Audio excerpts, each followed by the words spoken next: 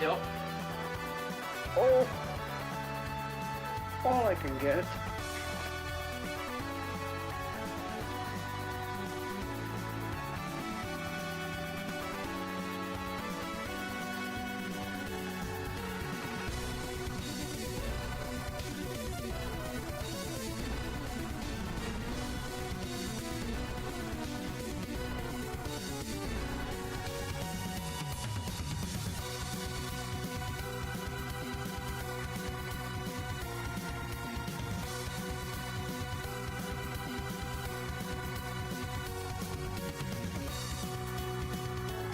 Sorry, but I'm not on the menu.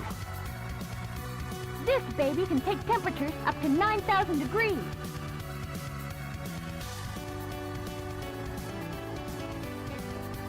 Yeehaw! What's on your mind, hillbilly? What was I thinking about? Oh yeah, yeehaw, that's right.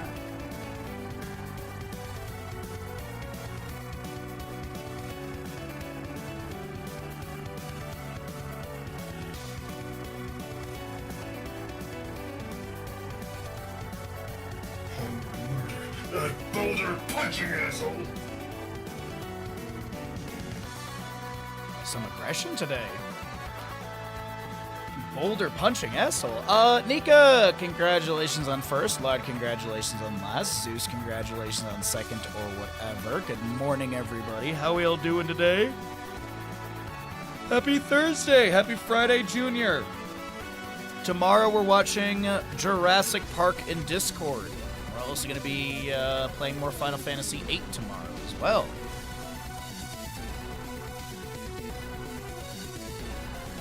Dude, Bahamut was so freaking mean. Dude, Bahamut is so hard in Final Fantasy VIII. He is really hard.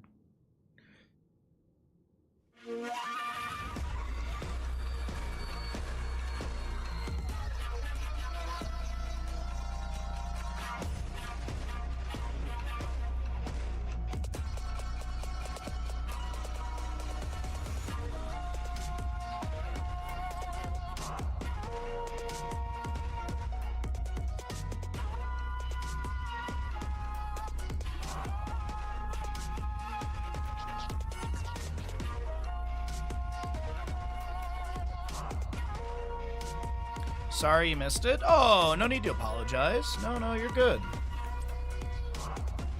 Life comes at us fast and rudely.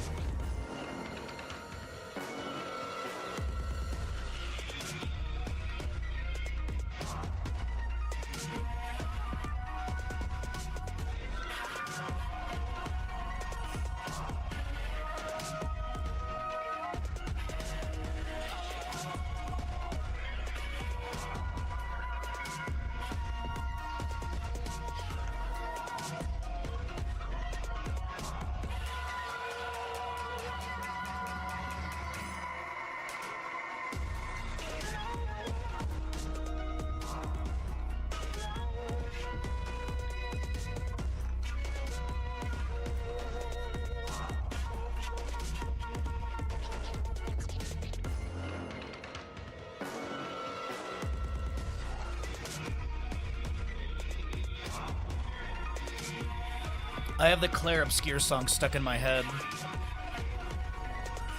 Like the main one. It's just been looping in my head all day today.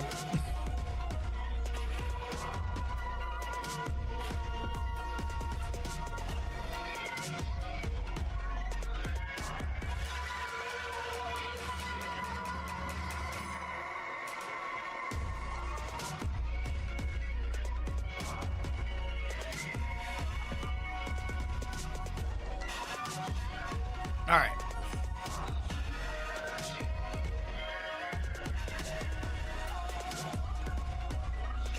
Oh, I gotta wake up. All right, how we all doing today? How is everyone's day treating them? That looks good. That looks good. Okay, everything is set up. But hopefully your day is treating you well. It's Thursday. We're going to do some Heroes casting. We'll check out some Heroes Lounge matches. We'll keep our eyes out if there is a scrim of any sort. And, just we got a nice chill day of casting for all of you. We'll get Twitch gambles and all of that, but until then, we'll farm some uptime, we'll chat about random things, and we'll get going into this. I did see, by the way, that I was talking to my best friend about this as well. Masters of the Universe is already on Amazon Prime, like, for free sort of thing. That actually boggles my mind. That actually is wild to me, that it's already on Amazon Prime, and there's no... You don't have to pay to rent it, so as long as you have Prime, you can watch it for free. I do air quotes because they added in ads again. Even though the whole point of Amazon Prime Video was to be like, oh yes, you already pay for Amazon Prime, why would you pay for ads? Now they're like, well, maybe you want to give us like another $2.99 a month. Maybe if you give us more money, you don't have to watch ads. And then, guess what? In 2 years, we'll do it again to you, somehow, some way. There'll be Amazon Prime Premium. The only way you can watch 4K without ads. Yeah, it's always like that. Or the most annoying is Netflix, because Netflix to be able to watch like the highest video quality, you have to pay for the the biggest package, but also that allows you to have extra accounts. So it's like, well, if I'm paying for all these extra accounts, why don't I just utilize them? And then they're like, wait, no, don't do that. don't start password sharing, even though you have to have these 4 accounts. All right, cool. Sorry, I'm trying to organize something with my my friend in town for Sunday as well. We need to go spread ashes of someone. So I'm trying to figure out if we can jump on my buddy's boat, because he was inviting me out. Amazon Premium, the only way to watch ads without ads in the middle. Yep. Mixin! Yes. Congratulations on your watch streak. Nicely done. But yeah, we're gonna cast some Heroes of Storm today, but we'll farm some uptime, we'll chat about random stuff, we'll run some ads, and then we'll get into this Division 1 matchup of Madness versus the Uwu Fighters. And I believe the players are set up on the right side, so we'll just chill out here for a little bit. We'll get casting in a few, but I finished up, we finished up stream yesterday. And then I spent a couple hours doing chores, so I got all the chores I needed to get done today, or done. So vacuumed, washed the floors, put away laundry, watered the garden. I thought there was something else I did, but I'm honestly blanking. When does the HOTS casting start? When you ask when the HOTS casting starts. Thank God. Hi, Kaima. How you feeling today, bud? Did you see the video I sent you? There was a really, really bright yellow-headed blackbird. Kaimo, congratulations on your watch streak. Yes. Are these games live? Thank you, Kel. Thank you so very much, Kel. Yeah. So I think you were right when you were saying that the other ones that I sent you were adolescent. That makes a lot of sense with the color differential, because as I said, I hear them, but I just never saw a bright one like that until yesterday, but I couldn't get the video yesterday. You had to ask? I appreciate you asking. I feel slightly better, hoping to be rested for D&D. Do you know what helps when you're feeling sick? Taco Bell. Taco Bell. It's good for you.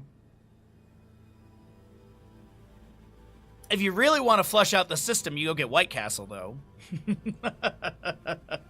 God, I honestly, I do miss White Castle. It's nothing special, it's nothing amazing, it's just White Castle hits sometimes. Especially the chicken ring sandwiches. The chicken ring sandwiches slap. You're thinking the same thing you tried eating yesterday, but you have no taste or appetite? I've never I've had a bunch of different colds, I've had COVID, I've had flu, blah, blah, blah. I never lose my taste. Appetite for sure, but I also rarely ever normally have an appetite, so I'm just like, well, it's 5 o'clock, I need to eat. Like, there's some days where, like, I will finish streaming and go, I don't have any appetite, but I'm like, but if I don't eat, then tomorrow I'll feel sick because of stomach acid, so. Rob Dog, congratulations, second whatever. Ninja, congratulations on second whatever. I don't know, I always say this, Kaimo, at least when I'm always sick, you know, some bone broth soup, some pho is always good for you. Even if you don't have taste or appetite, I always feel like it hits either way. But I'm sorry to hear that. I feel like I would be absolutely freaked out if I lost taste.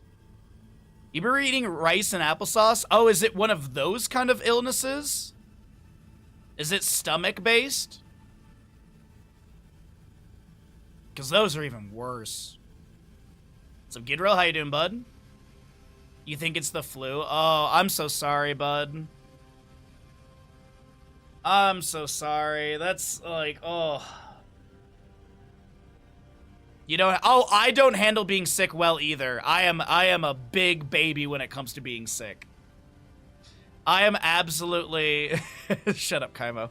I am absolutely a massive baby because I don't get sick very often. I get sick maybe every couple years.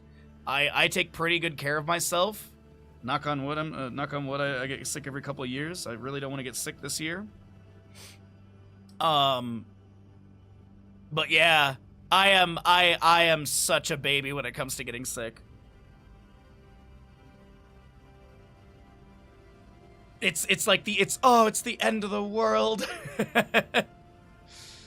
COVID was the worst. COVID was the worst. But I literally was still streaming while I had COVID.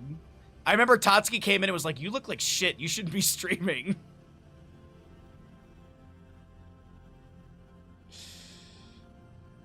Oh, what's up, Be Crazy? Yeah. You don't have time to be a big baby? It's okay to be a baby sometimes when it comes to these things. It's all right to throw a fit. When I had my spine injury, it was basically between crying and pain, small amounts of sleep, and yelling and anger. That was kind of like the cycle for me when I had when I was injured.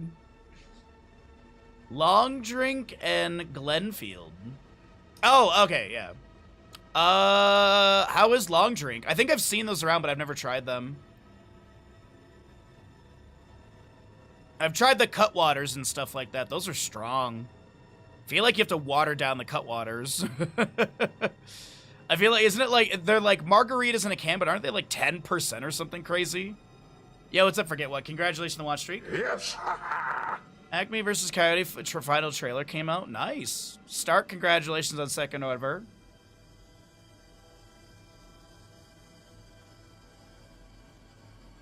We're doing this thing here today. Okay, there we go. Welcome in, Stark, and thank you. Welcome back in. Forget What? Or congratulations, watch streak. My God, my brain. No, I'm sorry, Be Crazy. I hope there are days of reprieve for you, my friend.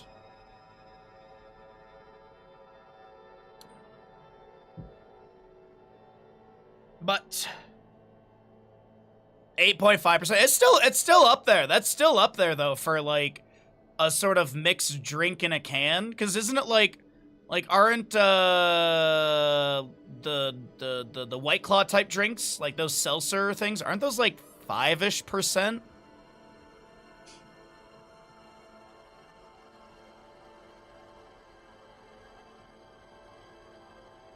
But yeah, I've definitely watered down the Cutwaters, just so I don't feel like I'm completely intoxicated after one. Glenfield is 40 proof. Am I misremembering Glenfield? Well, apparently it's a gun.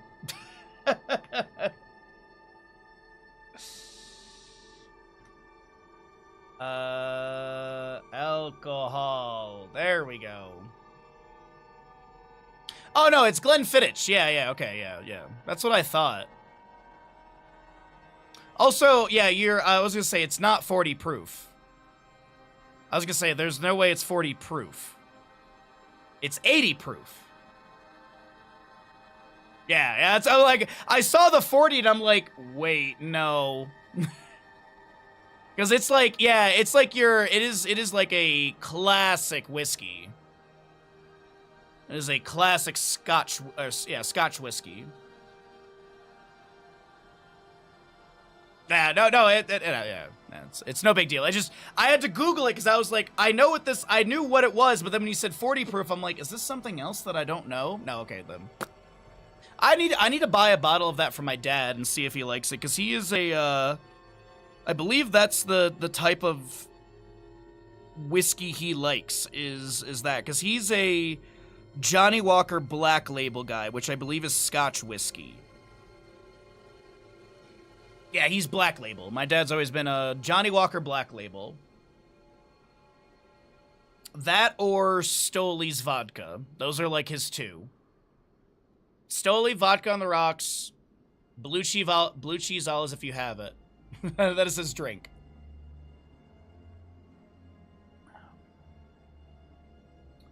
Your dad seems more like a Blue Label guy. Isn't Blue Label like the super expensive one? Like Black Label's like still up there. I think like Black Label's still like what, 50, 60 bucks a bottle?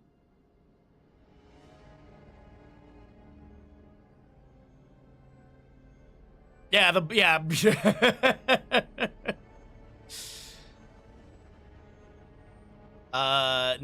not for $200. Not for $200. No. I don't like any whiskey or scotch. I don't like any of those. I'm not a fan of them. I don't care about the flavor. I don't care about the taste. I don't like any of it.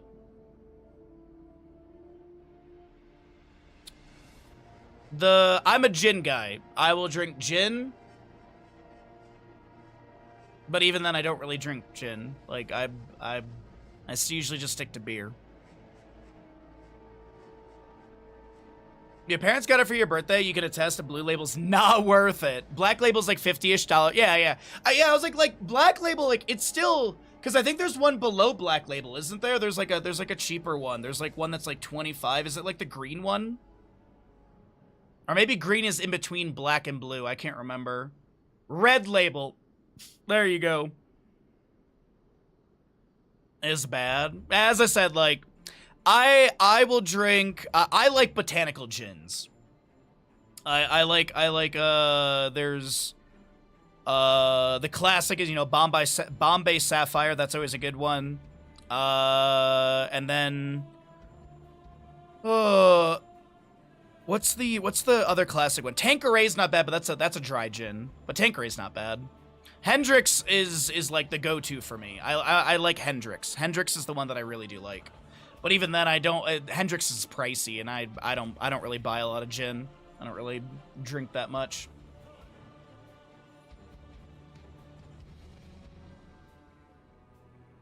What is your thought on Count Binface threatens to nationalize Sega if it doesn't come across with Shenmue 4 update? I think that is a empty threat, because I believe the developers of Shenmue said that the update for 4 comes like late of this year or something. So Count Binface, his threats are empty. Yo, Freaky, what's up, bud? I legit actually, like, I believe that is actually legit true. Because I was listening to another streamer talk about it, and I believe he was saying something that, like, the developers announced something like later that like specifically like Q4 or something, Q3 or Q4. But all right, by the way, we're just farming up time. We're just chatting, getting the words warmed up here. Who is Count Binface? It's a United Kingdom thing. It is a United Kingdom thing. Is a British writer who contests election as the novelty candidate Count Binface, an independent space warrior who wears a bin-shaped helmet. Harvey previously stood as similar character Lord Buckethead, but was forced to create a new character due to the despite of with the filmmaker Todd Durham with his own Buckethead character. I'm surprised, actually, it wasn't actually the musician Buckethead who actually did this. But yeah, it is, it's like a meme, basically. It's like a political sort of meme that they do in many election seasons. 2019, 2021, 2024, another general election in 2024, marketed, marker field by-election. So yeah, there's a few in 2026 as well, so. He got 69 votes in 2019. Can we get some nices for Count Binface?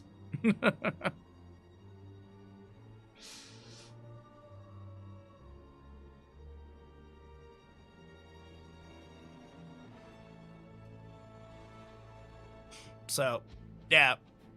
Thank you for the nices. Yeah, it's a silly little thing.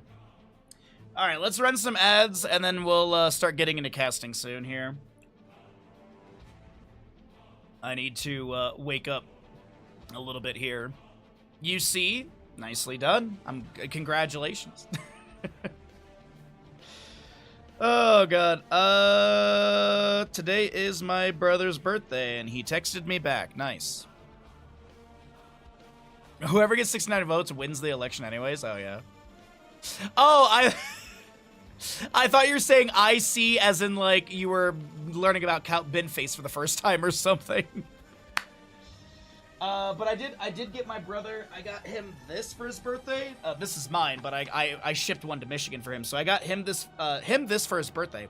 I got this for my brother's birthday.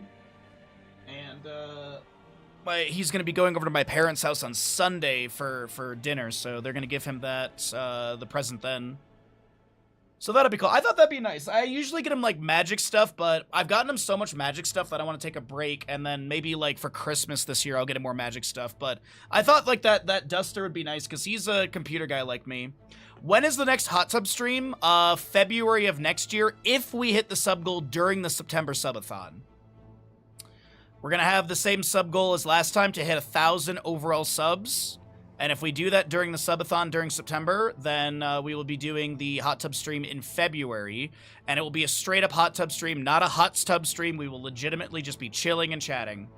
And the hope is that the reason we want to do it in February is because February in Tahoe usually has a lot of snow. So the idea is that there would be a lot of snow and it'd be really cool and all that kind of stuff. So that's what I'd like. That's the game plan.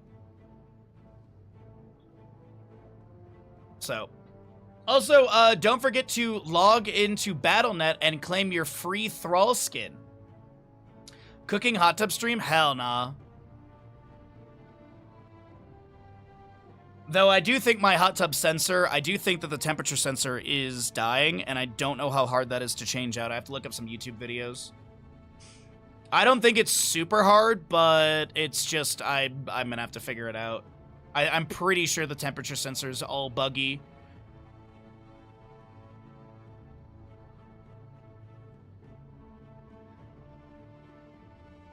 Alright, well. God, I have the Claire Obscure music stuck in my head today. It's gonna be one of those days. I'll be humming it. What do we want to do for our first prediction? Do we want to do a Tyrael Regeneration Globe, or does Falstad finish Q build? Does Falstad get his 150 stacks, or how many Regeneration Globes for Tyrael? I feel like Falstad Q will be a little bit more fun. And also, next week we're doing painting stream. I don't know what day yet. I think it's probably going to be Wednesday.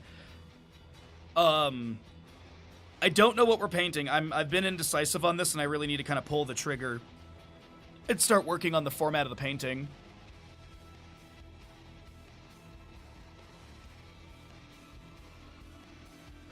You bought a new temperature moisture CO2 measurement thingy. Like a personal, like a thermostat?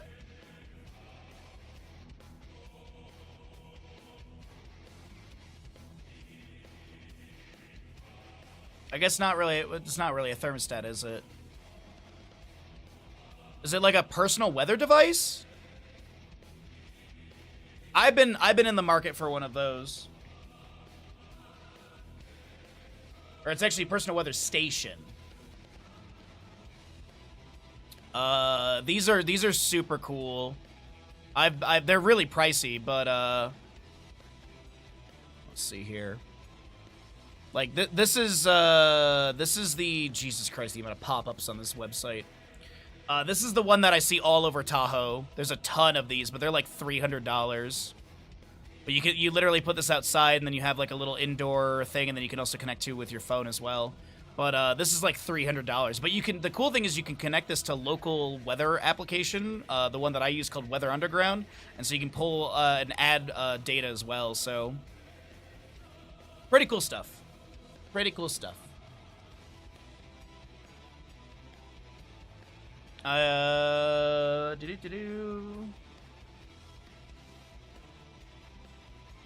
can be hard to switch, but if you follow a guide, it's not awful. But if it's really broken parts, you just need to call someone.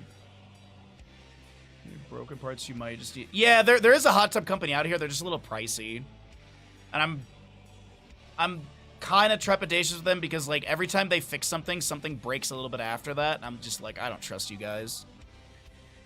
Like I had the GFI, the switch, because the plug is GFI or GFCI, however you want to say it, and they were fixing something else, and then they opened that up and they're like, oh, this is like not working really good, we'll fix this for you. I'm like, you guys literally fixed that for me a year and a half ago, so whatever issues there is from you.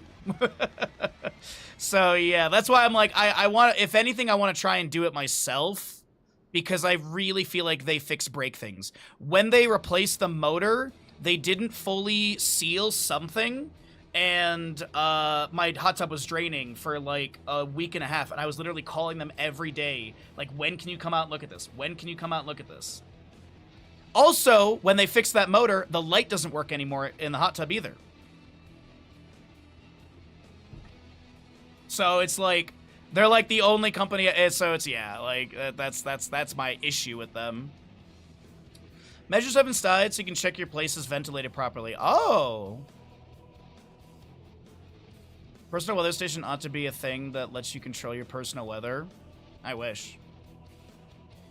Yeah, exactly. That's why I was like, I'll probably fix it myself because, yeah. I don't think it's intended. I don't think it's malicious. But it's happened too many times. So, yeah. Worst case scenario, if I can't do it, I wait for my dad to show up and then him and I do it together. Because he's, you know, the true engineer. The engineer who literally took apart his car engine in the front yard because something wasn't working and then put it all back together with no actual knowledge of how to disassemble and reassemble it. Brilliant man. So, my mom literally came home from working at the factory and saw that the car engine was apart in the front lawn, and she's just like, I don't have time for this. And my dad's like, it's okay, I'll fix it. And he did. Yeah. So I was intercepted. Your cousin is very active, so I guess they're heading for another adventure. I hope you have a great stream. Hey, have fun, Ninja. Enjoy. You know what? You can be sleepy when you get home. Enjoy the adventure. Have fun, bud. Thank you for coming by, and I hope you have a great day. And also, Be Crazy, thank you for the Bandit Redemptions. We'll do those in a little bit. Gidrill, thank you as well. No, we have to wait on those. If you did not know, we do not do those at the start of the stream, because he typically gets some of my breakfast, and we don't want to give Bandit too much food, because then he throws up, and then I worry, and then we can't give him any more, so we have to wait. There is also no way for me to actually put a delay on the start of the stream, so it's just on chat to remember those things.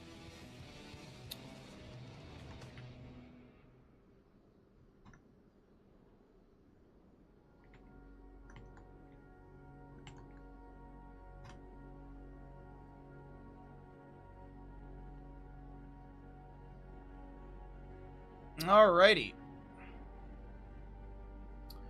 5-minute gamble. That all looks good. Ads are out of the way. I think we're ready to rock and roll, everybody. Alright, let's get into it. First series of the day. As long as you can take pictures of the parts of the car engine and go part by part. Well, also, keep in mind, this was 1960 1969, 1970 something. So yeah, this was a big mental game. It's not like he could just whip out the phone and start just taking photos. No, this was. Yeah, this was. You remember it or you write it down on a piece of paper. Lot different. All right, sip of tea and we get going. He did have a dark room and everything, but yeah, no, he's, as I said, he's quite the smart man. Must skip a generation or something. Yeah, also keep in mind, this is a Trabant, which basically used a motorcycle engine. It used a engine which had a CC on it.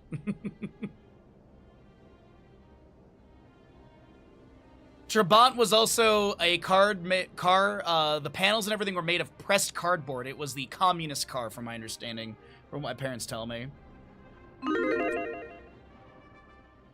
Oh wait, that's the draft button. What am I doing? Yourselves. The battle begins shortly. Welcome back, everybody! On the left-hand side, we're going to be getting into our first best of 3 of the day here in Division 1 of Heroes Lounge.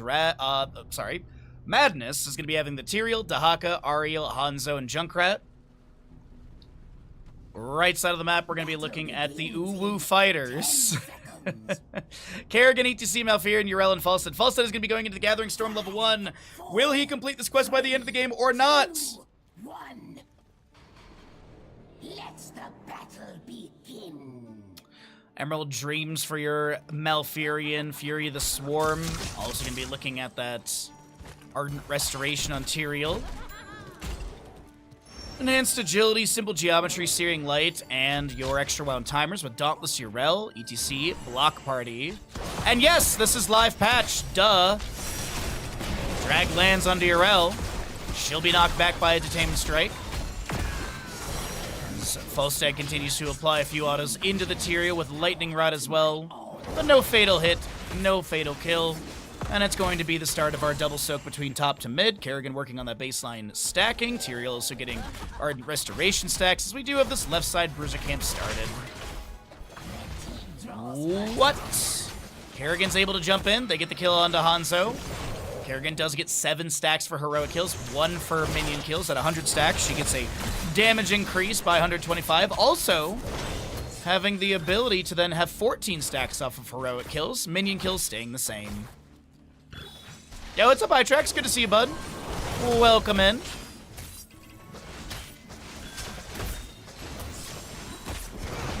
Power slide, good from ETC. Kerrigan combo goes in as well. Razhag gets the Eldrune's Might, actually throws it forward in the engagement. A Righteous Hammer from Yrel with that 1 second stun lands onto quite a few enemies, but Hanzo's able to use natural agility, back away. Throws down a Simple Geometry or a Scatter off the wall. Power slided from ETC, the Concussion Mine from Junkrat. And Tyrael has the Eldrune's Might to teleport away. A quick hammering out from the Falstad, up to 16 stacks. Falstad does lose 8 stacks upon death. You cannot lose milestones. And the milestones being at 30, 80, and 150. Looks like we got odds on the Twitch prediction. You like to see it.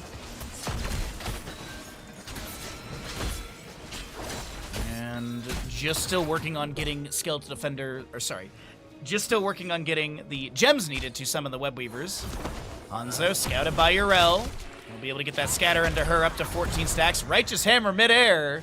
Interesting interaction, but no kill onto the natural Archer. Drag lands onto Falstad. Couple autos are there. Barrel roll to safety. Another hammering goes out as well. Kerrigan looks to ravage in, but was hit back by the Detainment Strike. Interesting animation there. Yo, Kalis, what's up, bud? Good morning. Good to see you. Happy Thursday, everyone. Friday Junior. Junkrat has the Inspired Minion Wave in top. Pushing in. Falstad flies on up and will be able to grab the experience, grab the gems, and save the Fort Gate as we peek back into bottom lane. Another natural agility out from the Hanzo. Taps well for that mana bar. Siege Giants are still advancing in the wave, but it does not appear that they'll be able to get any actual siege damage onto the Fort Gate as a Righteous Hammer from Yrel pushes back the Dahaka. Dark Swarm active. Drag attempted, but no pull on to this Yrel player. You don't know how we got into Division 1? by being the Uwu fighters, obviously. Makes sense to me.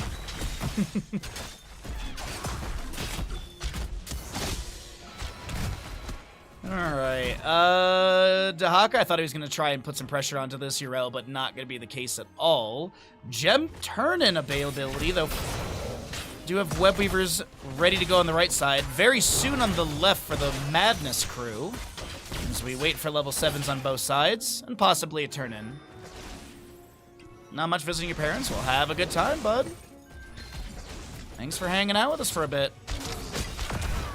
Also trying to finish out level 1, does get another stack up to 18. Kerrigan ravages in, Primal Grasp misses, but the Righteous Hammer doesn't. Kerrigan ravages in once again. Power Slide from ETC finds the stun needed, and Yrel comes in with the Avenging Wrath for the Goomba Stomp on Hanzo. Second kill goes over the side of the Uwu fighters.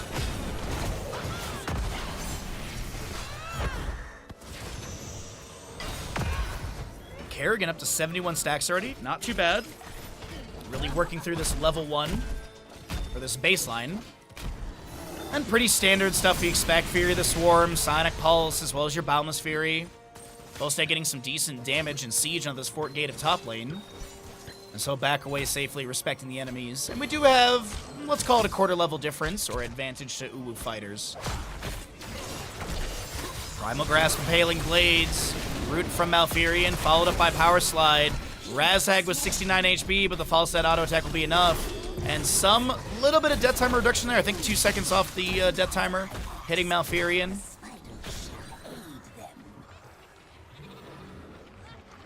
As we'll go ahead and cycle through the other numbers, I do want to point out, Kerrigan up to 81 stacks, Falstad at 30. 3 enhanced agility, also paralyzing enzymes level 7 for the Dahaka. Movement speed debuff and healing debuff that can be refreshed, or at least the healing debuff can be refreshed by auto-attacking the target. Alright, blue Web Weavers enter into lanes. And what siege value can they pick up? Falstad already getting some damage on top. Yrel and an ally clearing out bottom quite quickly here. It actually looks like Kerrigan was the one helping out. Now Drunesmite goes out. Tries to get the Primal Grass. Is able to get behind the gate. The Death Wave dealing a lot of damage, but not enough to take down Kerrigan or this Yrel. Power Slide from ETC, creating a little bit more space. Now Furion will manage mid lane. Falstad has already cleared out top, and Web Weaver siege value, looking into top, mid, and bottom, it looks like it was okay value. Nice Power Slide from ETC through the Dahaka into a Righteous Hammer of Yrel. He'll be pushed near the tower shots, but the minion wave was there to tank the aggression. And Kerrigan, by the way, with the turn-in for the team. Actually, ETC has the turn-in for the team, too. So a couple allies might be able to get that. We do have Ultralisk, Mosh Pit, Tranquility, Gust, and Ardent Defender. No Sacred Ground, which has been popping up a little bit more here and there. Righteous Hammer goes out from Yrel with that 1 second stun, and Kerrigan goes in with the Ravage, Primal Grasp, and ETC Mosh Pit interrupted, but that's what, 10, 15, 13, 14-ish gems dropped on the ground. I think Razak got a lot of them. Dragon's Arrow, Judgment will fire out. ETC Face Melt to push back the Tyrael, but the Eldrune's Might thrown in with the Burning Halo will get the kill. Unfortunately, Tyrael falls. Junkrat's gonna get most, if not, he gets all the big bundles and a few of the smaller ones. Not too bad of a situation, but still 5-1 in kills, favoring the side of Uwu fighters as Judgment, Isolation, Crystal Aegis, Dragon's Arrow, and Riptire have been picked up on the left-hand side. Arcunis being delayed a little bit by Mr. Tycho on the Junkrat. Up to 47 stacks with 120 on the Kerrigan. And Dahaka jumping quickly here from 3 to 6 from the last time we checked, and Tyrael up to 18.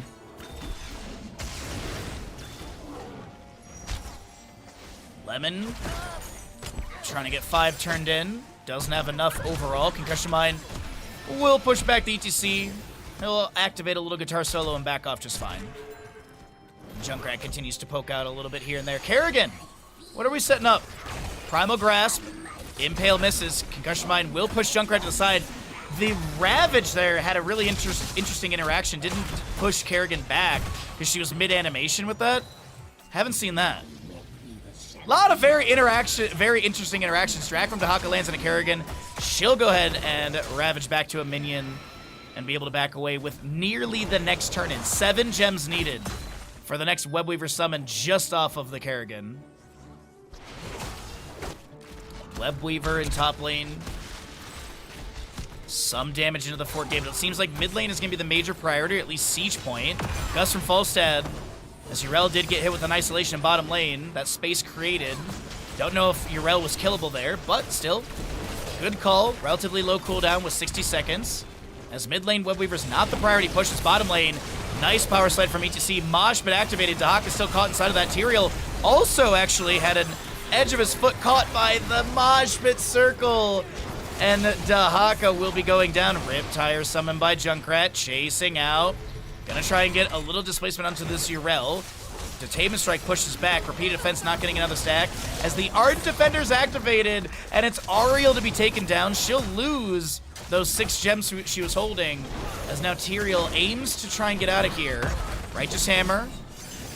Sorry, Avenging Breath from Yrel. No Righteous Hammer displacement. Another hammering from Falstad firing out. Concussion Mine pushes ETC forward in lane, but he'll not be felled. Neither the Yrel, as she was a little bit low there. But as I was mentioning, there's a lot of gems held here, and Kerrigan is 3 gems away from the turn, and she could get it off this wave. It looks like there will be a little bit turned in by Falstad. He gets 33 of the 55. As we get into 13 talents here on both sides, Kerrigan's heading back into the top lane to go clear things out and work on that baseline stacks. Up to 168. 64 for your Falstad as well for the Twitch prediction.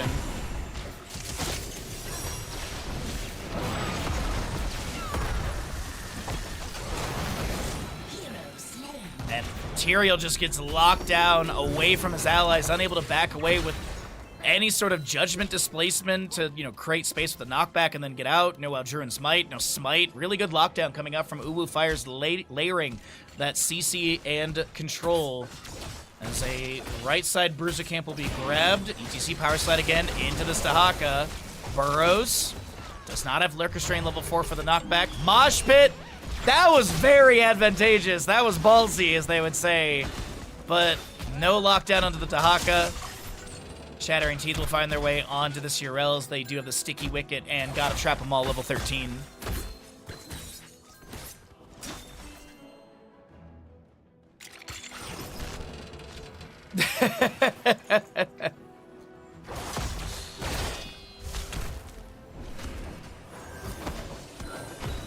Yeah, they were adding in the new Thrall skin. That's what they were doing. By the way, you can claim that new Thrall skin today on the Battle.net launcher. Power slide from ETC.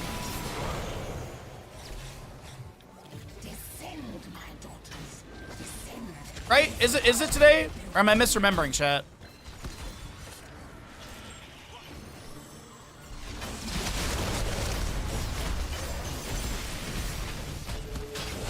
Sonic Arrow goes up just to get a little bit of vision to see if Kerrigan's rotating in. She'll take the safe rotation as the Webweaver top lane is pushing in through the fort gate. Another Ravage in, 72 gems. Impaling Blades and the Primal Grasp will pull Tyrael in. Oh, nice, Kalis. Cool. Okay, so yeah.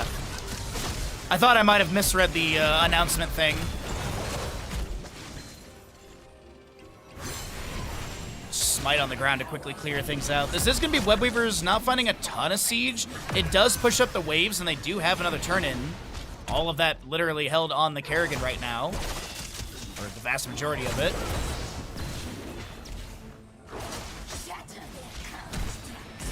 Steel Trap into the bush. 16 talents here, not here just yet from Madness. They don't really want to step in, trying to slowly soak this experience. Actually, Mr. Tycho does sneak the turn-in. And we do have blue Webweavers descending, while Yrel is going to be able to manage Siege Camp and bottom. Kerrigan will help speed that up a little bit. And 16's up on both sides, elongated tongue for the Dahaka. Reservoir of Hope, Piercing Arrow, Explosive Arrow was picked up, Spread Volley. Instead, barrel rolling forward, I think maybe was considering gusting, but I think they saw the Tyrael Druin Smite and decide better of it. The positioning was good for that gust into the fort, but Tyrael would have just teleported to the side, as we do have that Sword of Justice for the double teleport, level 13. Yrel comes in, Avenging Wrath, Righteous Hammer, 1 second stun on that hammer now. And the mid lane Webweaver will not take down the fort, but top lane is going to get this structure. And after 13 and a half minutes, it's just 1 fort to 1 fort so far, taken down. Maybe more will be cleared away as ETC power slides forward, trying to find a lockdown onto an enemy hero. Another flank, Righteous Hammer from Yrel, harassing onto the enemies. And this will be Webweaver phase expiring. Uwu Fighters, though, are on trajectory for a back-to-back situation. I mean, they've got 60. They'll need 65 after, or sorry, they need 60 right now. They have 110. They'll need 65 after this. It is, I don't know, another 12 gems or so needed just for the back-to-back.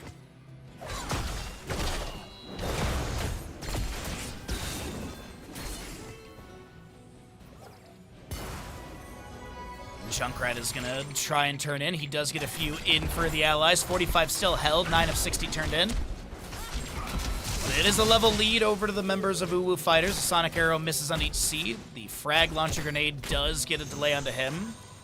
Maybe Kerrigan's going for the 100 gems for the secret mount that does not exist. Power slide onto Tyrael. Does he have a way to get out? Mosh Pit is good. Riptire summoned by Junkrat. Tyrael death timer goes down by about 4 seconds. Yrel activates Ardent Defender. Riptire lands onto the enemies. It actually helps out Yrel's health bar. And Kerrigan poked at by Hanzo, but will not be pressured any further than that poke.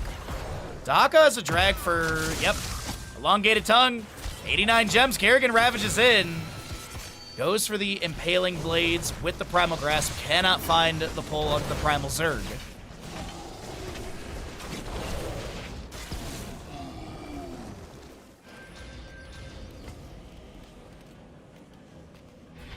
All right, Kerrigan gets the turn in. My magic is yours. And 28 regeneration globes for the Tyrael. 92 Fear of Falsity. He's getting up there. Kerrigan pushed back by a Concussion Mine in top lane as you saw her fly across the mini-map for a moment. And nearly half a level for that 20 talents here on the right-hand side.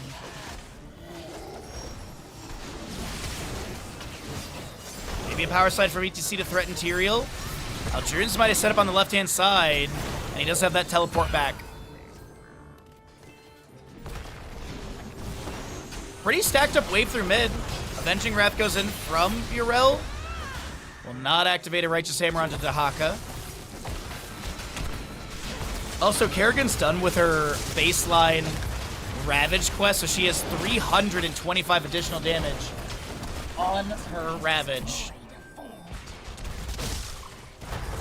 Good Righteous Hammer into Dahaka. He gets the burrow, he activates Essence, but the Ultralisk has a stun, and no kill over the wall from the Death Wave for Falstad hammering. As actually the Concussion Mine assists Kerrigan in getting the kill. The Dragon's Arrow lands on the ETC, the Bullseye, or sorry, the Sonic Arrow goes out. No Bullseye level 20 yet. Big hammering chunk damage onto the Hanzo. And 46 stacks for Falstad to go. And honestly, that 150, that 70 additional damage on top of the 80 currently, percent, it's huge if you thought that Hanzo damage just now was pretty massive. Sonic Shift, Ride the Lightning, Tranquility upgrade with Serenity. Ardent Defender upgrade, which we don't see very often, but has really cool utility in Wind Tunnel as well. The Ardent Defender actually shares healing to the allies, so increase the amount that Yrel heals from damage received from 50 to 75. And also, Ardent Defender heals nearby allied heroes for 100% of the healing received by Yrel, which is really, really cool. Seraphim getting nerfed from 10 to 20 seconds. I was wondering if we would see a bit more Word of Glory, and we are in this game, and I'm not upset about it. I think it's got some cool utility. Still gonna be a really long cooldown for Ardent Defender, but maybe it just wins a big bursty 5v5. Red Webweavers plus boss. Ooh, this is looking beefy in favor of Uwu Fighters. Madness still don't have 20. 10 Reservoir of Hope stacks for your Ariel, up to 550 additional energy, which is going to be a nice synergy with her level 1. Also did go into the Glimmer of Hope with collecting regeneration globes, reduces the cost of Ariel's next Ray of Heaven by 75%. Mosh pit from ETC off to the side over there. Angel of Justice, Contagion, Diamond Resolve, Bullseye, and Extra Oomph. Junkrat was fishing for that triple hit, got the double. Kerrigan ravages on to the keep. Dahaka brushstalks for a flank. Malfurion sets up a root. Tyrion's gonna come in with the with the Judgment.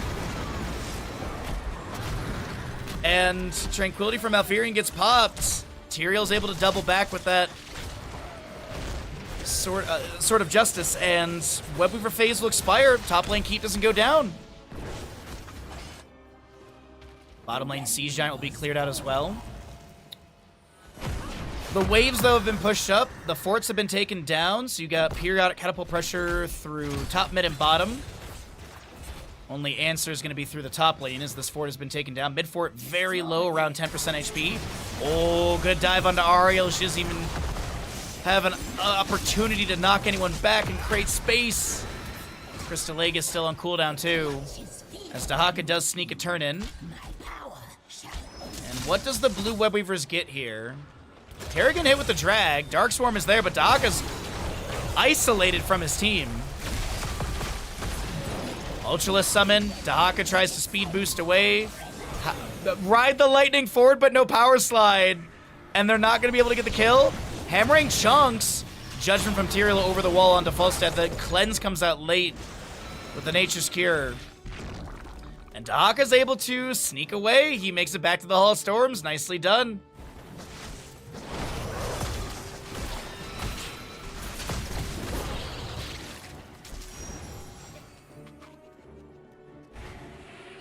So top lane Webweaver completely cleared out. Mid lane will also be managed. Unless they give this to try and get some kills. They might lose the fort.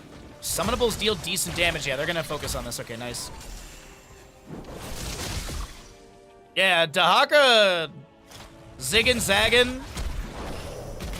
Great escape from the dinosaur.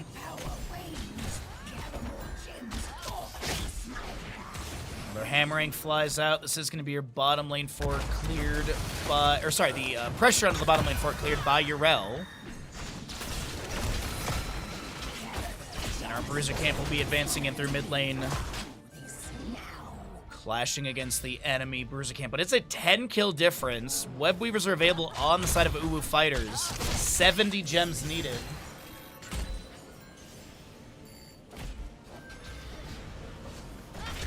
With 26 of 65 turned in and 29 currently held. For Madness. ETC Power Slide. Aldruin's Might to the side. Doubles back with that Sword of Justice.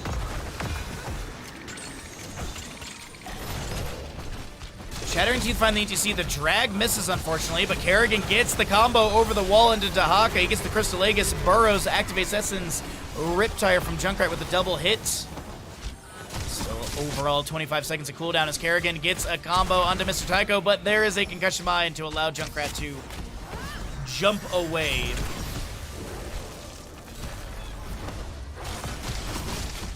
Ravage in from Kerrigan, trying to clear out the wave, maybe setting up a Primal Grasp, Impaling Blade. Misses it. The Bullseye landing into Yrel. An immediate Vindication activation. And this will be top lane wave needing to be managed. And we still have, scaling-wise, 2-level lead. Closer to like a level and a quarter. As the Riptire will be on full cooldown, taken down by ETC Falstad. And Falstad at 221 stacks. Here at 22.5 minutes in game time.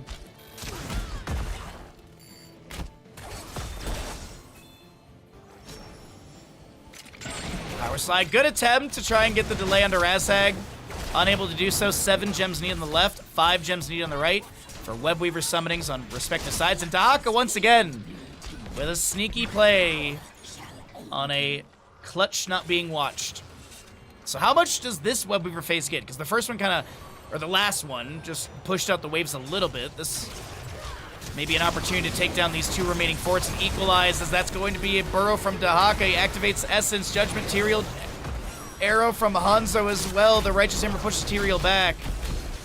And damage and abilities have been traded, but no kills to be found in that engagement.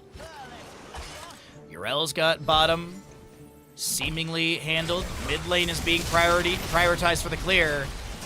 ETC and Kerrigan stepping a little forward in lane, but this Webweaver will guarantee the fort, so Falstad steps forward. Hammering goes out, damage onto the Dahaka. Primal Grasp pulls the enemies around. The Riptide from Junkrat interrupts the mosh pit. The Wind Tunnel comes up from Falstad late, and Yrel had Ardent Defender up in a few seconds and is unable to get the trigger for it in time. Might have actually been stunned out, but either way, this is going to be a fantastic turn of events in this very late game for Madness. Has Falstad died? No, he has not lost a single stack on his level 1. Well played so far. That damage, though. Kerrigan. Judgment, Detainment Strike, Concussion Mine. The drag does land on the Kerrigan, and she will be taken down. Now ETC using Ride the Lightning to back away. Now Fearing Tranquility with Serenity 20 does come through. Tyrael jumps forward. Teleports back immediately. Does not want to be tanking these tower shots. And the bottom lane wave is stacked up a little bit. That'll be managed soon. Looks like it's a boss call for top lane as no one freed Harrison Jones.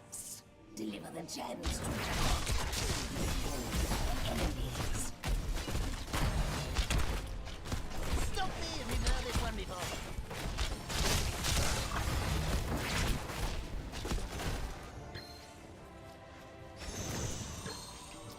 One day, someone will left-click this gem and free Harrison Jones from his captivity of Tomb of the Spider Queen below Sky Temple. And he can jump on that magic carpet and make his way to wherever he goes to in World of Warcraft.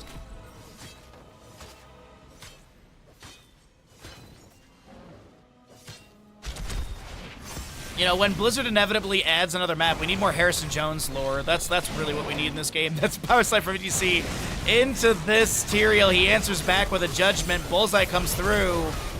And the ETC so very low. A Concussion Mine allows Junkrat to reposition to a safer spot in the lane. Still continue to throw in grenades, looking to assist the boss a little bit with some damage onto the enemy heroes. And this boss, it should confirm the keep of top lane.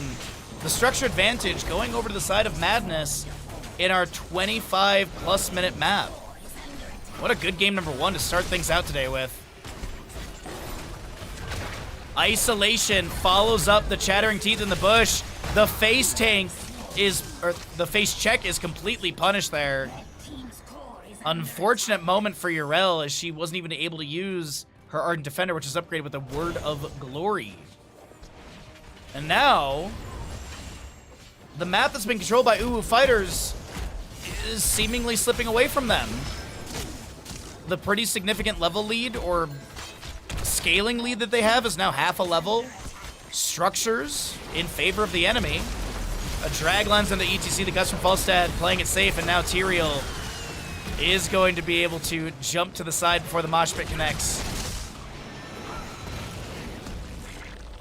Wave is thin. They're going to continue pushing onto this keep, trying to get the next structure taken down. Bruisers with ADHD working on the sidewall. Judgment goes on to the Falstad. Tranquility from Malfurion comes through. ETC looking to control the Tyrael, who gets a Crystal Aegis with that Diamond Resolve. Concussion Mine underneath the Tyrael. And Falstad is done with his level 1 stacks. What's up, Sky? How you doing today, bud? Yeah, they were all distracted working on this right here. Yeah, good morning, everybody. Or afternoon, wherever you are. I know it's morning for me. I'm on West Coast USA. I know our EU friends, it's early in the afternoon. Judgment goes out from Tyrael onto ETC. Power Slide from that from the Ride the Lightning. Bolt of the Storm. Falstad Flight! Gust up against the wall. They're going for the big play as Hanzo gets the natural agility over the wall. And Ariel gets taken down. That was a really good call to get that kill. And maybe you can get top lane keep here. I think it's actually going to be a pivot for mid lane keep. Ooh, wait a minute. They only, as I mentioned beforehand, they need 5 gems for the summoning of the Webweaver. That's pretty much everyone but Kerrigan here. And so someone goes and gets that while the rest of the team pushes things up in mid.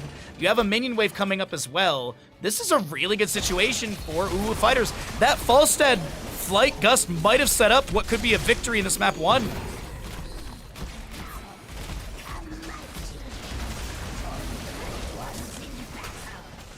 Dahaka is getting the bottom lane wave pushed up. He is gonna try and base race, but nope. Hey, no, not anymore. That's awkward because I think the Webweaver interrupts his hearth, doesn't it? Oh no, here's the catapult in the way. Okay. Alrighty, Kalis. We'll see you when we see you. Thanks for coming on by, bud. Drag misses onto Kerrigan. Mid lane Webweaver. Another distracted Bruiser. Can't focus on the task at hand. Kerrigan ravages onto Dahaka. No follow-up abilities used. Webweaver's on court. Drag lands onto ETC. He gets cleansed with Nature's Cure. Or has the Nature's Cure applied. Better phrasing. Mid lane Webweaver's been cleared away. Bottom and top still pushing in, and this map is not over yet. Hey, they got the sidewall. Congratulations, one Bruiser unit. But they do get the mid lane keep. They go for the Dahaka. That's pretty big right there. ETC Mosh Pit interrupted by Concussion Mine. Crystalagus, I believe that's self-cast on the Ariel. She's going to be wind tunneled away. Detainment Strike hits onto 1, but Ravage from Kerrigan comes through. Primal Grasp somehow missing. And they want this kill. And we'll get it.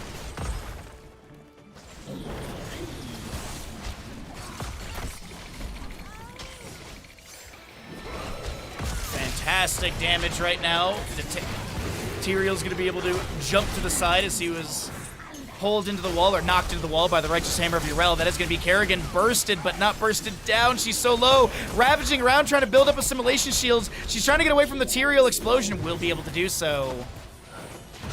Mr. Tycho low. The Falstead chunky damage with that hammering. So he's going to get a few autos applied to this core. And the members of Uwu Fighters, they're looking for a map number 1 victory in our first best of 3 of the day. It does seem like they'll be able to achieve this with Power Slide onto the Hanzo. GG, well played. And we'll be having the turnaround in the end. Uwu Fighters do not get reversed in map number 1.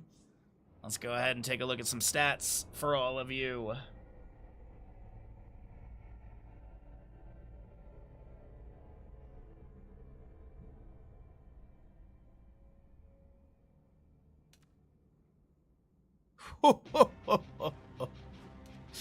It's a lot of siege value there from Falstead. My god, nearly 300,000. God, look at them Malfurion healing. Jesus. Oh, Dante healing out of their freaking mind here. Like, doubled the enemy healing and then some. Wowee. Credit where it's due. All right, good experience though between Dahaka and Falstead. Really, really well managed there. Dude, seriously, that healing, that deserves a treat, a Snickers, a Milky Way, a Crunch Bar, whatever your candy preference is. Yeah, Ariel had literally 27 stacks of Reservoir of Hope, so 55 times 27 plus your baseline scaling. Huge. All right, as I said, we're going to run some ads. We'll get those ads out of the way.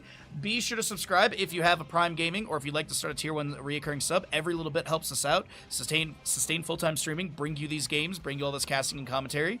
And if you'd like to help us push up for the sub goal. I know it's a bit of a hike to get to that 375, but it would be really nice to be able to hit that threshold, that goal, as well as get our sub count back up to that amount. So if you'd like to subscribe, support the channel, please do consider it. If you don't have the available funds, I absolutely understand. We're going to run some ads, so you don't get ads in the upcoming game, because who wants to watch ads in the middle of a match that's so good like this? Yo, what's up, Crush? What's up, Crush? How you doing today, bud?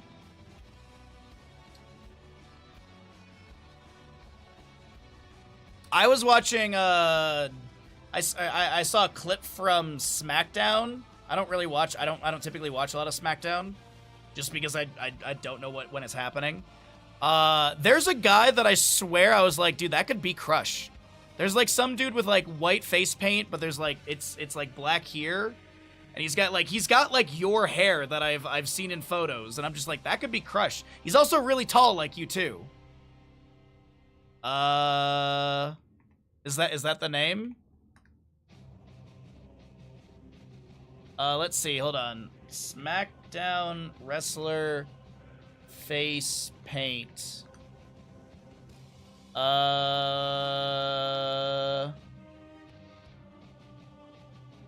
He's like 7 feet tall. A SmackDown wrestler with face paint. It's not Sting, but it's kind of like inspired by Sting, maybe. Oh, here,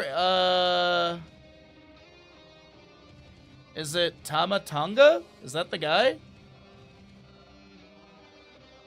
The Talatonga? Why do they excuse Crush's hair? Yeah, dude.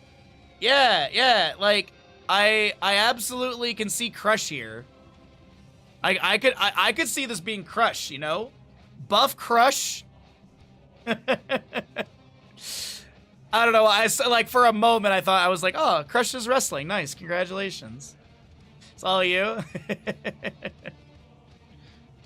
Oh, I forgot to push the add button. There we go.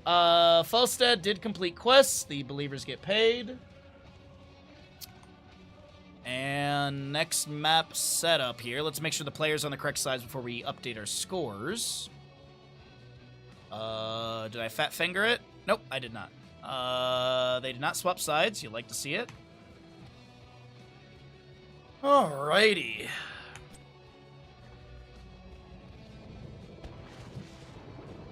Oh, you're going to Raw? Where is it? I'm assuming it's not far from you, or are you traveling? Ottawa? Nice! Your first live show, like your first like wrestling live show ever? That's pretty exciting. I will, I watch Raw here and there, so I'll be sure to try and, watch that episode so I can try and see you in the crowd or something. You gotta make some sort of poster so we can try and find you in the crowd. You gotta let us know what your poster's gonna be so we can look out for you. If you make one. If you're just going and having fun, whatever. But it's always fun when like there's a live event and you know a friend's going, so you try and find them in the crowd.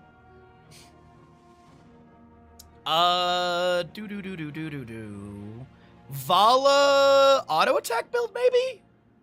Alright, Vala auto attack build, Sylvanas baseline, or does Hanzo have redemption fully stacked by the end of the game? Actually, there's even Corruption Gul'dan. There's a bunch of options here. I don't know what you guys are into.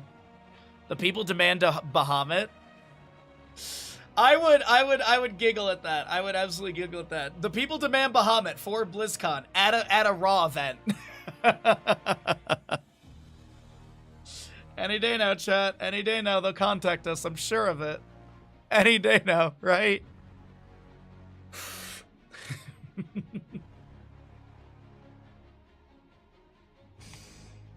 Whew, boy.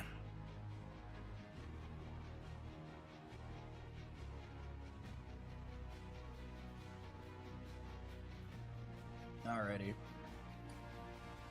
Oh, well, on a personal note of my end, the date that I had tonight canceled on me because her boyfriend's back in her ex-boyfriend came back into her life or something. So I decided that I'm gonna take myself out on a date and get tacos tonight. I was like, oh, I'll just make schnitzel and not do anything. No, I'm just gonna go and get tacos tonight.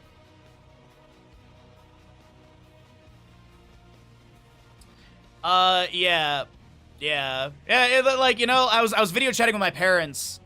And I was just like, I think I'm just gonna take myself out on a date. My dad's like, that's smart. Good, yeah, good job. What was it? Let's see. Well, Baha, my actual name, Chris. I just had an ex come back into my life this evening and has left me emotionally confused, which is unfair to you and myself. Life is weird. I'm canceling on tomorrow, not because I don't think you're rad, but because I am not sure I can be fully present and ready to date someone new. I mean, it is literally the first time we're meeting, but okay. My response was, hey there, it's a bummer to hear, but I appreciate you being upfront and honest with me. I wish you all the best. Feel free to reach out to me if you'd like to hang out in the future. Yeah, whatever. Yeah, so, you know. And then you lick your Twitch. Shut up, Revolver. We can do the first redemption. We'll do the bandit teeth cleaning like in an hour or something like that, but I know we did have a treat for him, so we'll do that right now. No, this was from Bumble. The person who was walking down our street that my older neighbors, like, really awkwardly did that whole thing, like, he's single. I have not seen her since that date. Well, no, I saw her one time, but never since then. No, I saw her literally one time since then, so yeah, I'm pretty sure she's, yeah. Please do that? How many subs? Nah, I'm good. Yeah, my 68-year-old neighbors who really awkwardly went, he's single. Yeah. C'est la vie, or whatever they say, you know? What you doing, silly boy?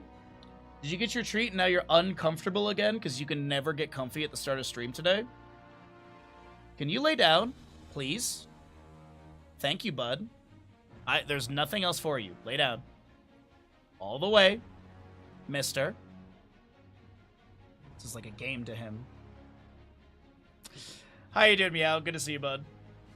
Oversized trucks do not belong in compact parking spots. Yeah, that's kind of like the whole point of the compact parking spot. It's kind of like the whole point of it. Rommel! Yes. Congratulations on your watch streak. Thank you for the lurk. I appreciate it.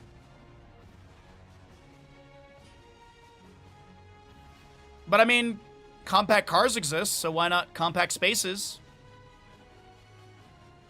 As someone who has had to design parking lots and parking, like I had to do, like, you literally had to create like different parking analysis of like how many cars you could fit in a parking lot.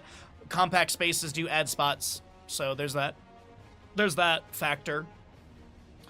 Like you'd be surprised how quickly a parking lot can change, whether you use straight parking or the 45-degree parking.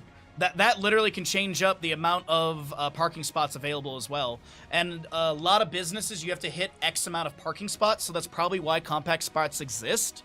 Not only for the cars, but they can squeeze in like 4 slots, which would have been normally 2. So that's another factor too. Because when it comes to like code and design, you have to, if you have X amount of people able to get into a building, you have to have X amount of parking available for them as well.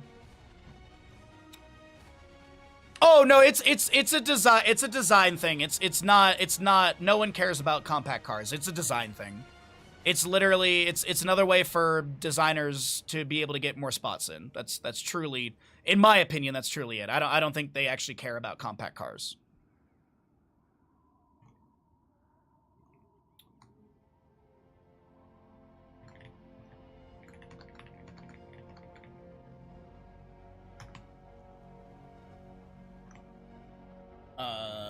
Righty.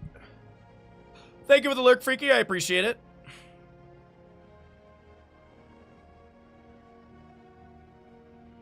I have a 2008. I have a car from 2008, and I will run that thing into the ground. I love it. I get people who want the new things. My car still has physical switches for the heat and like for heat and cooling. There's a button for AC, but like a lot of things in my car are physical switches, and I love that. I hate how so many things are digital. Like my parents come to visit, and I have to spend 10 minutes figuring out the buttons in their car whenever I drive it. Because whenever they bring a car, I'm like, oh, I want to try it out. But it literally takes me like 5 to 10 minutes to figure out where all the buttons are that do all the things. It is so overly complicated. I love physical switches on cars. Take me back.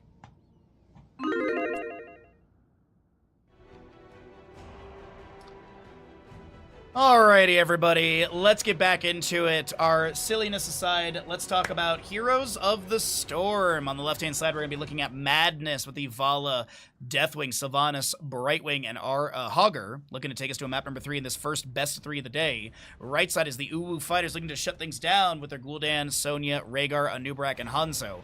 Sylvanas is going to be our Twitch prediction. She has her first milestone at 250 stacks. No stacks to be lost upon death or anything like that.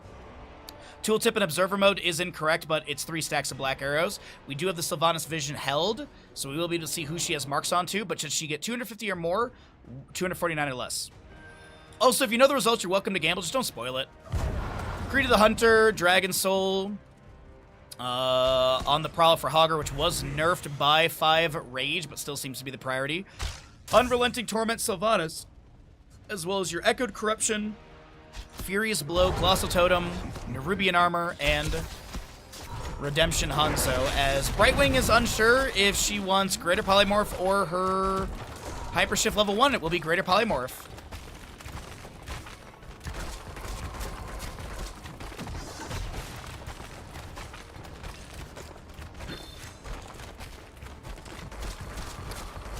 Oh, Mr. Tycho gets 57 stacks out the gate on that Fort Tower, so nicely done. Anub'arak will rotate up, and Sylvanas plays it safe and backs away with no minion wave available. And you have your true objective of the map is going to be the Reaver minions or the Null Pack camp. And these will be grabbed from mid lane. Lowest cooldown for a camp in Heroes of the Storm at 1 minute 30. Anub'arak lands the Impale onto Sylvanas. She'll just be able to get 1 auto onto him, and that'll be that as Gul'dan continues to siege in the bottom lane. But his minion wave is getting quite thin, and will need to back off as Lemon Brightwing picks up some of the experience in lane. Experience, though, is looking a little bit in favor of Madness in the early game. Might just be some missed experience in lane for now, as we do have 3-3 with a touch of experience lead on the left-hand side. Might be like a half a minion wave or something difference. That tends to be the main reason, and yeah, it's like just a touch of structures as well as a little bit too. That makes sense with the Sylvanas tower takedown of top lane. Gate does not give you any experience, it's just the 2 towers. Passive experience is generated from forts and keeps. No passive can be picked up from the gate or keep towers.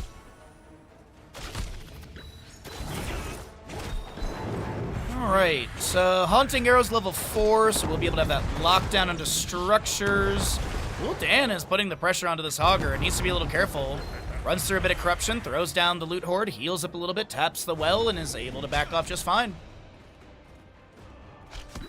Sonya, checking just above in the bush. Hanzo working on the wave, does go into the ignore all distractions, has the range increase. 8.5 range for the 3-second duration. But you also get the insta-clear onto minions as well.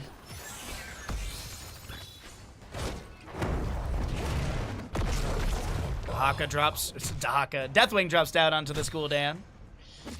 As your Rhaegar Sonya continue to clear out right side camp. Left side will be started by the Hogger and Brightwing. And still a little bit of an experience advantage on the left-hand side, but not by much.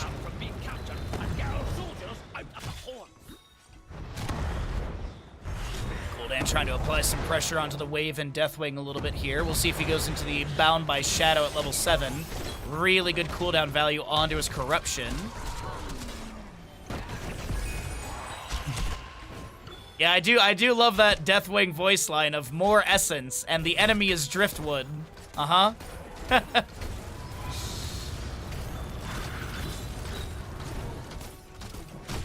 One jailer, 25 seconds of channel time needed. 7 on the left-hand side. We're going to look at that Gul'dan talent in a moment for the right. And pretty expected stuff at level 7. Sonya land the spear in top lane. A Soothing Mist will be activated as well. Sylvanas does possess a mini to force back the wave. We're just seeing hunger for power for the Gul'dan. Okay.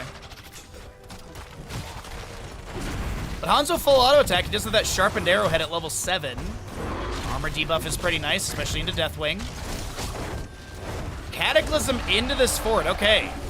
Gonna commit forward in the lane. Minion wave is there. Null Pack Camp does reduce armor of the target it's hitting. Core included. Vala vaults forward. Multi-shot onto this Hanzo, but Itrex will not fall. Is able to back away. Well tap is going to be utilized. A bold move from Razag on the Deathwing, but it pays dividends as they take down the fort. They have the passive experience gain, the structure gain. They have the periodic Reaver minion in the wave, which is going to have 50 physical armor to push things up faster. No additional damage into structures, but with a Sylvanas backing that, we could see quite a bit of value from the potential siege of mid lane. And this camp is going to be cleared out. Left side. Actually, Hogger's already grabbing another one on the left-hand side. Right side, siege camp being started by Sonya Rhaegar.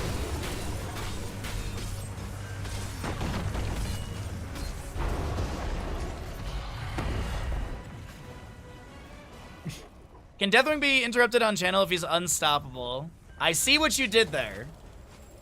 I had to reread it twice. I'm like, Crush knows this. Oh, okay. Okay. That was well done, Crush. As we cycle through the other numbers, let's get an idea of what the damage healing experience looks like here in map number 2 of our first best of 3 of the day. 155 on the Sylvanas, by the way. Getting up there as Deathwing uses Molten Flame to delay out the Jailers. Does not. This is a Destroyer form. As I was gonna say, it's Destroyer form, so they don't have the Earth Shatter or Lava Burst that you would have with that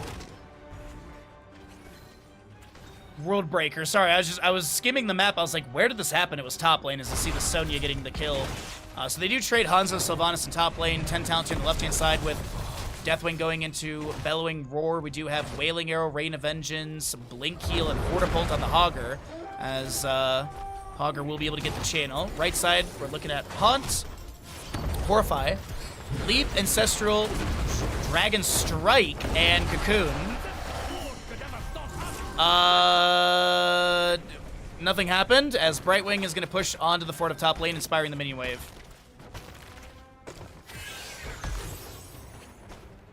Yo, what's up, Grand Paladin? How you doing, bud? Let's do this! Happy Thursday, my friend. Thanks for coming on by and hanging out with us. Uh-oh, bye-bye, Gul'dan, as he'll be picked off from bottom lane by the Hogger. Vala Sylvanas collapse, and the Alliance camp is pushing in. Sylvanas does have the Black Arrows, or the Haunting Arrows, at level 4. See if she activates it here. Did go into your Festering Wounds level 7 for the Haunting Wave to give 3 stacks to Banshee Curse, also increased damage as well. Thanks for casting. Oh, my pleasure, bud. Pale goes down. Redemption is fully stacked for that faster attack speed. Bottom lane fort has fallen. Top lane fort also goes down to Deathwing, it looks like. Sonya trying to chase onto the Dragon. What's his health bar look like? A little bit low. Those Haunting Arrows will be activated. Sonya's still chasing over here. Gets a slam, breaks another armor plate of the Deathwing, but I don't think she's going to be able to sustain this pressure onto him. So we jump back into bottom. The keep gate is taken down. The cavalry has been completed. 9.5 minutes for the next objective. Bottom lane and top lane bosses are available. If bottom lane bosses grab, they could get this keep down. It's a little bit early, but still.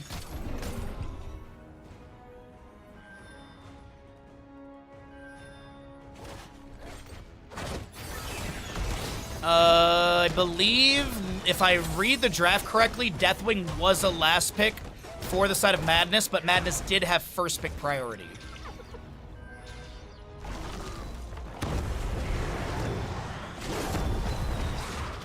And Sylvanas not far off from finishing the stacks. Boss and top and bottom will be traded, but the relative value should be quite different. I mean, this should be fort for keep in theory. Sylvanas and Vala backing away. I think they're going to go defend top lane after they lose the forts. I'm assuming they lose it. I mean, Vala... Yeah, they lose this. I don't think even Vala rotating here. Hogger pushes up the wave for bottom. There's going to be that Reaver minion, as I've mentioned a couple times here. There's the stats that I was talking about in the 50 armor. No additional damage into structures, but a significant amount of health at 1,630 at 8 minutes in game time.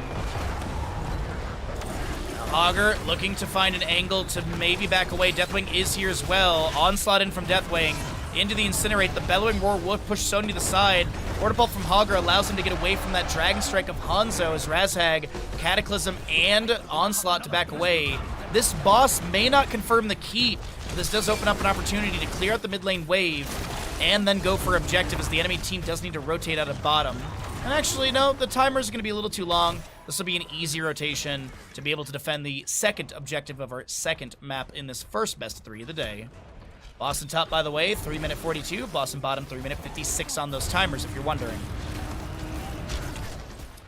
We do have a little bit more than a level lead, nearing 15 to about 13 and a half. And 29 stacks to the Gul'dan, nearing those strikes in the reverse direction, which will help get to the 85 a bit faster. Hogger, I think, pushed up another wave in bottom. He'll hearth out, and Sylvanas going to back away a little bit earlier. Jailers don't respawn until you start the channel, so clearing them out ahead of time is not a bad idea. Especially if you're maybe going to look to clear them out and then go, oh, nope, they're going to pop the Beetle from Anub'arak. Deathwing Molten Flame has 1 delay, as the objective does have global vision. We're on the Sylvanas vision, as you hear some dings from her in bottom lane up to 232. Jailers are cleared out. 35 seconds of channel time needed. Is there a collapse onto Sylvanas in bottom? Hanzo lands a couple autos. Stormbow misses. Windrunner level 13 allows Mr. Tycho to back off. Destroyer in 3 seconds. I'm assuming Deathwing's up in the sky, so he's saying he can land in Destroyer form, which is the intention, in 3 seconds. We also have 16 talents here off this wave in mid. Brightwing actually getting it in top. Manticore, big pickup. Vala only on 20 stacks right now. The Vala sustained damage denial has been good. Order bolt in from Hogger. The commitment with that beautiful staggering blow. Deathwing drops down from the sky. The ancestor healing will come through, but that is Hogger. Deathwing taking down your Gul'dan. The Bellowing Roar comes through, pushing people to the side. Itrax is looking to get over the wall. The auto attack won't be enough. The chain heal from Rhaegar comes through just in time. Sylvanas with the Will of the Forsaken trying to get away from Sonya damage, and is easily able to break away, as objective channel is looking good for the side of Madness with the 2-level lead, Talontier advantage, and 2 kill advantage. 69 stacks for the Deathwing, 246 for the Sylvanas, and 36 for the Gul'dan, with 28 on Vala. What's up, Zarek? How you doing today, bud? Good to see you on this Thursday. I really appreciate everyone coming through and hanging out with us on this day of casting. Bunch of good games for all of you. Deathwing drops down from the sky. The Hogger spinning on in. Hanzo, natural agility over the wall. The Deathwing onslaught forward, as Sonya will be chased in top lane. Haunting Wave again will not be triggered. Brightwing hit with the Burrow Charge. The Impale blinks to the side with a sliver of HP. Gets the Soothing Mist, critical miss trigger, and is not going to be taken down. I thought that was a very dead Brightwing, but now Vala inside the cocoon. Is there anything to help her as the Dragon Strike from Hanzo zones? And Vala looks like she is. There's dead. Then there's that level of dead. How am I doing? I'm alright. I got some good sleep. I video chatted with my parents this morning. And I'm here casting the best MOBA ever made. Waiting for Blizzard's email. I really can't complain. Very good catch onto the Vala in top lane. Hogger, what are we setting up for, though, here, bud? Sonya seen. Staggering blow setup is there. Burrow comes in from the Anub'arak. The Horrify from Gul'dan as well. Beautiful counterplay coming out from the side of Uwu Fighters in this mid-game. They'll lose their keep in bottom, but they managed to get these kills and pull up an experience. I mean, that was huge. They're not back in it yet, but I'd say they've got a foot further in the door than it previously was. Before, their toe was getting smashed. Now they, their whole foot's getting smashed.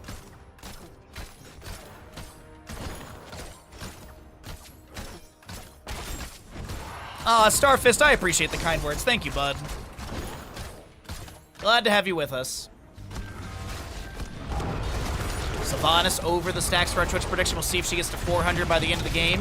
A boss to be grabbed in top lane by Uwu Fighters. Sylvanas and Vala will not make this rotation in time, and even if they do, no way they want to go for this. So boss is grabbed. Vala shows, and Anub'arak is not going to go for a burrow. At least I believe they saw the Vala in that little corridor there. Mid lane camps are going to be crashing a little further forward in the lane, favoring Madness. Is this a double boss rotation from Uwu Fighters? I think it is, yeah. Though, did Sonya kind of show leaving that lane the way she did? Looks like they're gonna have another prison camp to knock down. Sonic Air, you can see the pulsing there. I don't know if they're checking this, though, because there's a priority clear onto the top lane boss. Bottom lane being worked on, so double boss call coming out from Uwu Fighters. They take those two tools off the map. Maybe get the fort gate taken down at bottom. Third objective is here. 3 jailers to defend.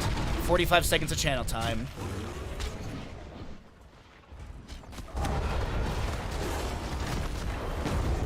Oh, way more than gate. Some early siege comes through from Hanzo Gul'dan. Hanzo is full on redemption, and also does have the Giant Slayer level 16. The assumption is with the level 10 Dragon Strike, it's going to be Dragon Awakens level 20. I'm going to pull away the talents just so we can get a better zoom out here and see everything. 3 members clearing the boss. We have Sonya trying to get the channel, and it looks like she will not be delayed by the Sylvanas. Bottom fort has gone down. Vala continuing to sustain her hatred off the boss, and objective channel's looking pretty good to Uwu Fighters. But can they get the remainder of this channel time? Because there's still 25 seconds. The boss has been cleared. Hogger's working on this left side camp. We have Deathwing noting their health as they're up in the sky.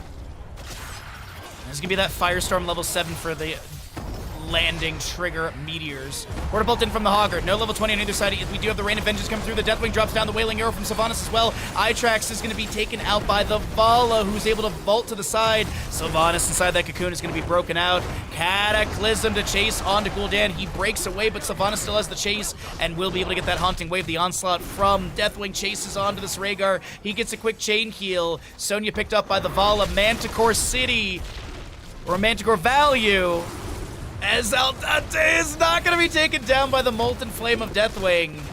And 0.4 seconds of channel time was left on this, by the way. 0.4. That is insane. As mid lane keep is going to be worked on. Hogger goes to seal away the enemy Null camp. We could have 6 Nulls pushing in with a Reaver as well. Make it actually technically 7 Nulls. Now the structure won't have any further reduced armor. 20 is the max or the cap. But Sylvanas does have these black arrows, or the haunting arrows, and locks things down. A second keep to fall. A win condition set up. Also, fun fact about the Bruiser camp, it can reduce the armor of the core. As you actually see it, with 1 armor plate available, no armor on the stat bar on the left-hand side. Deathwing drops down. Objective channel's about to conclude. And Deathwing is going to back away. Doesn't want to lose too many armor plates, as I think they're going to look for the push in for victory with the objective. Farflight Quiver, 69 stacks on Vala. You do have that arrival of a god for all the level 7s on Deathwing. Also, Bolt of the Storm, Invisible Friends, No Control. We have the Haunt Gul'dan, Ignore Pain, Farseer's Blessing, Dragon Awakens, and Rewind to Nubarak. Objectives are still pushing up into the lanes. Uwu Fighters safely clearing what's there. That's going to be a burrow in from a Nubarak. Right wing blinks aside. Deathwing drops down from the sky as well. Big Incinerate after the onslaught. The Bellowing Roar utilized. And this is going to be a Nubarak and Gul'dan taken down. Cataclysm into the core area as the onslaught is going to prioritize the Hanzo, who is back to full stacks on redemption. Vala chases down Sonya on the left-hand side. Hogger bouncing around. Does not have a whole lot of rage built up. Able to set up the kill. Is this a... to wrap things up, and we got a 1-1 score in our best of 3 series. You'll love to see it. GG, well played. The Alliance has cheated their way to victory, as they always do.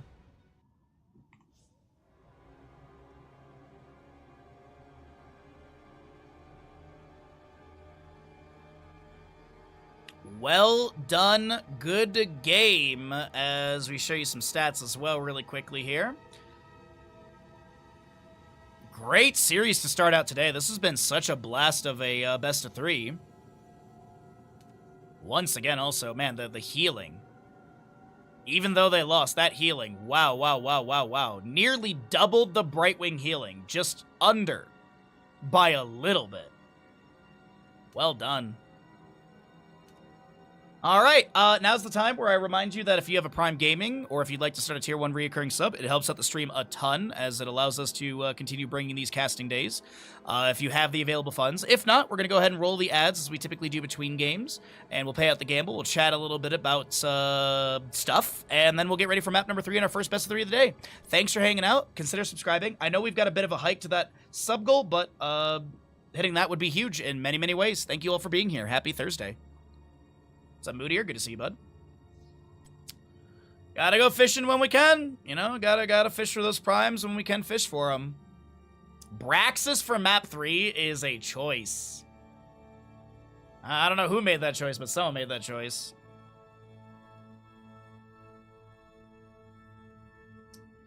And no swap sides. Alrighty, like to see it.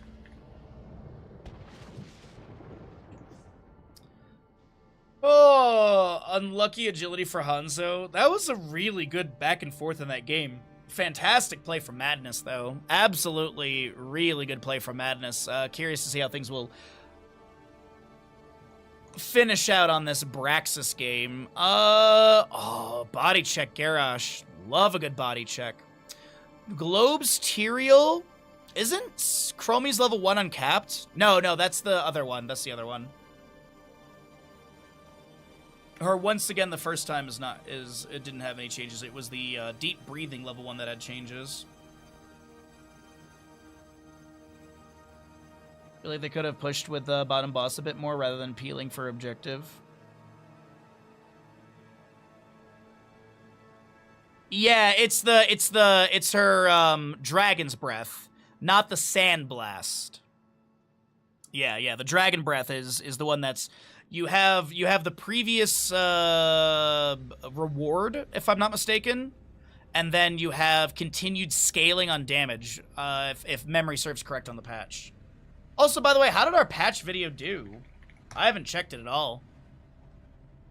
How did the patch video do? 121 views is not too bad.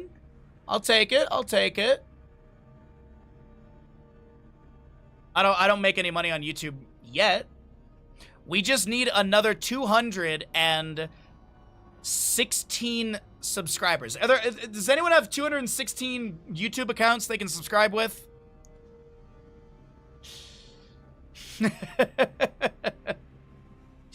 Once we hit 1,000 subs on YouTube, you can monetize the channel. So we're at 784, I think, if I did my math right there.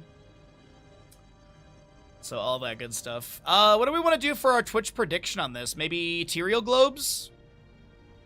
Vala Qs or Tyrael Globes?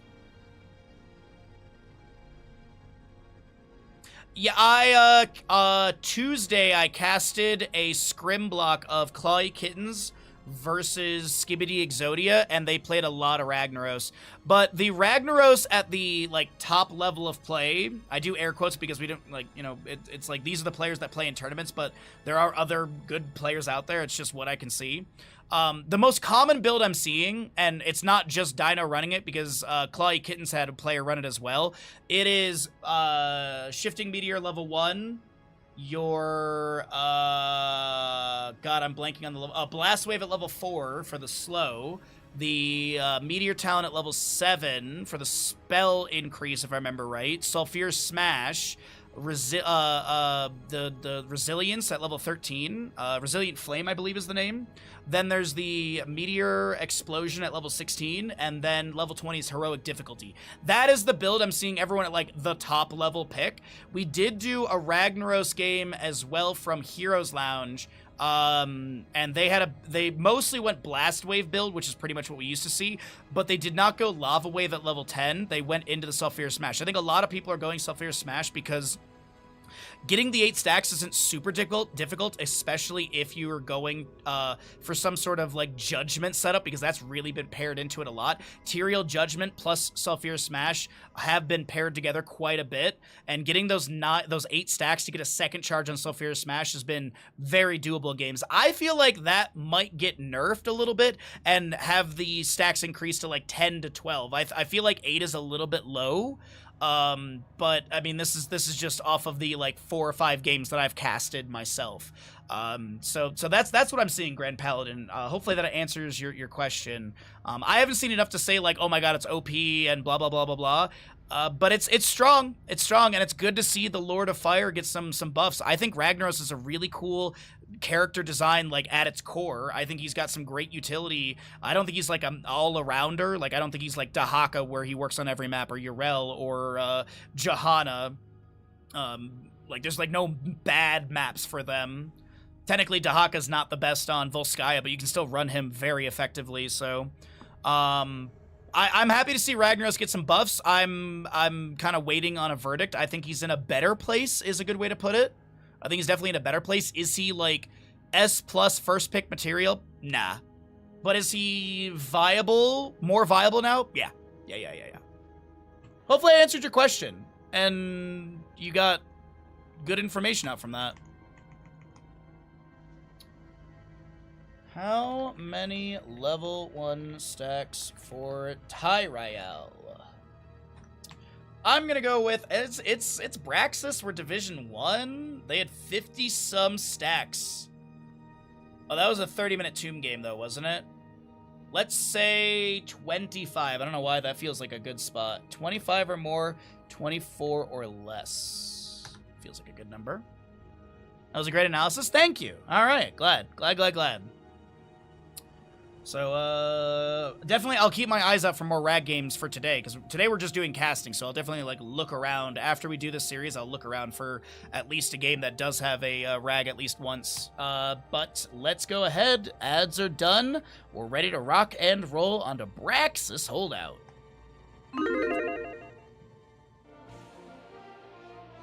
Facility powering up. We're about to begin. Left-hand side of the map is going to be Madness, looking for the reverse sweep in this best-of-3 series with their Tyrael, Junkrat, Chromie, Ariel, Samuro. Right side is the Uwu Fighters, looking to shut things down on Braxis with a Zarya, Garrosh, Imperius, Vala, and Stukov. I do want to point out that the main tank player, Vivq, is on the Zarya, and our range assassin player from maps 1 and 2, Itrax, is going to be, well, I guess it's a flex, really. Or I guess maybe just assassin player, because they played Kerrigan, which is melee. But either way, Itrax on the Garrosh here, which is interesting to see little role swaps. So there's going to be your level 1 Twitch prediction for the Tyrael, the Ardent Restoration. You have the extra wound timers. Chromie with the once again the first time. I did have it right, and then I doubted myself. Once again, the first time, Searing Light, Ariel, and Samuro with his Wave of Illusion. Demolitionist for the Zarya. She continues to poke out onto the enemies, up to 2 stacks for those particle grenades. Body check Garrosh, which I personally love. Paling Light for the Imperius on his Celestial Charge. Vala with her Q at level 1. On the Puncturing Arrow, and Low Blow Stukov to round things out here for Braxis Holdout. Samuro up against Imperius in the top lane. Garrosh may be looking to step up, but Ariel's just pulling towards the fort gate. Garrosh does have that barrier applied, maybe looking to get a tower shot or 2. Globe denied from Tyrael as he throws the Eldritch Smite in and steps up into the wave for an immediate smite into that. Braxis, one of those lower durations for the objective announcement and cooldown. Minute 30 for the contested phasing. Chromie, by the way, is going to be going into the time troubles. Now, for those that might have missed it in the patch notes, the only time trap that is triggering when an enemy hero automatically hits it is the Chronic Conditions, which also was nerfed by 5% on the buff and debuff of movement speed. Still 3-second duration, but 25% buff or debuff. And that's the only time trap that will automatically activate when an enemy hero steps into it. At Horror Anomaly and this Time Troubles will be manually activated. So we do have your Zerg channel. 4% goes over to Madness. Concussion Mine pushes Vala back. Razhag a little bit low, able to get the Eldritch Smite to jump away. The Groundbreaker misses. Vala being thrown forward. Lemon trying to get away. Displaced to the right. Hit with a body check and a particle grenade as First Blood will go over to the side of Uwu Fighters. Since when did time traps auto-activate? Since Monday. Oh, wait, not. Sorry, I misread your message. Sorry about that.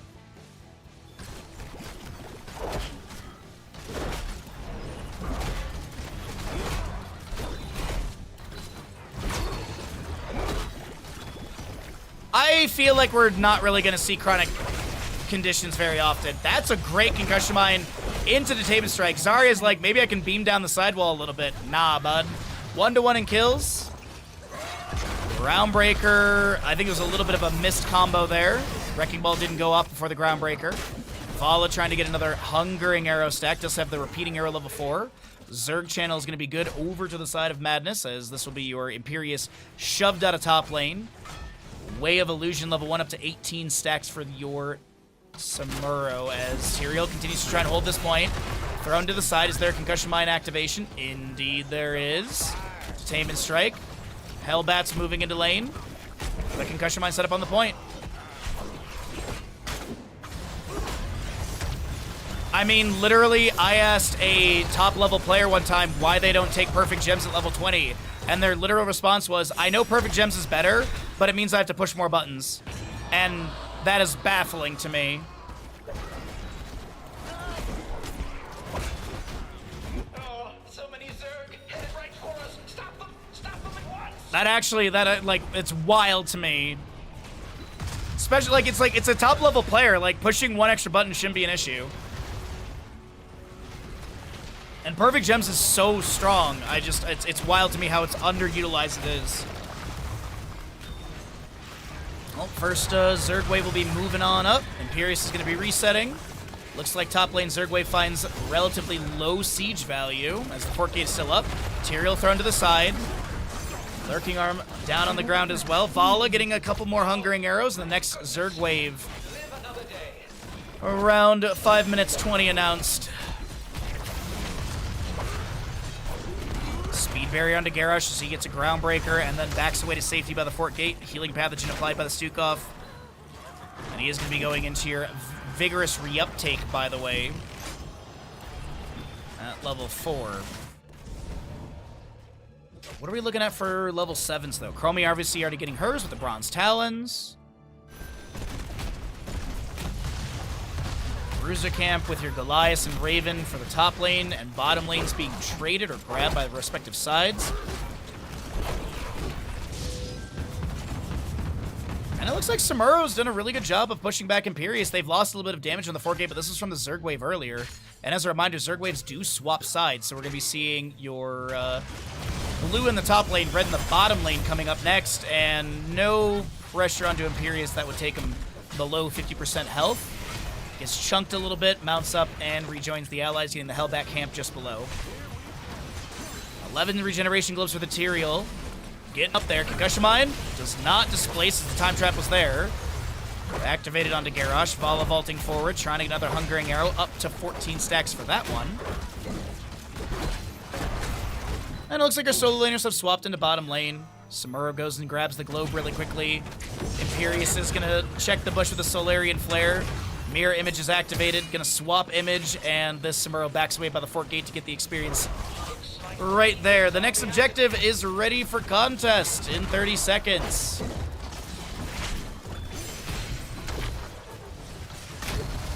It is a 2-minute cooldown between objectives here.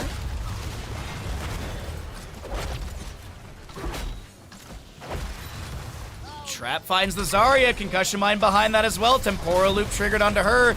Barrier already broken, and that's going to be a lot of damage. Is there a kill into the Zarya? Stukov is doing his best to heal. Garrosh is harassing on the left-hand side. The beacons are active. Itrex already has the north side beacon channel, but is unable to sustain it as Junkrat forces him off with a few grenades and looking to rejoin the allies and tap well. Imperious did reset. Samuro still working on that Bruiser Camp for bottom lane. As Garrosh is going to be on this point, pushed off by a Concussion Mine. Neutral in the bottom for now, as actually looks like Samuro does get that channel. Zarya applying a barrier into this Garrosh. She actually is going to be thrown in, and Garrosh is backing away. Zarya will be taking down Imperious, falls in bottom lane. Tyrael does get traded at least as he gets some death timer reduction. Got about 2 to 3 seconds off that death timer. Beautiful Concussion Mine to follow up the Temporal Loop placement. Vala gets a Healing Pathogen. Stukov falls, Ariel traded, and Garrosh will not be picked off as he's 109 HP. Samuro continues to shove the bottom lane wave into the fort gate. So I'm looking for a pen so I can scratch my back. It's in that spot you can't hit. Blue Zerg wave to the top lane. And the fort gate has already been opened up. Particle grenades flying out. Judgment from Tyrael over the wall. Aldruin's my Throne as well. No level 13 for any holy ground. You do have your Way of Illusion. Sorry, not Way of Illusion. Sorry, the Illusion Master. Crystal Aegis. I'm watching this Riptires. We do have Temporal Loop as well, which we did see earlier, but it is a level lead on the left-hand side as we get 10s in just a moment for Uwu Fighters, who are losing the top lane fort. And it looks like Keep Gate will be defended. And your Imperius sets to bottom lane to just to grab experience and push up for that level 10. Does have Holy Fervor level 7 as well for a little extra wave clear. Expulsion Zone, Warlord's Challenge, Reign of Vengeance, Flailing Swipes, and it is going to be Angelic Armament for your Imperius. Displacement onto one enemy, as that'll be Samuro able to back away, swapping to a mirror image. Expulsion Zone. I think they thought that was the real Samuro, but he's already out of there. Starting to work on the Hellbat camp? No, he's going to be heading to top lane, I do believe. No. He's going to flank onto the enemies with mirror images? No, he's just scouting, I think. Okay. Hellbat camp grabbed. Garrosh caught by the time trap. Speed barrier applied. Throws the Tyrael inside the lurking arm. We'll get the Crystal Aegis, and he's able to dive to the side. Samuro entering in. There's a judgment from Tyrael. We do have a cleanse onto Garrosh as well with the Indomitable. But he still is taken down. Vala vaulting, Hungering Arrow landing. A little bit extra scaling for her, up to 29 stacks.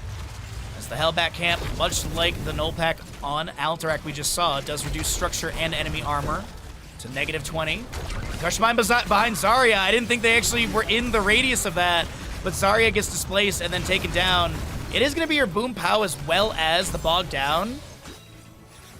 I will say this, I'm a bigger fan of Blow 'em Up level 1 with the Boom Pow, since basically you have 25% increased damage on all ability damage for 6 seconds, and the cooldown of your Concussion Mine, if triggered on an enemy hero, is 6 seconds. Also, the Blow 'em Up level 1 does trigger off of steel traps as well, so I just, scaling value could be, a damage value could be a little bit higher there.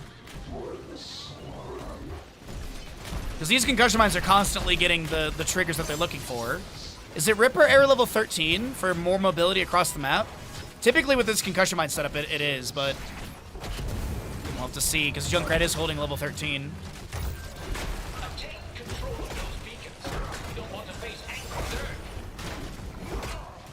Alright, so Tyrael gets the channel on this.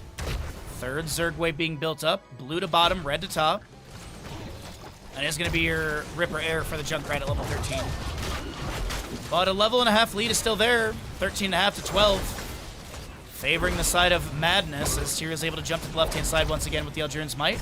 Junkrat pushing up bottom lane. Angelic Armament from Tyrael activated. And Junkrat steps back, anticipating these swords to be fired. Concussion Mine will allow Mr. Tycho to disengage with Chromie. Zerg wave, though, continuing to build up in bottom lane, favoring the side of Madness.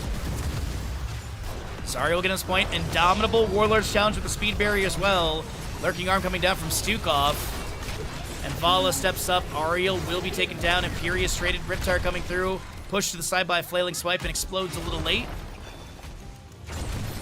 Time Trap onto Zarya. Also Steel Trap as well. Judgment from Tyrael to follow it up, and they do get a second kill. Eyetrex low. One auto needed. Maybe two, actually, as the armor's there. Grenades from Junkrat miss. Well Tap is activated, as well as that Healing Pathogen detonated. But a Temporal Loop onto Vala sets up a kill for Madness. Eyetrex next to go down. Aldante trying to get out of here.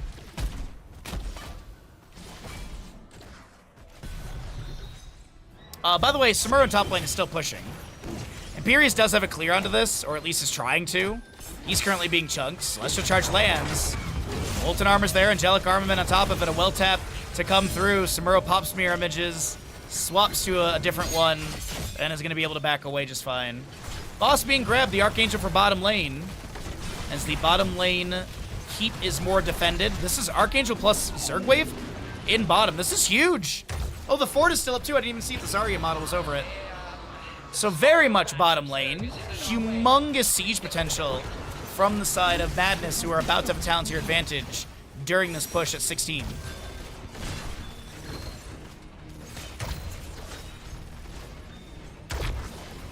Judgment goes out. That'll be Zarya with the self-barrier with the unstoppable competitor. Uh-oh! Tyrael jumps in, will be taken down. He'll get some trait value. Actually ends up really getting trait value as they are able to take down the Stukov. The Riptide from Junkrat picks off Garrosh here. And Expulsion Zone, not the displacement or dissuasion onto the enemy they might have been hoping for. Annihilation shot coming out from this Archangel. 2-level plus lead as we advance into core for the side of Madness. Are they going to be able to wrap it up here with the available Zerg Wave and Archangel? A lot of this is very healthy. Oh, keep in mind, you do have the Hellbats as well, but they also will reduce core armor on top of this. Zarya will fall to the Samuro. Angelic Armament is triggered. Chromie nearly takes down Imperius with a Sandblast, but Madness has the reverse sweep in this best-of-3 series. GG well played with a fairly quick map number 3 on Braxis at sub 14 minutes.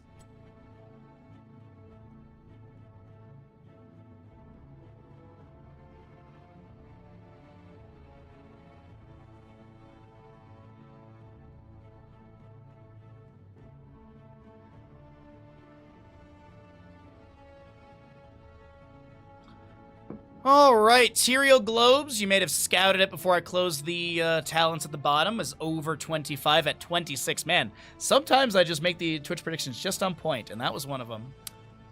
All right, let's go ahead and take a look and see what we got going on for another series, everybody. We're just casting a bunch of HOTS today, so happy to be here and cast all these games for all of you. Let me take a look and see if there's anyone in a lobby or anything.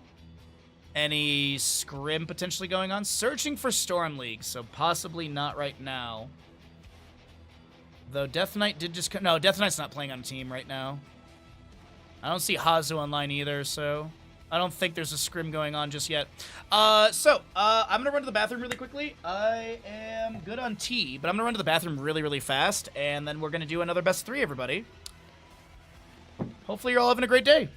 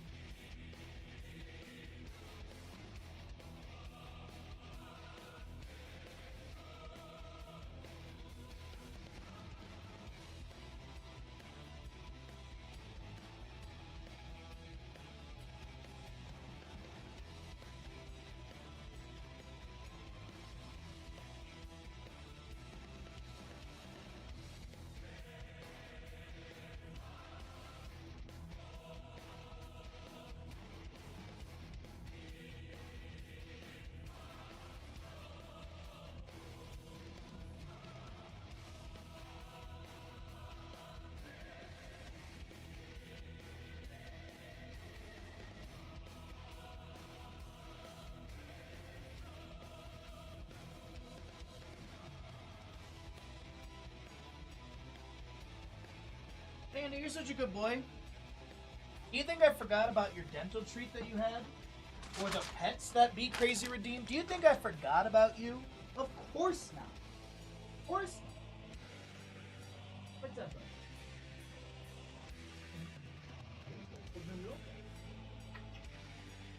I just wanted to fix your head, big boy. Still good boy. Still good boy. Yeah. All right. Want to clean those teepees? Good job. All right, that is us caught up on all Bandit Redemptions. Thank you, everybody, for those at the start of the stream. Oh, my nose is itchy. Oh, I'm allergic to my own dog, but I will always kiss his head. Oh. Oh. What's up, Al Dente? How you doing today, bud? Amazing healing, by the way, in the series we just casted of you. Amazing healing. Very well done. That was a treat to watch. What do we want to do for our next series? Do we just go down the ladder? Do we just go to Division 2 now? Is that what we do? Just sort of climb down the rungs of the ladder? Let's see. No one playing Ragnaros, like, ever. That one was already casted.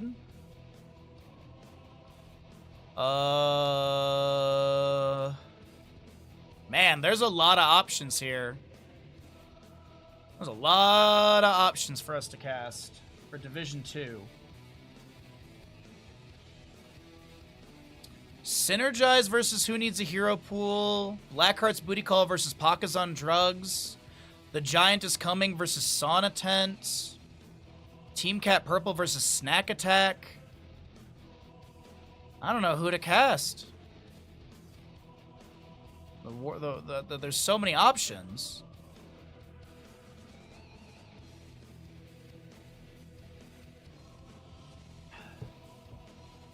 Does any of that stand out to any of you? Is there any scouting that anyone's trying to get? Today is your brother's birthday. Yes, I've already texted my brother.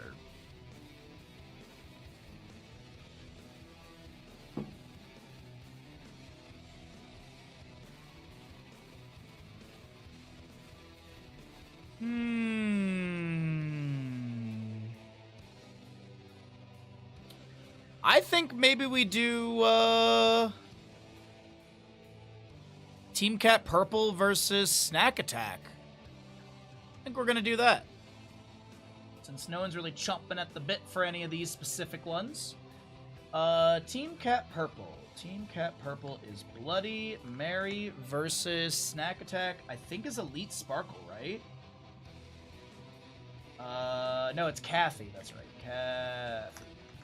Hello, friends. Blah, blah, blah. I'll be casting your match from this day in a few minutes. Bahamut, look. All right, all that looks good.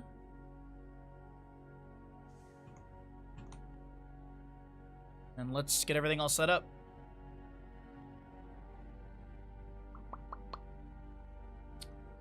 Players on the sides that they're supposed to be on, you love to see it.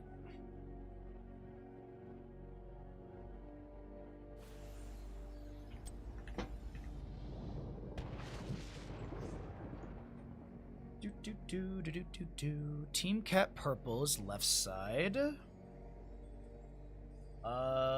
Division 2 as well. I had a blast, by the way, playing more Final Fantasy yesterday. That was a good time. As I said, Bahamut was being a bit of a butthole when it came to that fight.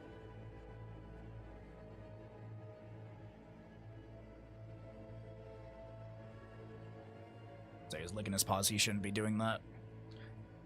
But yeah, that fight is some BS, dude. The 2 Ruby Dragons and then fighting Bahamut with no downtime. Man, dude, it's just mean. It's just mean. I did look up, I looked up like a suggested like play guide thing, and I had an idea of like what I would do if, we're gonna try it again on Friday. We'll give it another like couple tries on Friday at the end of the stream tomorrow. But what I was thinking is, like, what if I spammed a bunch of, like, protection stuff? So, like, what if I use the Summon Kitty, which is Cerberus, which gives you double and triple, and then I literally have everyone, like, one character does 3 shells, one character does 3 protects, one character does 3 hastes, and one character does 3 reflects? That could be a way to win. That could be a way to win it.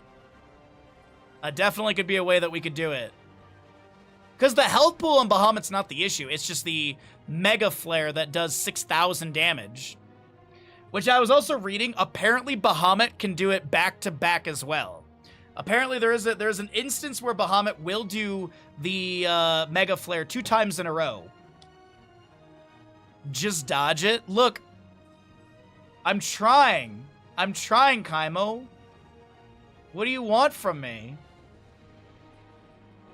I'm trying my best. It's like I have an emote for it as well, too.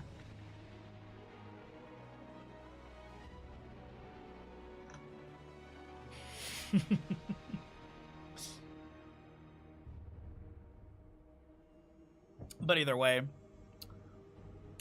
Honestly, you know the one thing that I'm really trying to figure out right now throughout today is what do I get after stream for like taco wise? Do I get like Al Pastor tacos? Like, do I get like a taco plate or do I get a burrito? Because like a chicken, like a California burrito sounds really good, but like Al Pastor tacos sound really good. It's Tuesday. It's Taco Tuesday. Is it? That fever's really getting you there, bud. I mean, you're kind of there. You know, you got the other T day, the R day. Thai Thursday. Thai food does sound good. But I've decided that I'm getting tacos. I've decided I'm getting tacos today. I'm gonna use the money I would have used on my date to get myself tacos. Burrito sounds good, but I think I'm just gonna get a taco plate. I haven't had El Pastor tacos in a good time, or in a good while. Oh boy, oh boy, oh boy, oh boy.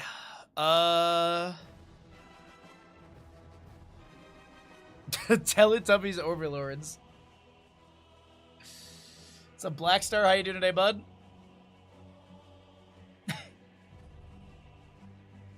There was something that was a reference to Teletubbies during Archipelago. Like, someone said something during Archipelago. And we started talking about Teletubbies, and someone was like, how do you guys know this? It's like, I don't know, it's just like, it's one of those things that you just absorb when you're younger. I don't know. It's weird. Thursday is for butter chicken curry. I am, what's the one that it's lamb something is what I get. Lamb, God, what is the name of the place? Or what is the name of it? Let's see. Nikki's Cafe. They have a really good lamb biryani, I think it is. I think that's the one I typically get. Let's see. Hot appetizers, tandoori, curry chicken. Oh, this one doesn't do it by types of meat. So, I think it's lamb biryani is the thing that I typically get. Oh, I'm on the wrong with it. It's Curry and Grill is what I was looking for. Curry and Grill. Which I also was told not to eat at Curry and Grill anymore for various health reasons. Like, health code violation reasons. No, it's lamb vindaloo, I think it is. Is it vindaloo? It might be lamb vindaloo instead is the thing I get. I can't remember. I haven't had Indian food in a while, though. Can you not get it? Can you not get cozy, mister? What's up? Can you lay down? Can you lay down on your bed, please? This whole, like, circling and then staring at me and then circling and then staring at me. I don't have anything for you, bud. I'm sorry, dude. I don't know what it is. Lately, he literally just cannot, like... He can't get comfy in the first, like, 3 hours of stream, and then he just chills. I don't know what it is. I really don't know what is the reasoning. Because he's fine the rest of the day. He has zero issues with anything, but it's like the first 2 hours of stream lately, he just cannot get comfy. Oh, Chromie is going to be going into the deep breathing, so we could do Chromie stacks. Let's do that. I have no idea how many stacks she's going to get, so, How many level 1 stacks for Chromie? Oh, that's Chen. Let's see. I really don't know. I'm gonna go with 75 or more. 74 or less. I really don't. You know what? Let's make it 100. Sure. I don't actually know what to expect with this. 100 or more, 99 or less. Ads are done. Twitch Gamble is set. Players are on the correct sides. Kael'thas left for the side of Team Cat Purple. Snack Attack right for the side of Snack Attack. Sorry, Elite Sparkle's on the right side. Okay, cool. All right, let's rock and roll, everybody. I think we're good to go. Get your gambles in. Let's get into our second best of 3 of the day. Prepare yourselves for battle, heroes. Welcome back. Thank you for your patience between games as we rambled, ranted, and chatted a little bit about food as we lock on in for Division 2 of Heroes Lounge. On the left-hand side, it's going to be the members of Team Cat Purple with your Leoric, Johanna, Kael'thas, Anduin, and Tychus. Right side is going to be Snack Attack. You got your Tracer, Ariel, Chromie, Tyrael, and Arthas. 10 seconds. Chromie's got that new level 1, well, kind of new, as it is going to be Deep Breathing, which is uncapped. 4, So after hitting 20 heals, reduce cooldown of Dragon's Breath by 4 seconds, mana cost reduced from 65 to 40. And then every stack is going to be a 0.5% damage increase.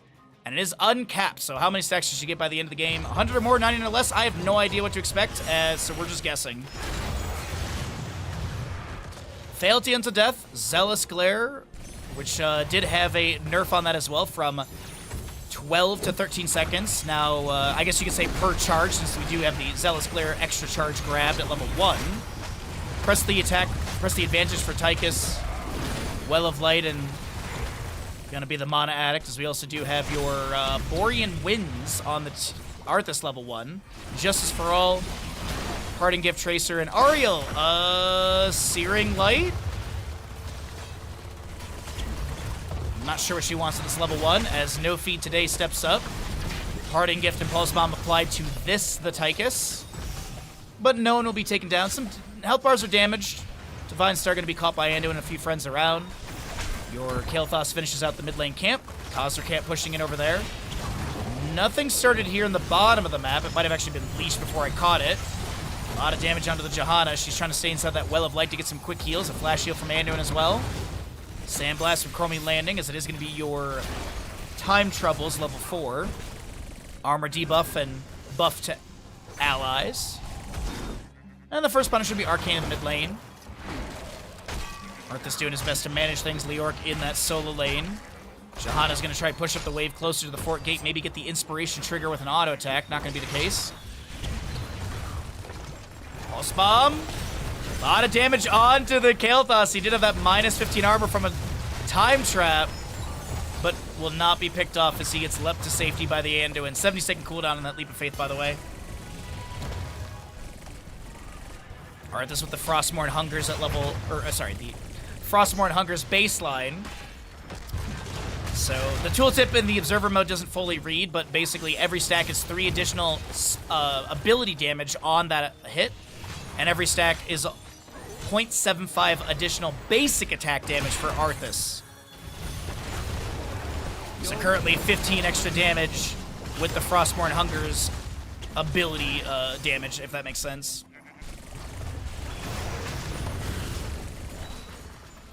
shrine and soon.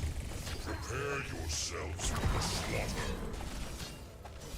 Alright, this is going to be the bottom lane objective triggered. We have an an aggressive positioning from Tracer. It is going to be that Searing Light for the Ariel, as well as repeated offense. Chromie with the Mobius Loop at level 7, or 5, however you want to look at it. Fajl, how you doing today, bud? Hopefully I got your name relatively right. Trying to guess on that one.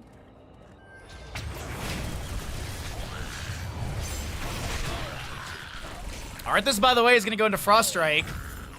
Additional spell damage in an AoE and a slow onto that as well. But the AoE does not give you extra stacks for the minion kills, though. We did test that on release, and we were hoping that maybe you could, cheese up some extra stacks, but no. This is Tracer trying to put pressure onto Anduin, but Kael'thas and Tychus are chasing onto no feed today. The Tracer, Living Bomb applied. Punish gets a little bit of slow onto her, but not going to be a setup for the side of Team Cat Purple for a kill. Objective at 17 to 28. Condemned from Johanna active. Living Bomb applied. 24 to 30. Fallen Shaman, by the way, in top lane is onto this this fort gate. As the Gravity Lapse from Kael'thas goes out, that's a Pulse Bomb onto the Anduin. Tracer blinks to the side. Divine Star coming out and healing up some of that damage from the Pulse Bomb. 34 to 36. 34 to 37. It's getting closer and closer for Snack Attack as they're going to bite through. Wait, 39 to 39. It's out. Who gets it? I was turning into I was turning into Tasmanian Devil there for a second. We have Arcane Punisher, though, pushing for the side of Team Cat Purple onto the fort gate at bottom. Jumps into the fort gate. Takes with a grenade forward as well. Master Assassin with his level 4 pickup. We'll see what he goes to in 7, as he will be picking up that melting point. Gravity Labs goes out into the Chromie. The Flame Strike as well underneath her. Does get a small chunk of damage, so we do have that burn flesh from the Kael'thas. Good Punisher jump, but Tyrion's able to teleport to the side with an Aldruin's Might. Lee Sparkle, chunk to 50%. The fort gate has been opened up. The fort is taking some damage. Chromie trying to get the time trap on herself for that extra armor. And it's now the Kael'thas trying to get away. A Tracer gets the kill into... Sorry, that's the Anduin getting the kill. Into the Tyrael. Anduin will fall, as well as Tychus. Tracer trying to body block a little bit. Parting Gift, and Chromie snipes! Up to 27 stacks. A little bit of a misread there on my end, but that's all good, as we have Arthas landing the Howling Blast. Leoric cleanses that with a Wraith Walk to the side and continues to focus onto the wave. Level 4 is going to be Neil Peasants. And the next Punisher, we'll see in the mid lane, going to be our Mortar Punisher. And Chromie will have that Slowing Sands level 10. I want to take a look here really quickly and just see, does this read for us? Okay, it does. Okay, cool. I mean, I guess it's just always going to be half the stacks is going to be the percent damage, right? Since it's 0.5%, so 20, it's always going to be 14, 30 would be 15, so on and so forth.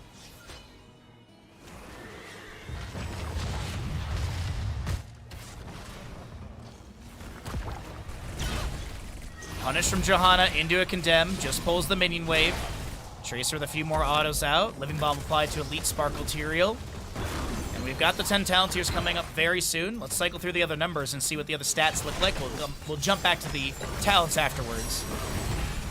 Possible invade into this Khazra camp, a bottom lane. Slowing Sands go down, Gravity Lapse as well. The Pulse Bomb is out, but it won't be able to find any fatal damage onto an enemy hero. Tracer now trying to back away. The Entomb captures the Ariel. Phoenix inside of that as well. Odin being summoned by the Tychus. Divine Star coming through, but the Living Bomb and auto damage from Kael'thas will be enough to take down the Angel of Hope. And now Bash trying to get out of here. Time trap set up, cleared away. Might have been actually triggered early. Odin has the range. Tracer recall to cleanse the damage over time, but it's now Tyrael next to be taken down. Holy Chad Salvation from the Anduin. As we do get a Blessed Shield, Phoenix, Odin, and Entomb on the opposing side. Sanctification, Slowing Sands, Crystal Aegis, Syndragosa. And we'll take a look and see what color Tracer's Pulse Bomb is. I think I saw Sticky Bomb, but I might be misremembering. If you think about all damage to percent-based damage, depending on how you measure it, yeah.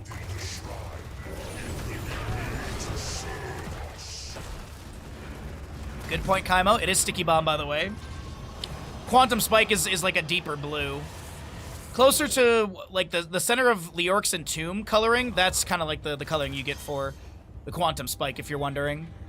And objectives here in 5 seconds. Tychus has a little bit more soak in bottom lane. You get that pushed up. Gonna catch mid with Anduin. And who gets the next objective here? That's some pressure onto the Leoric. Chromie, by the way, up to 33 stacks on that level 1. To tame a strike into the wall, Leoric is gonna be taken down. Nice kill coming out from Snack Attack. We'll have some bones to gnaw. Leoric will cheat death. Current death timer at 17 seconds, maybe less. As he can apply that ghostly drain hope for death time reduction. Tracer lands the Sticky Bomb into Tychus. He's going to stand still and just get those minigun auto attacks. The Holy Word Salvation once again activated by the Anduin, fully charged as well. Sanctification comes down from the Tyrael. The Entomb from Leoric does capture. We do have a Slowing Sands inside all of this as well. Ariel trying to back away from the Odin damage. as Flame Strike will connect, and Odin snipes the last bit needed. A 7th kill picked up a Material as he'll use his trait to get some death time reduction. A few seconds off, gets a few skeleton defenders, but this is looking like another objective over the Team Cat Purple. And by the way, that the Impaler camp of bottom lane with the catapult was pushing up onto the keep gate, got a little bit of damage there. Tracer goes to manage. Not a bad start for Team Cat Purple in the second best of 3 of the day.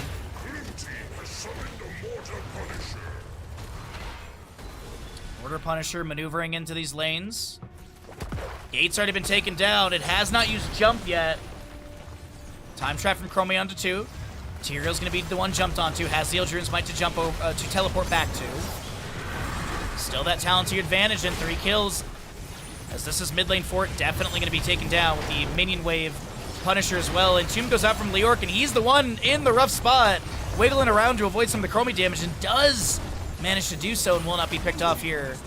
As, oh no, the Arthas is going to be able to run him down in the bush. Arthas does capture Leoric and get the kill. Nicely done. Good rotation coming out from Kathy.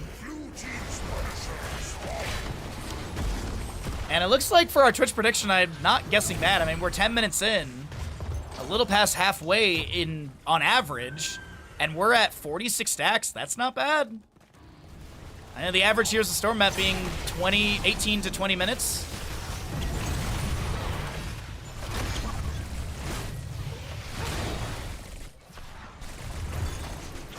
Same strike onto the Leoric. We are going to be having him Wraithwalk, Pulse Bomb applied. He throws down the Entomb. Maybe before he goes down, misses the Drain. The Holy Word Salvation was interrupted, I do believe. I heard it go off, but yeah, it's 74 seconds currently. Leoric will be picked off. Odin still pumping in damage, but I don't know if it's going to be enough to actually find a counter kill. And now Johanna's picked off. Snack Attack, eating good as they equalize in kills, but Experience is still trailing by almost a level.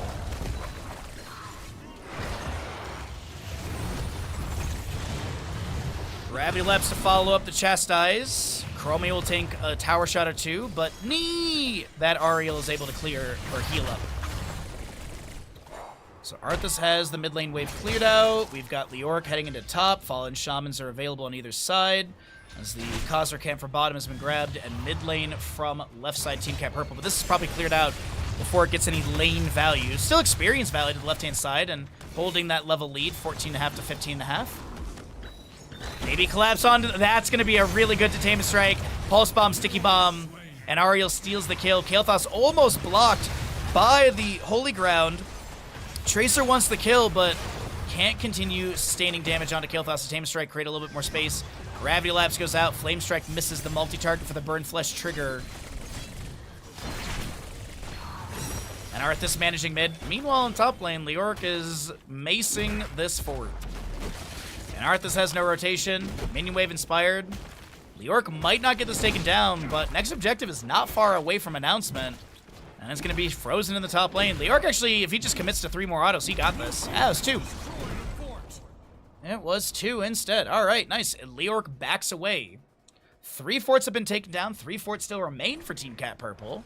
Periodic catapult pressure, passive experience gain, all of that over to the left-hand side.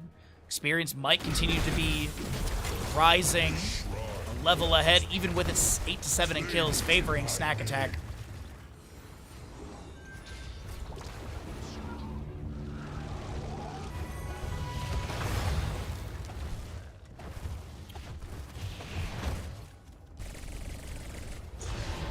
Condemn pulls the Tracer in. Blessed Shield will miss. So does the Chastise. And a good attempt, but Blessed Shield utilized. 65 second cooldown as it was nerfed. As well in the most recent patch, this Leoric is trying to back away. I don't know if he has a Wraithwalk available as he's not popping to get out of the Slowing Sands. Bit of a split fight right now as Tychus tries to put the pressure onto the Tyrael. Sindragosa coming out as well. Odin will be summoned. Detainment strike into the wall. Leoric is trying to Wraithwalk away. Gets into the outside. The Holy Word Salvation.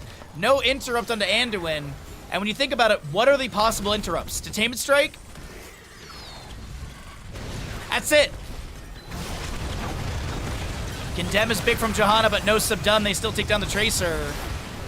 As the Slowing Sands will expire in a moment. The Phoenix from Kael'thas. Whoa, hello, NA lag. The York Wraith walking forward. Skeletal Swing is a 40% slow, but will not be able to activate. But a good kill on the Tracer, as Fallen Shaman over here will be cleared away, and objective started. And Chromie up to 59 stacks. Nearly 30% damage increase for the Chromie on this level 1.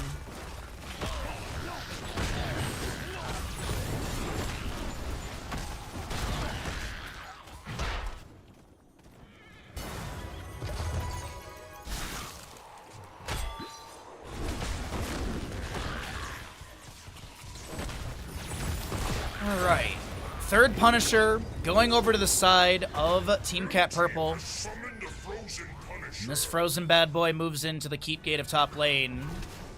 Kael'thas living bombs the minion wave really quickly. Johanna condemning the incoming wave. Leoric will be joining in. 5-member push through top lane. Sidewall being pinged by Anduin. Looking to create an opportunity to maybe play off the Punisher jump here. Gonna be about 3 to 4 seconds until it has one available. Howling Blast goes out. Looks like it's a little bit longer of a jump. There it is. Lands under Elite Sparkle. The Slug Saints from Chromie are there. Elite Sparkle able to get the Unshared Smite with the Holy Ground to back away. Phoenix from Kael'thas summon. Good siege value. Odin's here as well. Top lane keep is guaranteed. And Odin looks like it's a call to back away. There was that double back for a moment, thinking maybe the engagement continues here. But mid lane wave needs to be managed. Bottom lane as well. There's a camp on the left and bottom lane to be grabbed. And we'll see the preview on the minimap in a little bit of where our next objective will be at 18 minutes in game time. Level lead, though, exists. 19 and a quarter to almost 18. Actually, more than the level, obviously. Is this, the Tychus is not going to be taken down. Gravity Left from Kael'thas lands. There's going to be a Sanctification from Tyrael. They really want to steal away this camp. The Sanctification expires. Tyrael with the grenade over the wall. Elite Sparkle will be taken out. Holy Word Salvation from Tyrael, from Anduin gets activated. Tyrael gets a massive death time reduction. You see that go from 40 seconds to 18? Humongous death timer reduction as Gravity Leaps into the Arthas is good. The Phoenix and the Arthas is going to self-heal with his death coil there, but yeah, Arthas is... he's on the wrong side of the map. Another death coil to heal. Meanwhile, in mid lane, that's happening. Bottom lane, that camp is being grabbed. Arthas is still delaying out what is going to be an inevitable death. This is funny, though. Not gonna lie. Leoric will be taken down by Ariel elsewhere. As it looks like Leoric was pushing up mid lane wave and will be taken down. He'll get some trait value, I guess. Buried Alive, Mithril Mace at 90 of 100 stacks. We do have Storm Shield for your Johanna with the Blinded by the Light. Flamethrower, Light of Stormwind for the Anduin, which is technically like a 17, 16 second cooldown because the Holy Word Salvation is a 3-second duration, and it's a cooldown that starts the moment it's popped. So technically this is like a 63-second cooldown, but anyways. Huge level 20 pickup for Anduin here. Absolutely Chad call. Numajiri with such a great call. I love Holy Word Salvation and Light of Stormwind. And really, all they have to do is worry about the Tame Strike of Ariel. Once they see it, they've got a nice 10 or so second window to be able to pop their heroic. As Johanna steps up, Pulse Bomb goes out, Tracer recalls with double-digit HP. That's going to be another Holy Word Salvation underneath the keep, and Storm Shield from the Johanna as well. Mid lane is where that next Punisher is going to be. I mentioned 18 minutes in game time, so we got 17 and a half for the announcement. The second keep will fall in bottom lane. And realistically, Team Cat Purple, they can back away, reset, and then go for objective. A few mana bars are a little bit low. We do have the Unraveling from Chromie, which is a little bit punitive on that Holy Word Salvation afterwards, with a minus 50 spell armor. Mid lane wave got pushed up onto the keep, Catapult fixates, and Leoric starts the objective.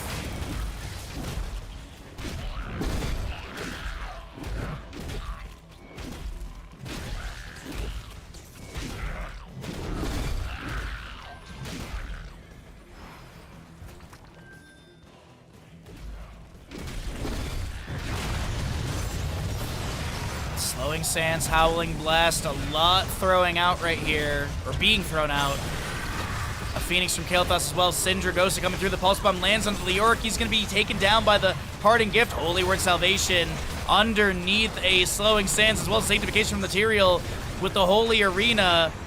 Big gravity lapse on a couple enemies. And the members of Team Cat Purple losing out in this later objective. We have 38 to 11 in Skeletal Defenders. They try to snipe it with the Odin with some of his Annihilation and Ragnarok missiles. He gets up to 39. He just needs the Ragnarok missiles to take down the remainder of the Skeletal Defenders. Johanna will fall as well during all that. Gravity Lapse lands on a 2. The Living Bomb applied. Slowing Sands for Chromie. Tychus dash to the side as he does go Bob and Weave level 20. Mid lane, Impaler can't pushing up the catapult. Top lane Wave and bottom lane Wave are pushing in.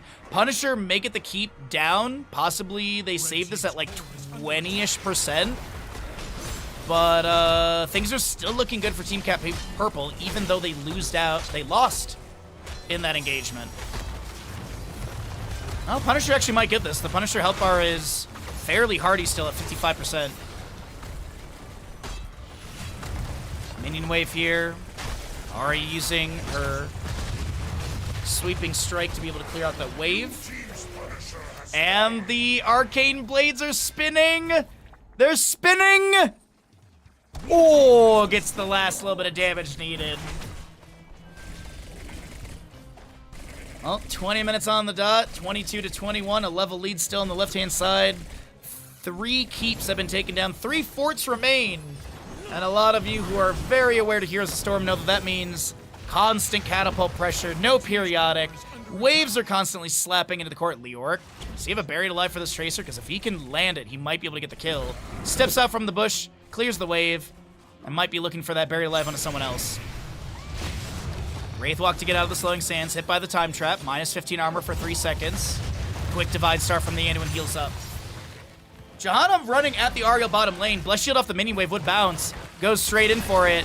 Grenade misses. Self-heal from the Ariel is good. Odin will be summoned as well. And we do have Entomb missing on a Tracer. She blinks just past it.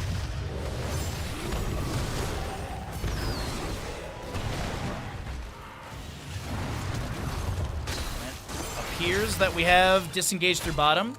The other things we didn't really mention at level 20, the absolute 0 total recall on Tracer and the Shield of Hope. Also the Holy Arena for the Tyrael as well for that 1 second duration increase and 25% damage. Buff to allies within Sanctification Circle. Chromie, by the way, at 87 stacks. Nearly 44% damage increase. That's pretty significant. If you want to, let's take a look at Chromie damage really quickly. 95,000 compared to Tychus 69,000. Sindragosa, absolute 0 with the root coming through. Gravity Lapse is answered back into the art. This Leoric maybe has an Entomb here to capture the enemies. Chromie does snipe the Kael'thas in the back line. We do have that Buried Alive. And there will be a Crystal Lake applied from Ariel's Sanctification, met by a Holy Word Salvation. And now Elite Sparkle trying to get out of here, but they do trade the Tyrael for the Johanna. Double Leap of Faith to pull this out of the explosion, but the explosion gets the kill. The camp goes over to the right-hand side of Snack Attack. As now Shizen is trying to get away from No Feed today, who does need to recall. Chunked a little bit. My god, what a play. Howling Blast, Roots, Holy Word Salvation, no interrupt onto Anduin. Down to 16 second. And Chromie is currently having so many minion waves to deal with, but it's pretty easy for her to manage this.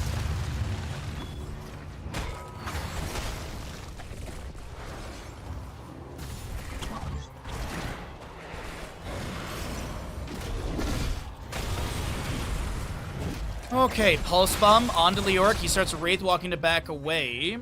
Gets a little heal from Anduin, Divine Star as well. And yep, pop Holy Word Salvation, 16-second cooldown, and you've got Leoric healed up quite a bit. But with the death timers where they sit, this is going to be Snack Attack starting out this objective. Can Snack Attack rally with a 23-minute Punisher? It's not, honestly, it's not like crazy. They still have to go through Fort, Gate, and Fort. With a 23-minute Punisher, they could get Fort, Gate, Fort, and Keep Gate. But look at your mini-map, chat. Look at your mini-map. I must retreat. We saw it The rotation was coming through. They 27 the objective. They're going to start Hearthing because they see the enemies advancing towards the core. And Tracer, Arthas, many others are going to be Hearthing back. The Syndra goes to Absolute Zero. Holy Word Salvation not interrupted, but Anduin underneath that slowing sands. Core down to 96%. Tracer harassing onto Leoric, another slowing sands. The Shield of Hope is activated. Minion wave mid is on core, and it's chunking here, but Chromie has the counter clear. Or has the clear, actually, a better way to phrase it. Whew, what a map one. And 96 stacks for the Chromie. She's up there, chat. I know we didn't have a crazy gamble, but someone's going to be winning out. It's going to be a... It's either going to be close or possible blowout.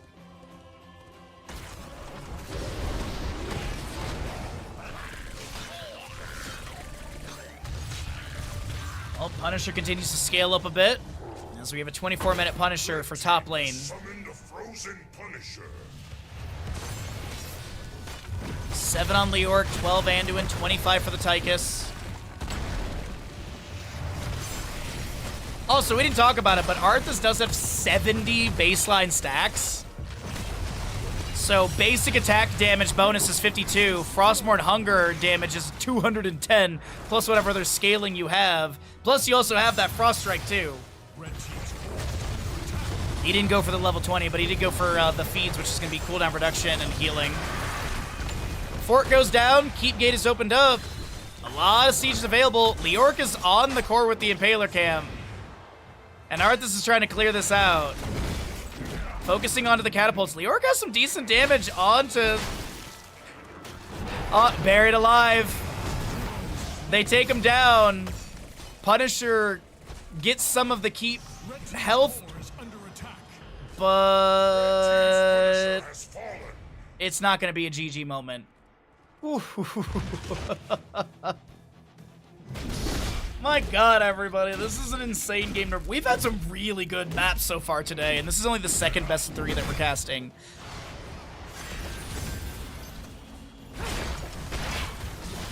Tychus stepping up, Gravity Lapse into the Tyrael, Holy Word Salvation on the left-hand side.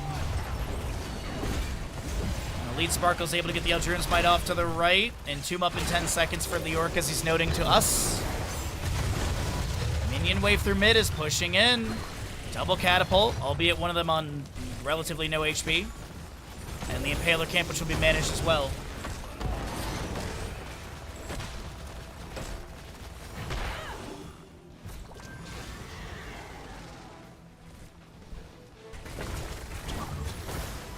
Slowing sands. Tychus is able to dash to the side, gets hit with a Pulse Bomb, Sticky Bomb. Good Gravity Lapse read from the Kael'thas. Beautiful Buried Alive from Leoric. And the Shield of Hope will be activated. Tyrael gets, I don't think he got any death time reduction there because of the Holy Word Salvation level 20 upgrade. Taming Strike goes out. Leoric Skeletal Swing, no paralyzing, Rage for the slow.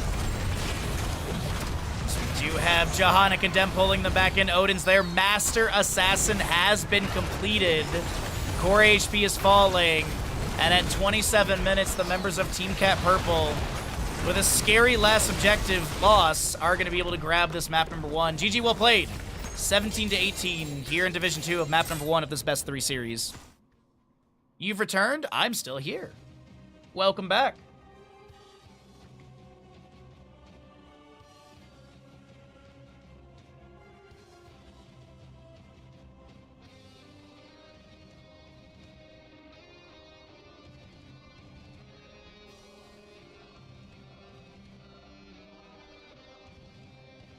All right, Chromie was over 100 stacks, so Chromie Believer, get your channel points. We're going to run some ads. Be sure to subscribe. We are trying to hit that sub goal of 375. It's a bit of a hike, but we can slowly inch towards there if you have a Prime Gaming, if you'd like to start a Tier 1 reoccurring sub, if you'd like to get a monthly jump scare with the Tier 2, or have the best Tier 3 alert in all of Twitch. It's not a bait, it's the truth. Or if you'd like to give subs. If you're like, man, I do love this community. I love what you do, Bahamut. Thanks so much for your hard work. You can also give subs. We have a bunch of silly, fun alerts. But thanks for being here. Thanks for hanging out. And we'll run some ads and get ready for map number 2 of this best of 3 series. Oh, by the way, who's excited for Eternal Conflict this weekend? Who's excited for more Eternal Conflict? It's looking very exciting, as it will have Saturday and Sunday. We have 2 days of games. Saturday will be starting at 7 a.m. West Coast USA. Sunday starting at 6 a.m. West Coast USA. So Sunday, I will be waking up very early. Sunday, I'm going to be a tired boy. I have to drive to North Shore on Saturday to see my pseudo sister. And then she's coming down. She's staying in South Shore. And then we're going to spread some ashes on Sunday after stream of one of the... technically, it was my employee who passed away from cancer, unfortunately. It's Eternal. Why is it only this weekend? Yeah, it's, I literally just found out about it because we were talking about, like, where to go on Sunday, and I was like, oh, I could, like, drive back up to North Shore on Sunday after I stream, and we could go to this brewery called Alibi. It's pretty good, and I know you guys are kind of into that. And then I also recommended the beach that Bandit and I always walk to, and she's like, that's really good. It's great for me. It's a good opportunity for me to spread Heather's ashes, and I was like, wait, what? And so, yeah. But now, my buddy Greg, who I go fishing with, was asking if I want to go on his boat on Sunday, and I'm like, if my sister is only with her partner, is it cool, like, if I bring them? And it sounds like he's cool with it, so... but if it's like the entire wedding party, then I don't want to do that. I don't want to make Greg have to deal with that. He doesn't need to deal with like 29, 30-year-olds who are on vacation. He doesn't drink either, so he's like, that would be miserable for him. But either way, so it should be a pretty good weekend. You know, it's good to do that stuff. I was telling my parents about how we're gonna spread the ashes on Sunday and stuff, and my mom starts telling me about how her sister, my aunt, wants me to not spread her ashes in the lake. She wants her urn to be sunk into the middle of Lake Tahoe, so that way the aliens can take her to space or whatever. I love my aunt. She's one of those aunts. I love her to death. She's, you know how there's in movies, there's like, in like TV shows, there's like the aunt or uncle who never got married, and they're like the fun, and they always have these like crazy adventures and things. That's my aunt. That is my aunt 100%. There's always some crazy fun adventure with her. Like in Romania, in Sibiu, no, Sinaia, I think it is. No, Sibiu? Which one? I always mess this up. They're also very close to each other. It's the Pelish Palace. Pelish Palace in Romania, and it's in Sinaia. That's right, Sinaia. I always mix up those two, Sinaia and Sibiu.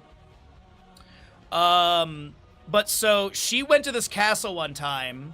This is the castle, for those wondering. This is I've been here as well. She went to this castle, and there's an indoor tour. It's beautiful. Absolutely gorgeous castle.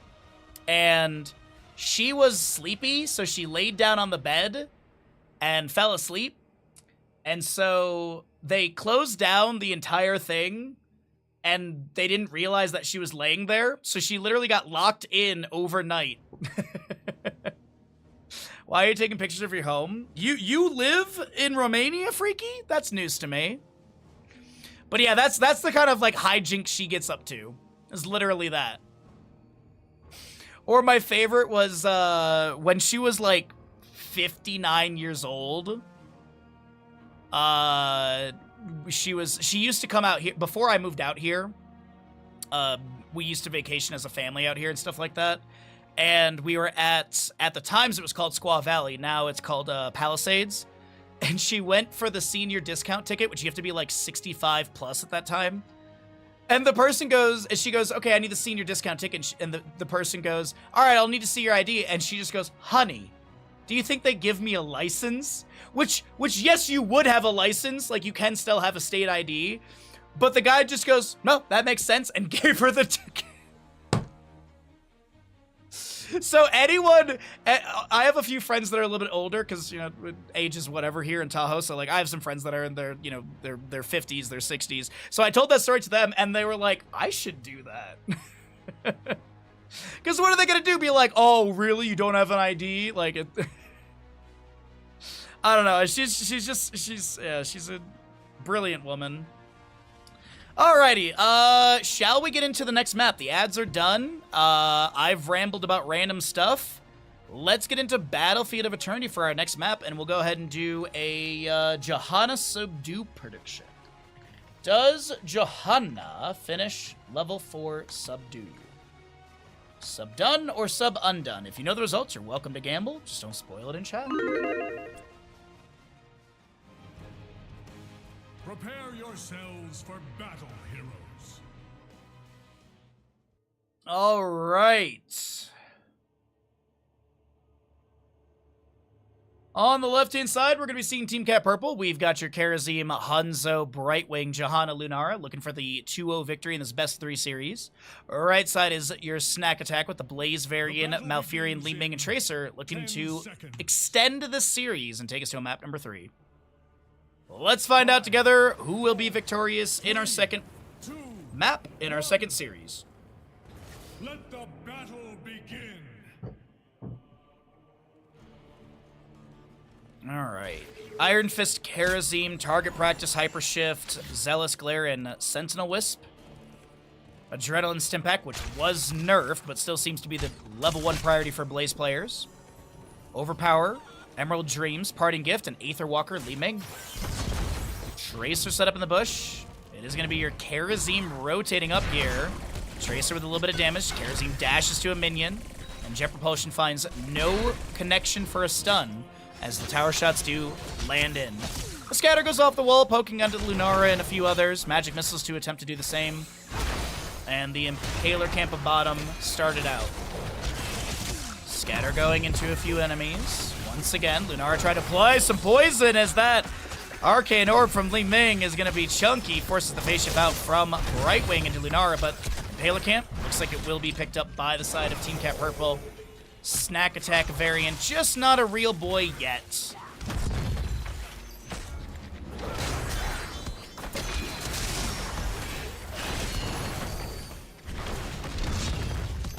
Hanzo trying to answer into Li Ming damage with a few autos, but the trade in damage is just not there. Tracer Blaze do get some significant siege on the left-hand side gate. Looks like Tracer was beaten up a little bit by the punches of Karazim. And she'll be forced to recall back as the first objective is scripted. 2-minute 30 for the announcement, 3 minutes for the contest, and you have the north-south for the first half, east-west on the second race locations. Green resets, heading back into bottom lane. 3/4 of a level to go for him to become a real boy.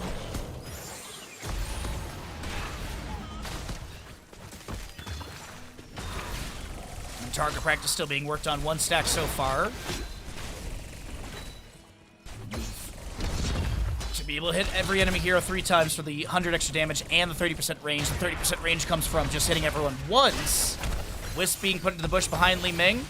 Magic Missiles tickle onto the health bar of Johanna. And she'll get a little pixie dust from the Brightwing, a phase shift as well. Would not be surprised if we see the break into your Fallen Shamans on the left and right side as the objective is about to be announced. Lunara, by the way, with the Nature's Culling at level 4 for extra race potential.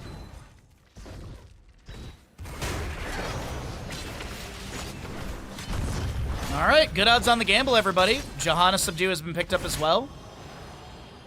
You still got a good minute and a half to add some predictions in if you'd like to. But the Fort Gate of top lane has been opened up. Fallen Shamans are going to be entering in. Looks like a Impaler camp will be quickly grabbed while the enemy team is set up for the race. So Snack Attack should have the first half of this race really quickly. I mean, between Tracer and Li Ming, damage is pretty good. Varian did go Taunt. No Colossal Smasher armor debuff onto the Immortal. Blaze might slow down the rotation a little bit. No, it doesn't look like they'll be doing that. They rotate over to the allies, possibly into bottom lane for this Fallen Shaman clear. While Blaze shows in bottom, it's an offset fight. Arcane Orb connects into the Johanna. Magic Missiles will also come through. Varian charging in. The taunt is going to be activated. He'll be pushed by the Savage Spin of Alarian. Another Condemn. That's a Pulse Bomb into Johanna, but not enough damage to take down the Crusader. Angelic Stun from the Immortal comes through. Blaze with maybe a flank. He gets Polymorph.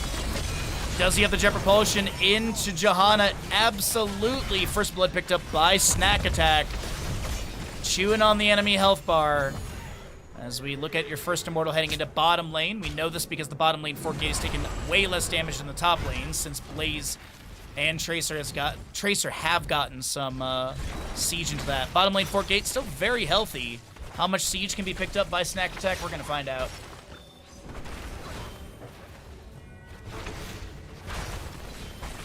The demon approaches the gates of heaven.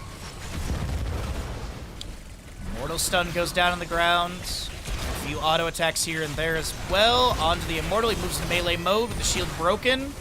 The Savage Spin comes through. That's a lot of damage into the Johanna. She'll get a face shift from Brightwing. Fort Gate has been opened up. Blaze continues to pressure into top lane structure with Kerosene working on the minion wave. Charge taunt onto Johanna. Fort at 50%. Pulse Bomb launches Johanna off the map. Goodbye, Johanna. Brightwing picked off by Varian as well. And Immortal will be cleared away. Fort sitting on 30% health. Blaze continues to just advance waves into the fort as well, trying to get the inspiration. An auto attack here. Oil Slick goes down. Does he go? Yeah, he's Nanomachine coding at level 4, which is really annoying for that Kerosene auto attack. Varian with the charge in. Li Ming gets the reset off of Lunara, and it is 4-0 in kills. Snack Attack. Hungry for a map number 3. As we cycle through the other numbers, of course. Alrighty. And it's a relatively low cooldown for the Immortal, too. We should be getting the announcement within the next 45 seconds. Kerosene trying to get that last hit onto Tracer. Won't be able to do so. Maybe 2 or 3 more punches needed, but still very close to a kill. Level lead is there. Maybe a touch more. Lead Sparkle trying to chase onto the Johanna. Iron Skin is about to expire. Does Varian have another charge to chase in? Warbringer's not available yet. I'm assuming it's going to be that at level 10 for the 4-second cooldown on charge. Doesn't really seem like they really need that shield wall right now. Doesn't seem like the burst is too terrifying. I shall land in a moment. And as I said, objective is close. There it is. Twin Flames continue to poke onto the fort of top lane. Tracer, wait a minute. Small re-engage without level 10. Face shift from Brightwing pushed onto the Johanna. Alright, what do we got here? Wave of Force. For Bunker, Tranquility, and I assume Sticky Bomb? Indeed it is.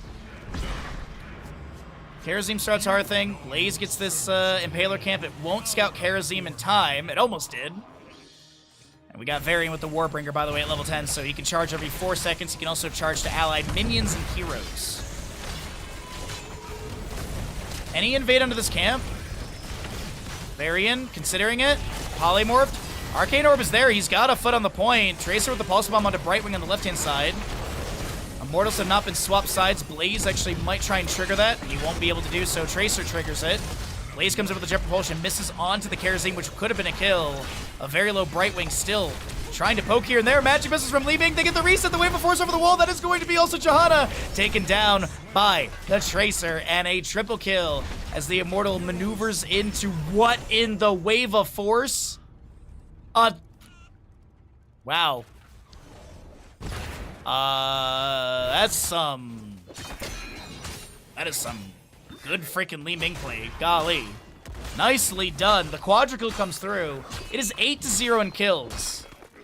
As the Immortal will be grabbed for what lane? Bottom lane Keep Gate is taking a little bit of damage. If there's no damage on this Keep Gate from the wave that Varian has, which obviously not, this is Bel'Veth to top lane. Shield Glare gets a dismount. Li Ming blinks forward. Gets some Magic Missile poke. No Triumvirate level 4, by the way. Going to that Force Armor. Sorry, Charge Blast. Force Armor's at 1. For the gates of heaven.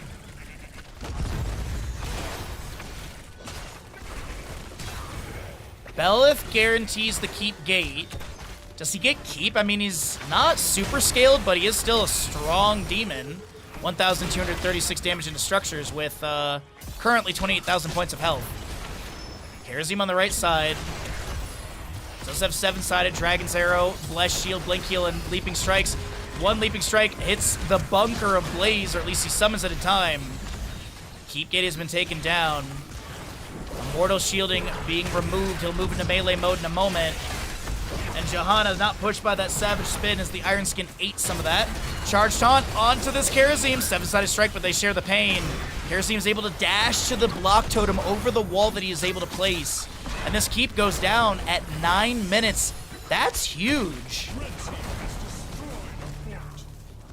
Snack Attack with a huge takedown in top lane and lead. Demon's attack has failed, yet we have Okay. not seen the end of it. I am blown away by the turn of aggression, team fight, communication, rotation from Snack Attack from map number 1. I mean, thinking back to map number 1, Team Cat Purple didn't lose a fort until the 6th or so objective, which was like 23 minutes or something. It was 24 minutes, right? Well, if the Immortals won by Snack Attack here, it's going to go bottom lane, so why not start getting some siege in to step up and get extra damage onto the keep with the Immortal.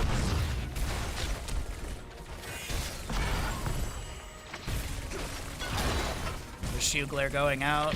Twin Flames clear things. What's up, Bimpy? Happy Thursday, bud. Happy Friday, Junior. Johanna will run forward just to clear out the wave. It is Shatter Throw level 13 for the Varian. No Juggernaut or anything. Impaler camp for top lane will be grabbed. Probably cleared out in a moment. Speaking of moments, I think we're getting very close to another objective announcement here. Almost the weekend? Indeed it is. Almost the weekend. For me, that just means more days of work, but, I mean, we get Eternal Conflict conclusion this weekend. 3 best of 5s on Saturday, 2 best of 5s, and a best of 7 on Sunday. Sunday could be a long day. Blaze misses Jet Propulsion. Sonic Arrow getting a little bit of vision. Magic missiles continue to fire out.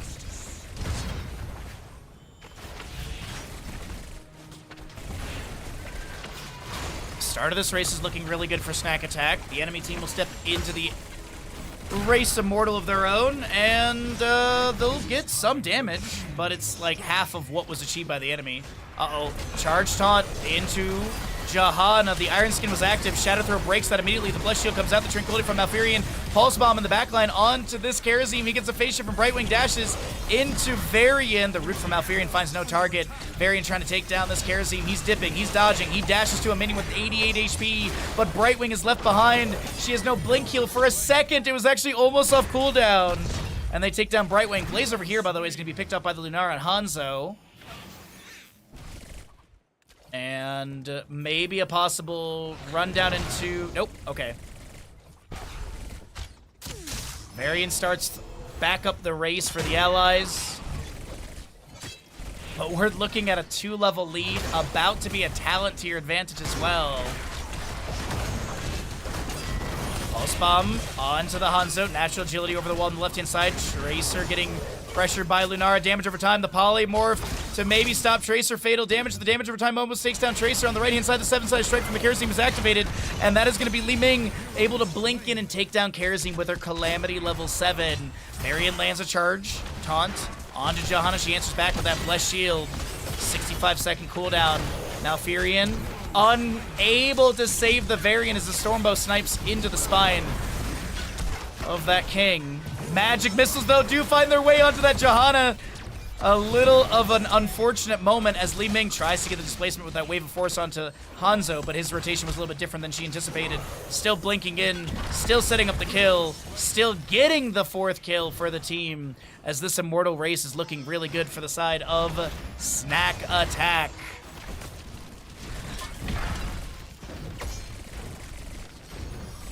You get the new Warhammer set. Is that the one that you're getting the ogres, right? Is that the one you're getting? I might build some of those orc boys my buddy sent me tonight. Jet propulsion misses. Tracer stepping in. Root, nice! Totem over the wall, but has Kharazim created a disengage path that he cannot actually achieve with. No, it looks like he's gonna get out of here.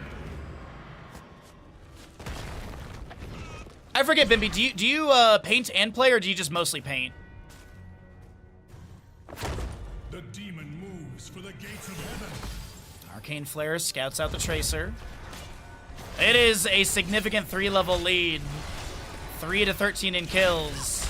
No subdue on Johanna completed either. Blue team's core is under attack. Another charge taunt from Varian onto the Johanna. Arcane Orb and Magic Missiles connecting. Jet Propulsion. Splash Stun off of the Brightwing into Lunara. Does Blaze that bunker? He does. Will he pop it? Does not push the button in time. But your Johanna will be traded by Varian. Dragon's Arrow lands on Li Ming. She'll blink to the side. The taunt from Varian connecting into Lunara. She's a very short distance leap, just trying to create some space. And no feed today on this Tracer. Looking to step up with the Immortal onto this core. They take down Brightwing. Kharazim, by the way, was being chased over here. He gets launched up in the air by Li Ming damage. And the Immortal is breaking through the shielding. Tracer on core. It's a Hanzo Lunara to defend. Demon's attack has failed. Yet we have not seen the end of it. You might have seen the end of it here, Announcer, as we do have 50% remaining on the core. Tracer blinks forward. They take down Lunara. Tracer recalls. No level 20 for any total recall value or anything like that. Core is left on 53%, and I think that's the call to disengage. They won't be ending here. As the Impaler camp for top lane is going to be started by Blaze.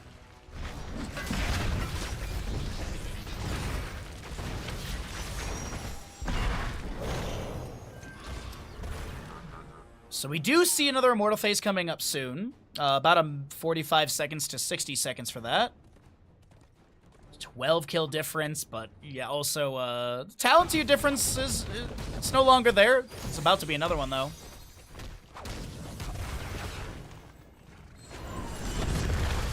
Li Ming Arcane Orb goes over the wall. She'll blink to the side. Sonic Arrow gets a bit of vision. As the Arcane Orb chases onto the Johanna, but will not find contact. Did you do more miniature streams? I have a plan to, yeah. Leaping Strike from Lunara.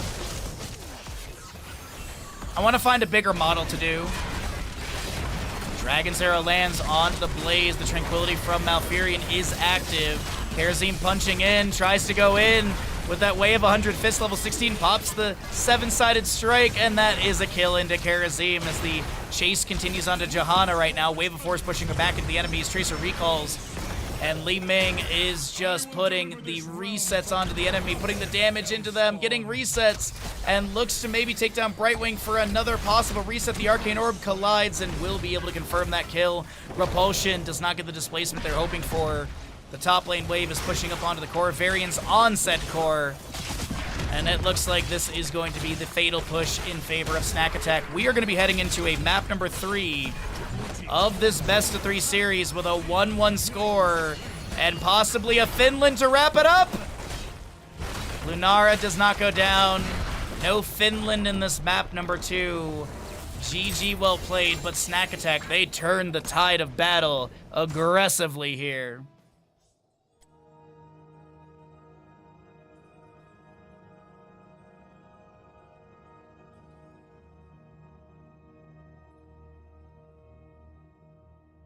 Man, oh man, what a great series, as we got a 1-1 score. Huge damage on Li Ming, Jesus.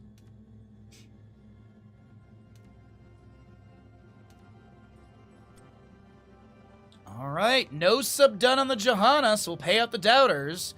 We'll get the ads out of the way. Of course, be sure to subscribe if you have the available funds. If you have Prime Gaming, all that good stuff, please do consider it. Help us hit our sub goal of 375 so we get that Wolverine stream for all of you on the day it releases. Let's find out together what's going to happen here on map number 3, though. Yeah, I just want to, like, this was not bad to paint, but I want something, like, a little bit bigger than this because like some aspects of this were a little bit hard to paint. So like maybe like 1.5 bigger than this would be like awesome. But this was a fun one. I enjoyed this one. It's a little it's a little advanced and it was a bit difficult. So I want something like bigger but easier. Does that make sense? Big but easy.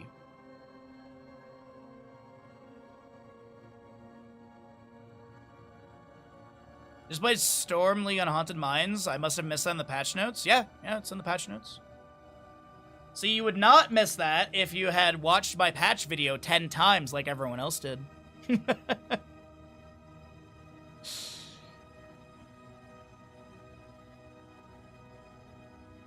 I still have Expedition 33 music stuck in my head today. Players are going to swap sides, but we do have a Ragnaros for all of you. We do get a Ragnaros. We'll see what the build's going to be here in Division 2. But yes, I believe the players are going to swap sides. Snack Attack is Yrel. Yeah, she's left side. Okay.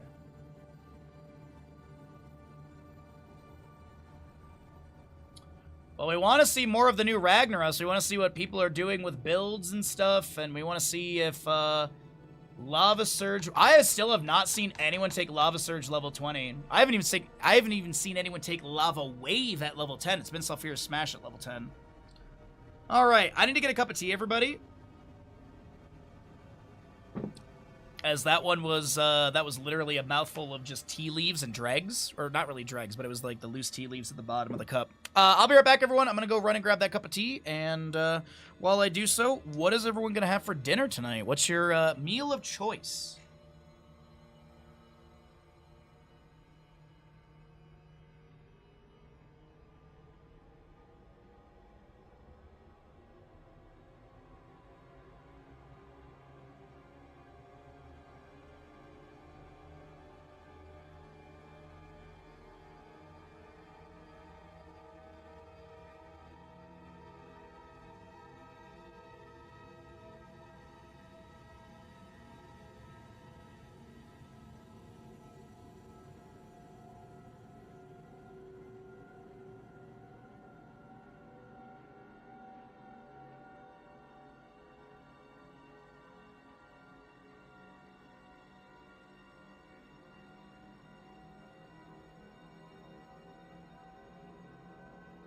Alright. It's getting hot in here. I had to take my sweater off as well.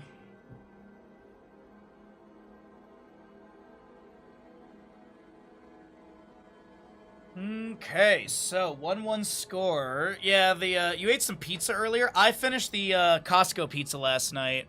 Last night I finished the last 4 slices of Costco pizza.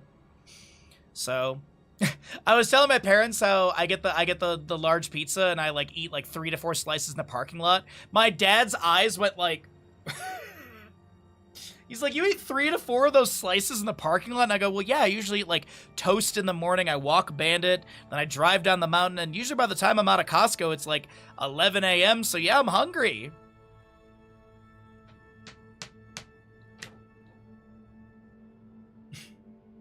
Yours is a tiny yeah, compared to Costco pizza, everything is tiny. But, yeah, so that was, so that's that. And then, as I said, I was supposed to have a date tonight, but they canceled on me. So I'm gonna take myself out for tacos, because why not? Zark, congratulations on 69th. It's huge. Watermelon as a snack is always good. I'm trying to figure out some sort of snack for midstream. Bananas are always okay, because, like, sometimes when you eat a snack midstream, you just get tired and sleepy. Or, like, eating something, like, eating a meal is, like, and then casting is really difficult. Bananas are great, but I don't want to eat bananas every day. I don't want to eat a banana every day. I want to have some variety. I don't like, I thought about doing, like a protein bar or something, but even then, those are, like, bleh. Sure, we can do that. It's been, yeah, it's been like an hour since we've given him a treat, so that works out. Mr. Bandit! You are such a good boy. Jump, jump, jump, jump, jump.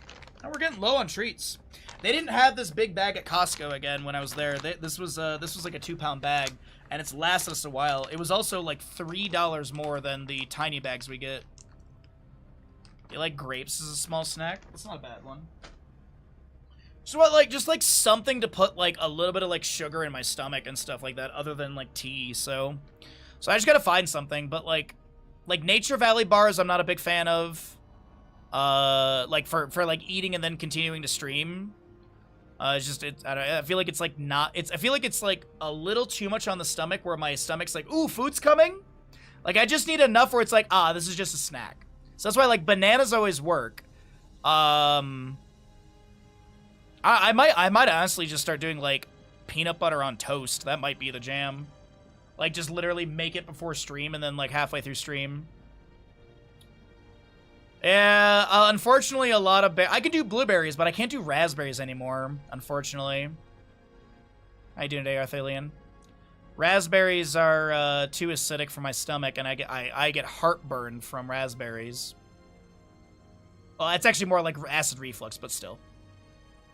God, I miss raspberries so much. Jam on toast would be jam on toast, yeah. Well, I can do blueberries. Blueberries are fine. I have no issues with blueberries, but raspberries are high on the FODMAP. They have high acidity and fermentation in the stomach, and that's what my issue is. Like, I have zero issue with cooked onion, but raw onion messes me up. Raw jalapenos, zero issues. Cooked jalapenos mess my stomach up. So it is what it is. You know, it's just it's how tummies be. But hopefully your day's going well. Hopefully you're having a good Thursday, as we're doing bunch of casting today. Bandit, lay down. Just lay down. I literally see you keep staring at me. Just lay down, bud. I don't know what it is. Just lay down. There you go. Good boy. Solution is simple. Acquire a new stomach. You know, when I was younger, I used to say that modern science is going to revolutionize things, and I'll get a stomach transplant when I'm older and rich. Here I am, older. How's your day going, Bahamut? What's up, Brew? Good to see you. Also, Lazy Hydra, good to see you as well, my friends. Day's going all right. Day's going all right.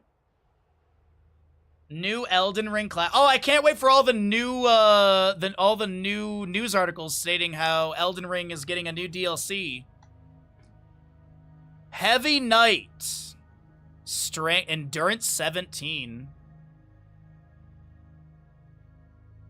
Didn't they make, isn't like the Heavy Knight basically like your Unga Bunga face tank build? And the Idus Knight, a knight of the land. Ida is a farm the lightweight attire, primarily which will wield ample dexterity. So it's like tanky but dexter. Yeah, so it's like a high posture dex character and then like a high posture strength character. Oh no, chat! I'm gonna have to play Elden Ring again. No. Oh man, chat, we're gonna have to play Elden Ring again. That's so awful. I can't believe it. Oh no. I did, by the way, I got the Duskbloods. Oh, there's a lot of fuzz on my head there. I got the Duskbloods application in. The reason that it wasn't working yesterday is because there was one more checkbox I was not seeing, so that Corsair sweater is still kind of new and it has a lot of fuzzies on it. My head was shaved, so I was picking up a little bit of that. All right. Yeah, but I'm all signed up. I'm all signed up for Duskbloods, so I'm looking forward to that. All right, Saphir Smash Ragnaros. This is the build I was talking about earlier, except at level 4, we're not seeing Blast Wave. We're gonna be seeing the Catching Fire. So we'll do a Ragnaros Saphir Smash prediction. Does Ragnaros finish level 10 quest? Yes, completed. No, incomplete.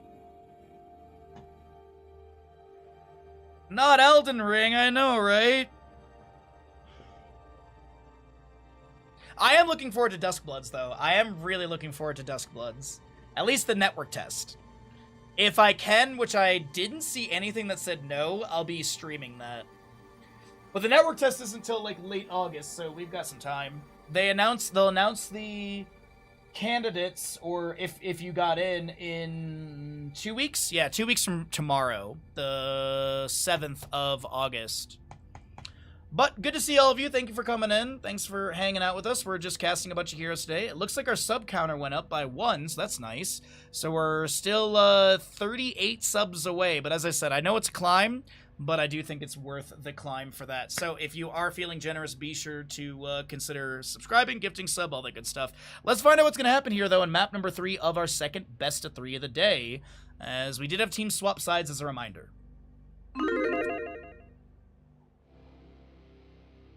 Commence combat preparations. Welcome back, everybody. Map number 3 in our second best of 3 of the day. On the left-hand side will be the crew of Snack Attack with Yrel, Garrosh, Malfurion, Genji, and Falstad. Right side is Team Cat Purple. You've got a Nubarak, Rhaegar, Tychus, Li Ming, and Ragnaros. Looking for the reverse sweep here.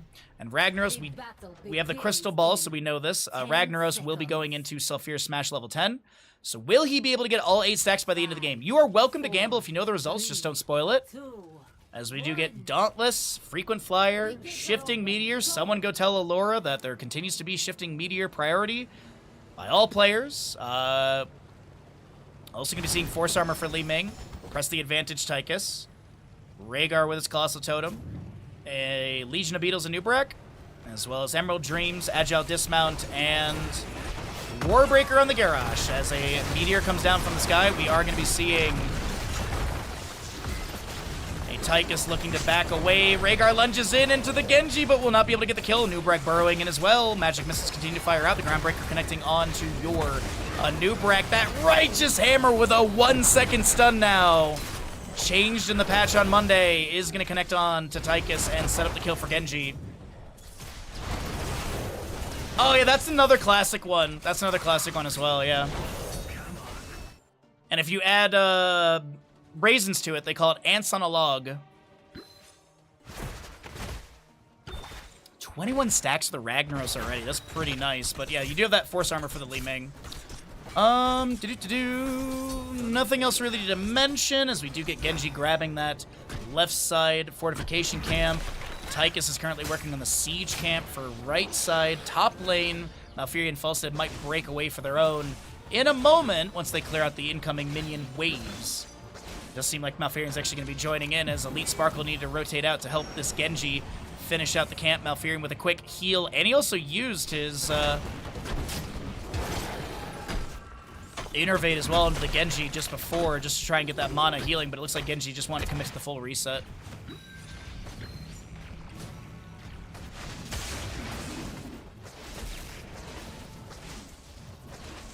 Alright, Falstad, he's going to be working on this wave. Li Ming finds a window between the minion waves to get the Magic Missiles Arcane Orb combo into Falstad.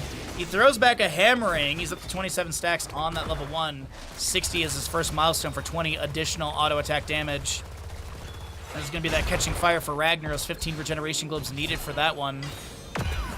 You have the activation of that 25 armor as well. And also, of course, baseline regeneration increase. Objective is going to be announced in 9 seconds. Tychus with a minigun activation, chunking onto the Genji a little bit. Rel with the Avenging Wrath. The Meteor will chase onto her a little bit. A Nubarak misses the Burrow connection.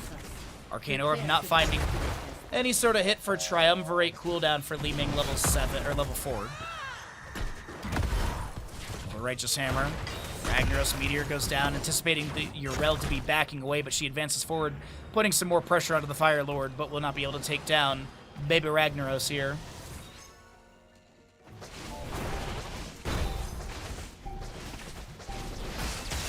Terminal online. Take control of it to pilot the mech. Impale lands onto Garrosh, and Nubarak is going to start walking out of this. We do have the Arcane Orb flying on in.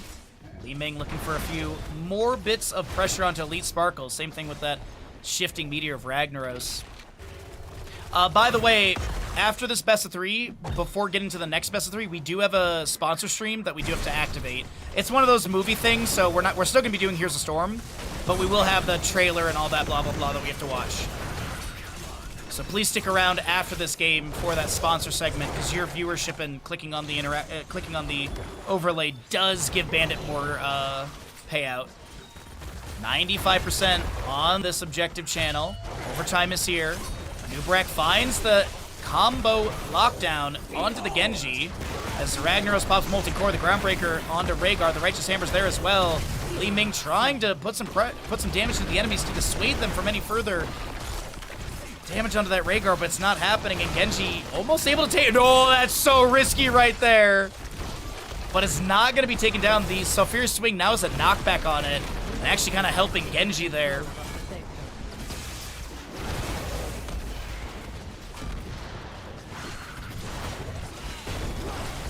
Rocket Glove hits onto the gate, does not really do anything.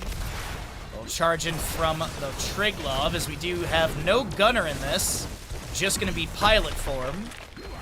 And Falstead will clear things out in top lane. A few shurikens fire out. Tychus minigun is active.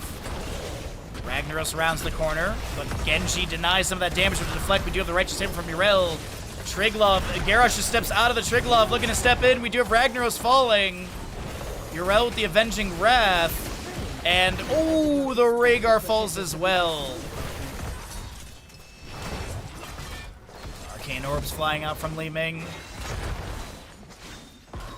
4-0 in kills. Snack Attack hungry for the reverse sweep. Oh, wait, no. It would be the shutdown and reverse sweep. Sorry, the team swapping side threw me off there. It'd be the shutdown and the reverse sweep. With Team Cat Purple, the ones trying to go for the 2-1 victory here, possibly turning things around. As we cycle through the other numbers to get an idea of what the damage healing experience looks like. And Li Ming Arcane Orb flies out in top lane near Falstead, but finds no connection. Li Ming will reset, and that is going to be Ragnaros playing it safe in bottom lane. 10 talents here, the music shifted. Falstead picked off in top lane by Tychus, it looks like, with a little bit of dive on Nubrak and Rhaegar. Gust, X-Strike, Warlord's Challenge. You got your Ardent Defender still for the Yrel. Good damage on the Genji. He pops Deflect, eating some of those arcane, or those magic missiles. Big Warlord's Challenge out from Elite Sparkle. X-Strike from Genji. They're trying to take down the Li Ming. Chain heals from Rhaegar, pretty good. Li Ming blinks to the side. And Shifting Meteor for Ragnaros has been completed. Chain heal pops around. Deflect comes through. That's a Righteous Hammer from Yrel. Tychus is low. And taken down by Falstead. Yrel goes in for another Avenging Wrath, which now has a 60% slow. As if Yrel needed baseline buffs, realistically.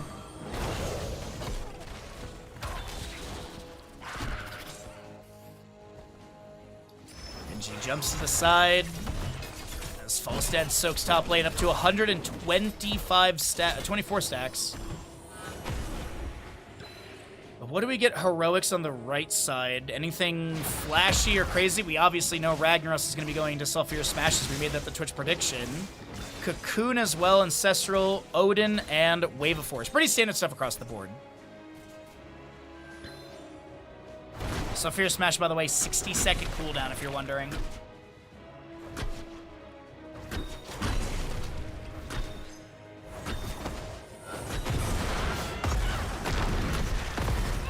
Another Righteous Hammer. Genji with some pressure onto the Ragnaros. Swift Strike over the wall. Deflect is there. Cyber Agility, and Genji's fine to back away. Ragnaros picked off, and a spray and disengage.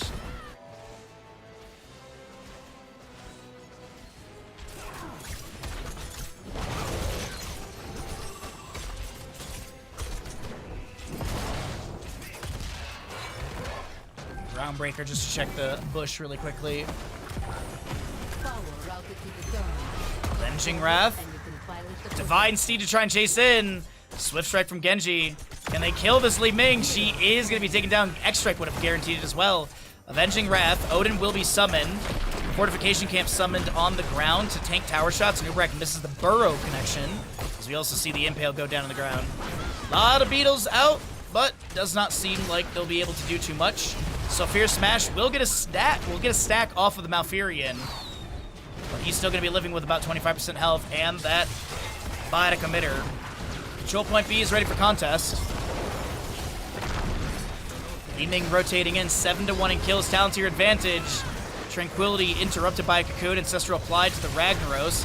Meteor comes down as well. Groundbreaker from Garrosh, big Warlord challenge on the 2 as Genji takes advantage of that lockdown for a Swift Strike.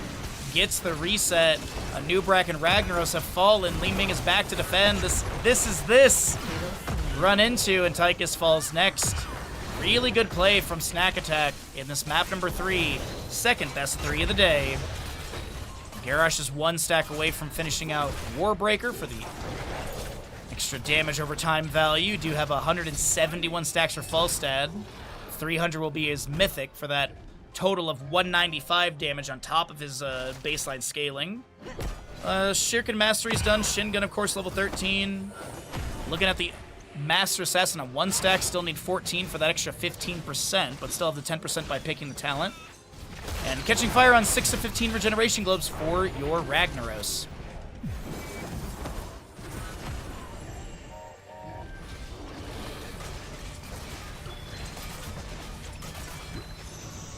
No channel onto objective yet. 2.5 level lead still favoring Snack Attack. 9 kill advantage. A Meteor goes down from Ragnaros. I think he's just going to focus on the wave, a little bit of damage into Falstad as well. Rel is still pushing things up in bottom lane. Working on sidewalls, waiting for the minion wave to come through. Might get an auto onto the structure. Just going to pop Divine Seed and back away. As your top lane camp is still pushing out, but it's not going to get any siege value. Support camp being started for the Biotic Emitter.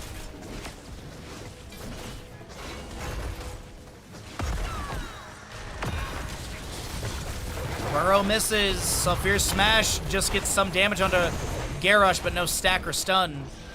And Biotic Emitter once again grabbed. What are we looking at for... Oh, this one doesn't show it. That one doesn't either. I think it's just 1 Biotic Emitter on the left-hand side. Blue team has destroyed the And 1 fortification camp held by the Anub'arak. Okay, I was just looking to see who's holding what. And Control Point B still uncontested at 11 minutes in. And also at 11 minutes in, it is a talent tier advantage, 3-level lead. Falstad, meanwhile, is like, I'm going to go ahead and get closer to 300 stacks by clearing out the bottom lane wave.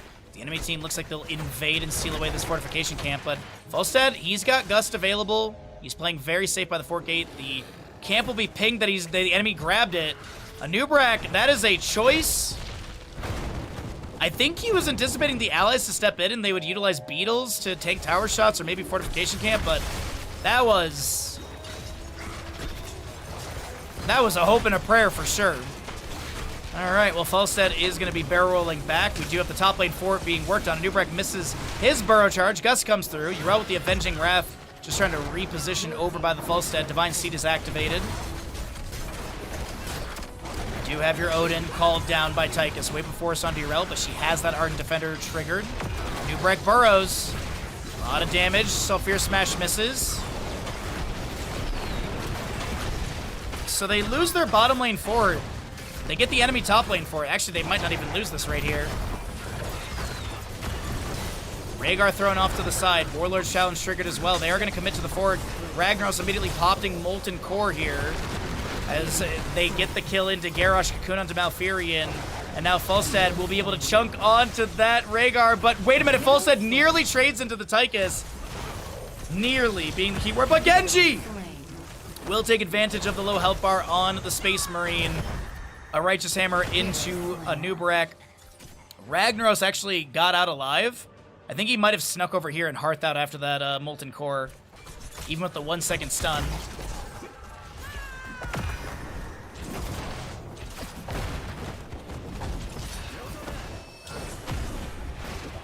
LaFacia, is that a quote from Kung Pao? From Betty at the end? Because I think it is. Nailed it. Oh, Genji. He's got Cyber Agility to back away. Catching Fire from Ragnaros has been completed in top lane. Control Point B still uncontested. As As a 10 kill advantage remains on the left-hand side for Snack Attack. A 2.5 level lead is there, but Talonteers are equal as they nearly take down the Malfurion. The Wave of Force will be good for that. Sophia Smash. Nice second stack for Ragnaros. And Li Ming gets a reset off of the Urel. Garrosh inside the Cocoon, and he is the next to go down. Beautiful damage. Li Ming confirms the triple for the team. And as we all know, triples are best.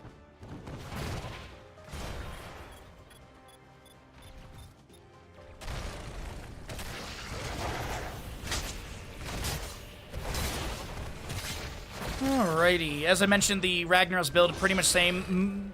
The Blast Wave slow at level 4 is typically what we see, but Resilient Flame, Meteor Bomb, Heroic Difficulty should be the level 20. Team Cat Purple. They find a few kills. Oh, Ragnaros bottom lane. Volstad gonna gust him up against the wall. Throws down the fortification camp, which is tanking the tower shots, and Ragnaros will be swift struck by the Genji. Genji Hearth interrupted by catapults. No one's gonna be able to get to Genji in time. That's unfortunate. I thought he might get punished or something, but Triglove number B. Triglove B is gonna be making its way in from the top lane. Has taken control of a protector. Quality dyslexia moment. Living Weapon Genji. You also do have your life bloom on Malfurion. Unrivaled strength. No, it's gonna be Titanic Might, as well as the Mortal Combo. This Rhaegar is very dead. He gets Ancestral. He doesn't have Farseer's level 20 yet, because he has no level 20 yet. But yeah, you do have the Earthshaker with the Titanic Might. Defensive measures at 13. Wind Tunnel for the False Head and Seraphim. Even though it was nerfed to 20 seconds, it's still going to be the main pickup, and this trickle off through mid lane cleared away. Wind Tunnel up against the wall. Saphir Smash from the Ragnaros on 3 stacks. We do have that Meteor shifting over to Elite Sparkle. Nubarak is trying to get out of here. No rewind available. Tychus down for 40. 18 on the Rhaegar. Nubarak will burrow into mid. See if any way to get away from the Genji. It doesn't look like that'll be the case. He's trying to wiggle. But this big old beetle boy, hey, he lands a cocoon into a burrow. Impale to be thrown back. Nubarak still has so far to go. He is Bed of Barbs level 4, so no Shed Exoskeleton for movement speed buff. Righteous Hammer. Wrecking Ball, Groundbreaker, Earthshaker. Earthshaker, by the way, is going to be the Wrecking Ball stun enemies near impact area for 0.5 seconds, so... Sometimes you can use minions to stun the enemy. Uh-oh, wait a minute. Ragnaros and Volstad bottom trading 281 stacks for the bird. As Control Point C is still a minute or so away from announcement, I believe. Blue team destroyed the Bottom lane for it. The Elite Sparkle, oh my god. Ragnaros can't even get the stack because the Tychus just shreds through that Garrosh. 7 of the 15 stacks on Master Assassin level 4. Did go Combat Tactician with That's the Stuff at 713, with Sizzle and Attacks at 16. Next strike from Genji with Living Weapon got a reset, goes in for more damage, but now needs to Swift Strike away from the enemies. And this will be Fortification Camp picked up by Team Cat Purple, but they do burn Odin for this. Got Bob and Weave, Repulsion, Rewind, Farseer's Blessing, and Flames of Sulfuras or Heroic Difficulty.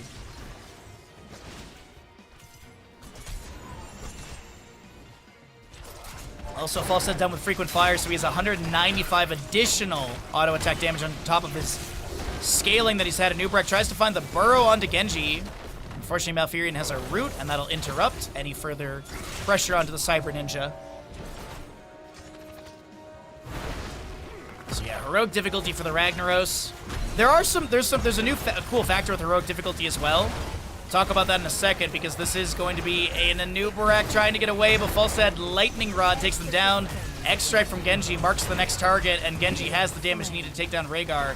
Minigun from Tychus is active, but now Genji jumping in once again. Last wave active. Oh, the Groundbreaker misses onto Ragnaros. So heroic difficulty, by the way, so Molten Core range is increased by 100% at the start of its duration. In addition to the cooldown of Molten Core is reduced by 110 seconds when used on a destroyed fort or keep. Now, Molten Core did have its cooldown increase this patch as well, from 120 to 180. So by getting heroic difficulty and using it on this tower, you have a 70-second cooldown. We did test it as exactly 70 seconds when the Molten Core expires.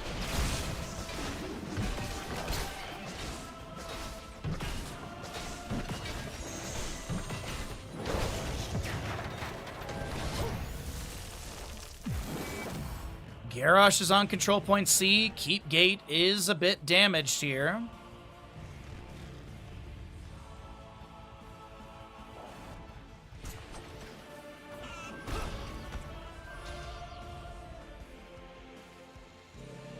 More camps to be grabbed. All right, so camps will clash in top lane. Minion wave in top looks like it's pushed up a little bit here with a couple catapults as well. Heroic-wise, everything is off cooldown. Ragnaros is respawned. But where the objective channel sits, I don't know if they're really going to be able to rotate and defend this. So they'll clear out the top lane wave, and then maybe Hearth back for the bottom lane defense. Yeah, that seems right.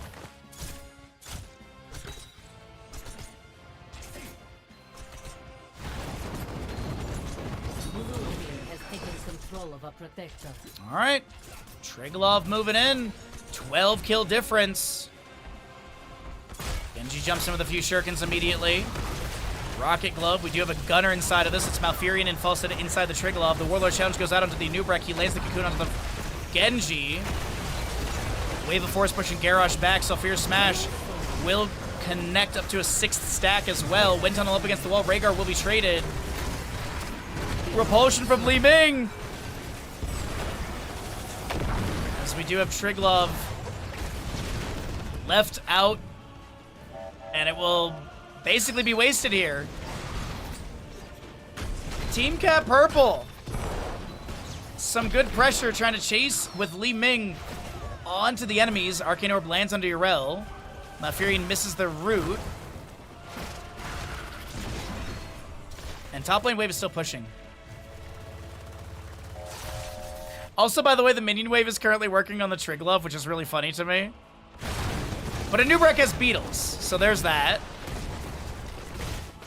Did go Legion at level 1, has the Leeching Scarabs, the Mad Lad, the Beetle Juiced as well.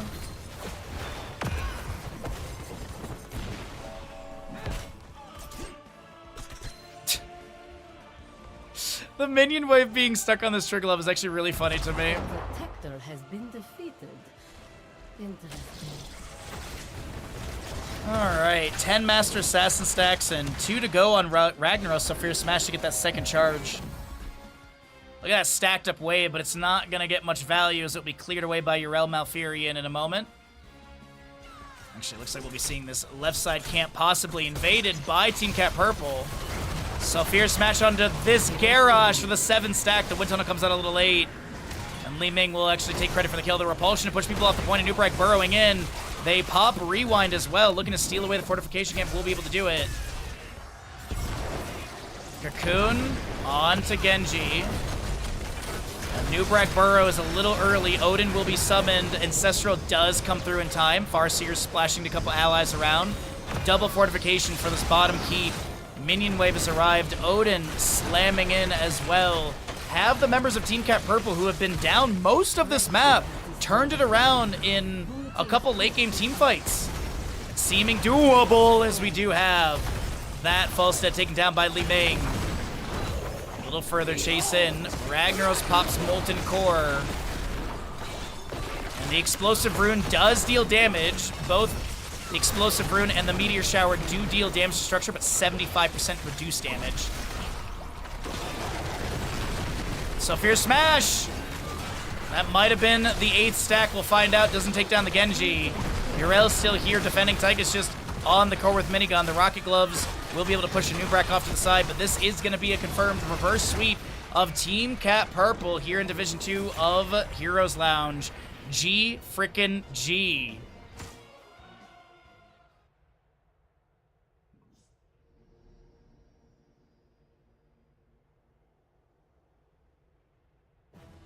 All right.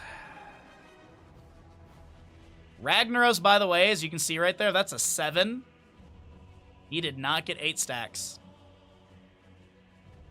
Nice fat minion wave. That was a fat minion wave. It's a whole minion army for sure. Subdeep, good to see you, bud. Well, chat, you know the spiel. We're trying to push up on our sub goal. If you'd like to resubscribe to the stream, every little bit helps us out. If you resubscribe with a tier 1 reoccurring, that also does help out for our partner plus for the month of July. I think actually we might have hit it. But we can also even push up even further, as we can get up to 300 subs, and that would give us a 70-30 split. But right now, we're looking to sustain that 100 sub points per month, so that we get a 60-40 split on all tier 1 subs, gifted subs, etc. But yeah, do consider subscribing if you have an available sub. And we've got another series coming up, but we're going to start out a Twitch sponsorship here. It's going to be still Here's the Storm. It's just we have to watch like a movie trailer and then we react to it and stuff like that. So we'll be doing that, and then we'll be doing more casting. So the next game will probably start in the next 15 minutes or so, if you're wondering. So let's get everything set up for the next series. Then we'll get everything set up for the movie thing, and then we will do the movie sponsorship start and then get casting. I think we just continue descending down the ladder and we just go to Division 3. How does that sound, chat? How does that sound? Good to you?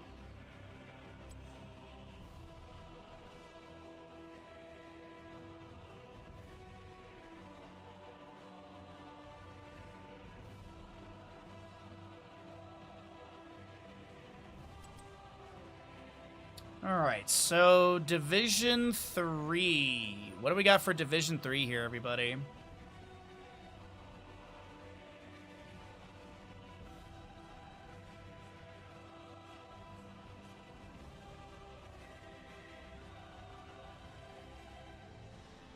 Alright.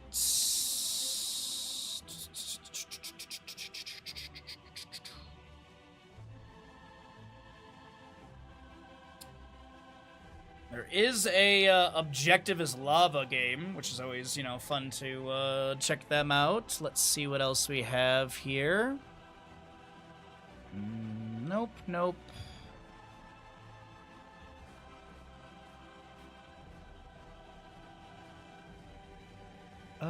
Maybe that one?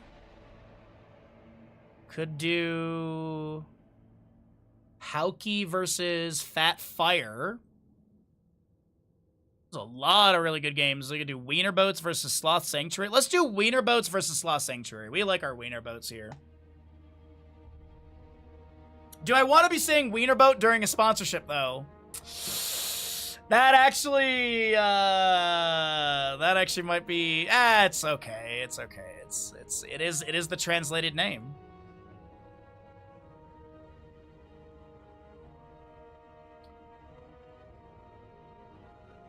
We do love our hot dogs here. If I wasn't getting tacos after stream today, honestly, some bratwurst sounds so good.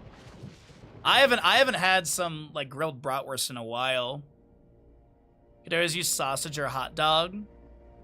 I could, but hot dog boat actually does sound pretty good. Sausage boat does, like, it rolls off the tongue a bit. Like a weenie. Rabbit is Blaze. Okay, so we have right and left side set up correctly. The sausage skiffs, that's brilliant, LaFacia. That was really good. Pat yourself on the back on that one. That was really good. I like that a ton. Alright, let's scale out Sloth Sanctuary. The sausage skiff. Let's let the players know we're going to cast their games. So we've got, scroll. Odorox versus Sloth Sanctuary, which is Loka. Hello, friends. I'll be I'll be casting your match from July in a few minutes. But Hummet, look. So now, so we have, this is going to be, you have to look up the name of the sponsor segment. Monetization, sponsorships, manage, view campaign details, watch this trailer.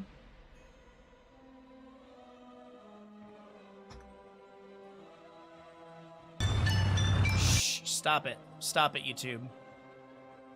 Put that on like 12%. Video that, we'll make it 15%. Kielbasa Caravels. That's please continue doing this all day. That's like another good one. All right, so there's that. Let's see. So let me get the let me read this ahead of time. Street segment is sponsored.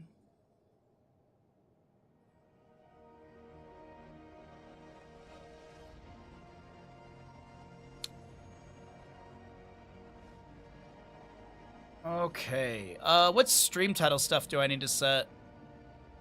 I think I'm all good.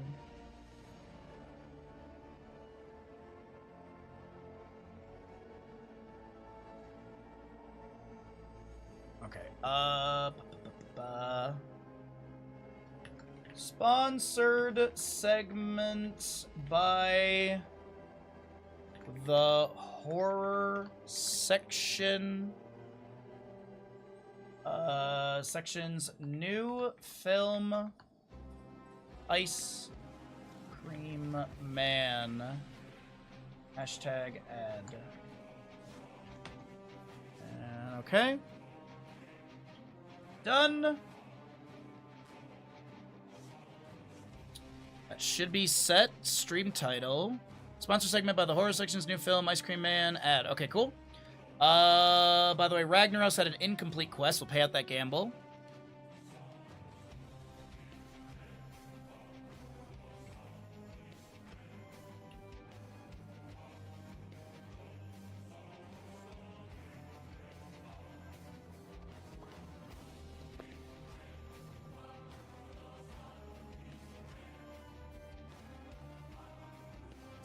Channel skin enabled.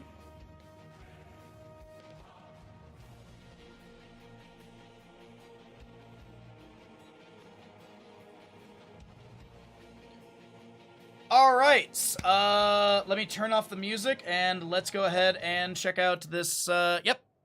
Alright, so the thing should be on the screen and everything. Yo, what's up, Shy? Just in time for the start of the sponsor segment, and then we're gonna get back into casting.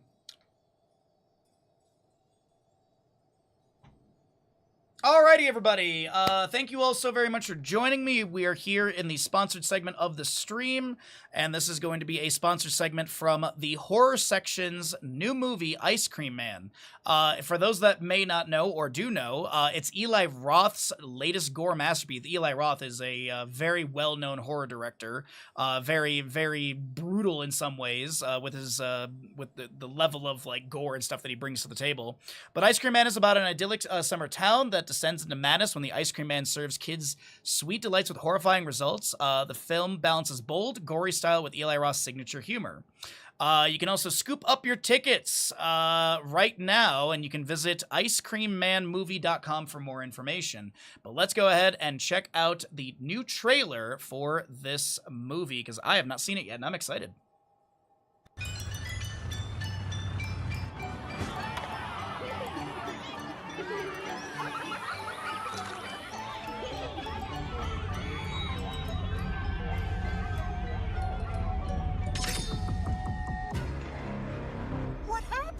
Someone hurt my mommy.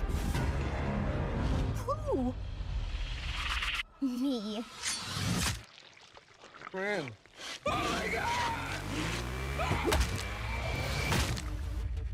You guys see that weird Ice Cream Man today? What do you mean weird? He just kept popping up, like he was following me. Is everyone sick or something? Marcella! Marcella! Back to your classroom. What is going on here? This isn't funny! Jesus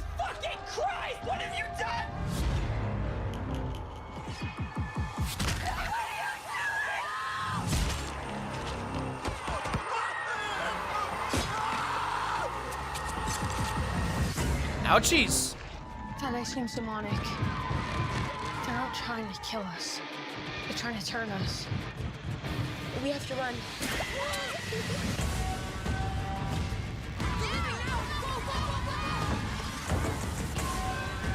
You can't just kill him. You have to cut his head off.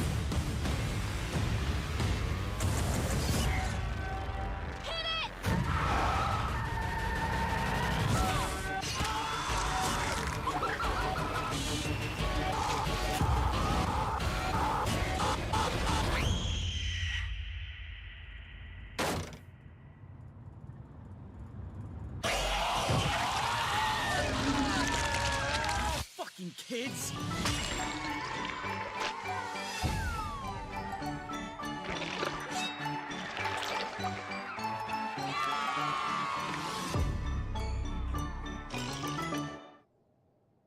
I gotta be honest, I thought the same thing too. Hi, Dread. I thought the exact same through. I was like, man, I should get some ice cream. I legit was like, I need to get some ice cream. I like Eli Roth's movies. They are very, very, very, very gory, as you saw in that trailer, but it looks really, really good. Definitely interested. As I said beforehand, there is a channel overlay and stuff like that. Be sure to click on that and check out the new Ice Cream Man movie. You can also use Ice Cream Man. You can go to icecreammanmovie.com as well, and I believe you can get your tickets, or you can scoop up your tickets today. It looks honestly, for like, I enjoy some gory movies here and there. That looks like it is gonna be some fun times, because it looks like it's got a lot of inventive kills, is a good way to put it. So definitely interesting. A very cool adaptation as well of like the zombie apocalypse thing. I really like that as well. I think that's really cool. So yeah, you don't like horror, but this movie is more your type. Everything being turned to 11 is pretty cool. How do they explain acting requirements to the kids? I have no idea. I couldn't tell you. I'm not a childhood actor. But yeah, like there's a lot of like this like style has been done, but like I think it's a cool story to have the Ice Cream Man and all that kind of stuff, because being able to see the actual distribution of the evil is always cool, because I think a lot of things like Children of the Corn, I don't think you really see how they turn evil. They just kind of are. There's other like zombie movies where you kind of see like the Patient Zero, but like seeing the control and everything from the Ice Cream Man is a really interesting adaptation. So as I said beforehand, be sure to click on the overlay, check out icecreamman.com for more information, and scoop up your tickets today. So that is going to be, I believe we got the on-screen read and everything good. I just want to make sure that I'm doing my part on the Twitch side of things. And yep, okay, looks like that did go through. So we just have the channel skin overlay active. And let's go ahead and get into another best of 3, everybody. You're friends with Babbage? The guy I went to high school with? Not really, no. How's your day going, bud? I did go to a school with a guy whose last name was Babbage, so every time someone says that, I'm just like, no, I don't. We're not really close anymore. He did give. He did. I did get to get car rides home from him though, because he lived in the same neighborhood as me. So I gave him $20 a week for gas money to take me home. What should we get going for our first prediction of this map number 1? Maybe Thrall, Echo of the Elements? Nah, it's Infernal Shrines. Let's do Junkrat, Taste for Explosions. I don't think we've ever really done the level 4 for Junkrat as a Twitch prediction, so let's do that. Boop, boop, boop. I need to... There we go. Does Junkrat finish level 4 stacks? Yes. Completed quests? No. Incomplete. It's Infernal Shrines. It's a very brawly map. I think it's doable to get the 200 stacks. Especially, is he gonna go Spread Volley 16? No. That would help a little bit. Alrighty. Ads are out of the way. Get a sip of tea. And I think we're ready to rock and roll into our next best of 3. Thank you again so very much to the horror section for sponsoring this segment of the stream, and thank you to Eli Roth for making ice cream, the Ice Cream Man.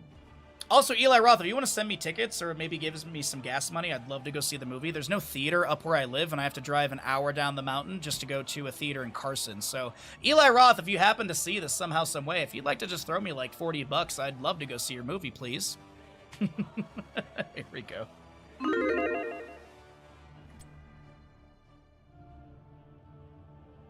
Prepare yourselves for battle, heroes. Prepare yourselves, ladies and gentlemen, Murloc mains and Cho'Gall champions, for your left-hand side, the Wiener Boats. That is the translated name. That is the name. Or the Sausage Skiffs, as it was said in chat as well earlier, which I do like that one too. But we've got an Anubarak, Tyrande, Thrall, Sylvanas, and Junkrat. The battle begins in 10 seconds. On the right-hand side, it's going to be the crew of Sloth Sanctuary with the Rhaegar, Li Ming, Mei, Hanzo, and Blaze. 4, 3, 2, 1. So while the tile doesn't have... Well, we used to have one, and it got closed around COVID time because the owner was not really a good... He wasn't really a nice person, and he also didn't run the theater very well, so there's that. But we had a theater up until 2021-ish. In the Heavenly Village.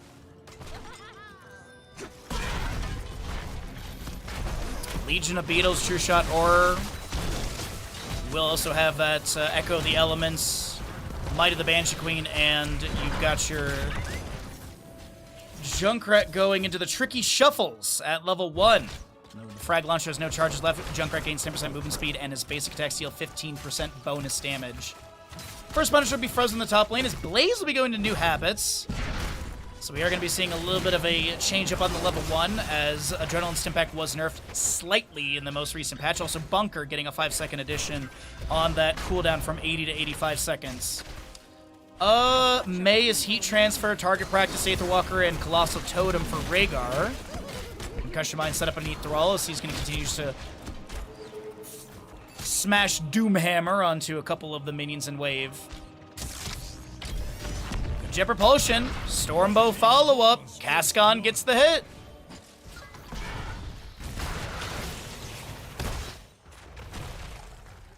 Burrow out from Anubarak to safety, okay. Pretty good odds on the Twitch prediction, thank you everyone, as I accidentally missed the Junkrat kill there. Hanzo able to get the kill. Junkrat's dead body floating in top lane. But it's no level 4 yet, so there's no stacks to be lost or time to be lost. But what is going to be lost here is nearly a level lead in experience. Let's call it closer to half a level. Half a level of experience between these two teams.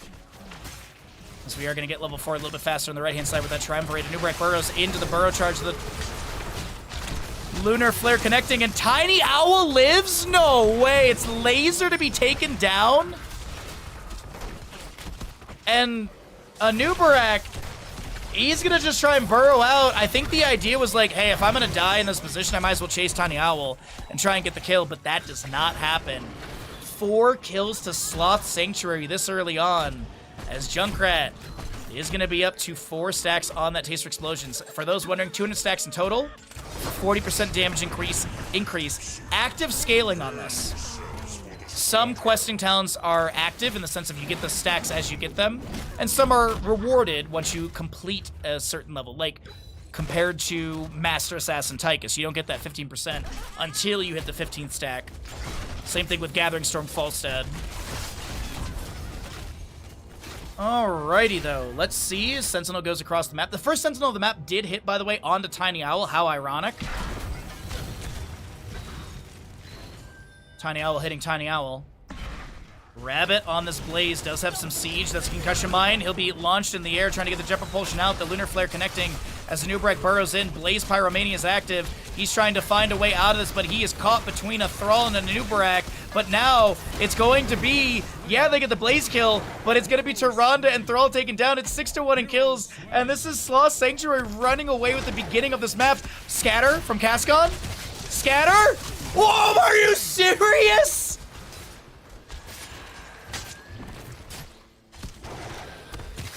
Please someone clip that. Please someone clip that.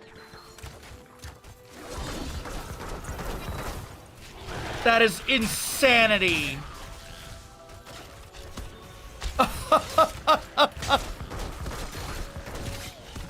8 stacks on the new habits for Blaze, 7 more to go for his 15 regeneration globes.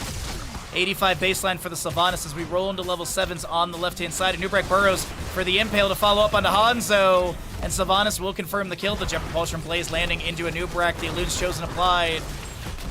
2 to 7 in kills. 33 to 0 in these Skeletal Defenders. Chain heals going up from Rhaegar. Tiny Owl displaced by the Concussion Mine. Blaze will be taken down. A 3rd kill to the side of the Sausage Skiffs.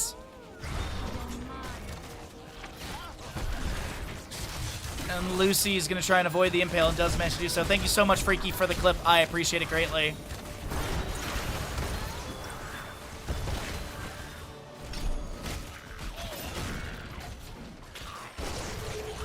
Sonic Arrow for a little bit of vision.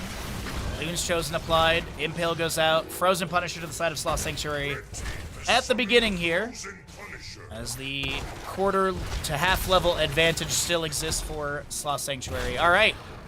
Punisher jumps over to Nubrak. Nice burrow to avoid. True Shot Aura gets activated. TT Sylvanas is here.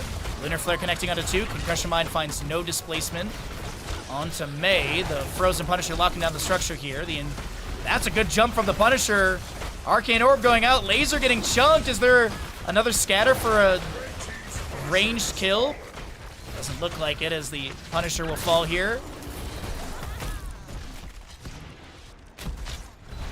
And Sylvanas uses possession to push back the minion wave. Some beetles are there. That is such a good ice wall from Mei that Lucy the Li Ming will play into. Disintegrate getting a reset. Blinking forward, looking for more, but the minion wave is going to eat some of that Arcane Orb damage. The Stormbow, scatter, off the sidewall, gets the kill, 10 to 3. And man, oh man, do we love Division 3 for how explosive this has been. We're 13 kills at 6 minutes, everybody. That is huge.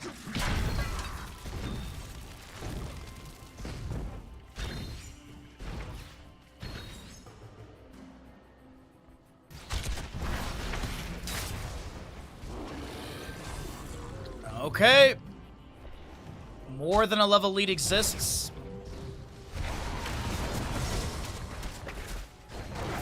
As your Fallen Shaman of bottom lane is going to be grabbed for a bit more pressure into the lane of where the next objective's going. I don't know if they're going to be able to siege past the 2 towers of this fort gate. Sylvanas is putting some pressure onto Blaze. Up to 140 stacks for her, though. Another 110 to be able to get that increase on the Black Arrow. Damage from 15 to 50. 44 for the Thrall on his Echo of the Elements. 32 for Junkrat. 32 stacks at 7 minutes is not too bad, honestly. The pacing is pretty good. New habits from Blaze, just picking up its 14th regeneration globe. He'll be able to get the 15th in the top lane wave. And target practice for Cascon. Who's he missing, and what does he got to hit? 1 stack onto Sylvanas needed. And as I mentioned, that Blaze new habit's about to be completed as well, or is completed. By the way, we're about 10 seconds away from the announcement of the objective. As Blaze, nice check of the bush. We actually do have a few enemies floating around over here, so good check. Nubrak will show to the scatter of Hanzo. Number 13 rolls through as we get the announcement of the objective, I do believe. Oh wait, no, I'm like 15 seconds early. I'm so sorry.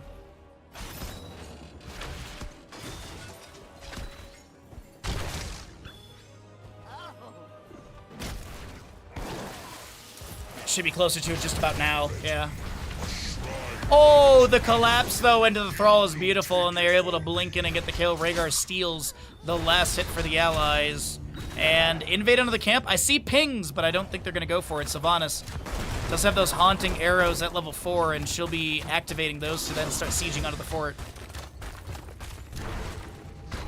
Lucy trying to clear out the minion wave, deny some of the siege.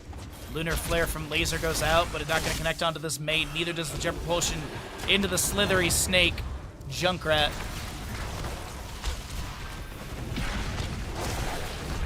Big contest over this camp right now, or objective.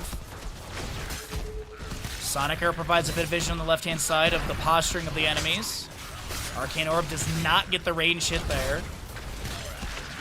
So no cooldown on Triumvirate, but it's still 13 talent to your advantage, and Hanzo might be trying to find that last Stormbow into TT, the Li Ming, or the Sylvanas. TT is usually plays a lot of Li Ming, so trying to adjust that in my head here. Second Punisher, moving in through bottom lane. Fort Gate has been taken down. Scatters to provide some vision. Sentinel goes out from the Tyrande as well. Punisher jumps onto Nubrak. Another good pull from him with the Burrow Charge to avoid the stun. Hanzo gets his last Stormbow hit, has the 100 extra damage.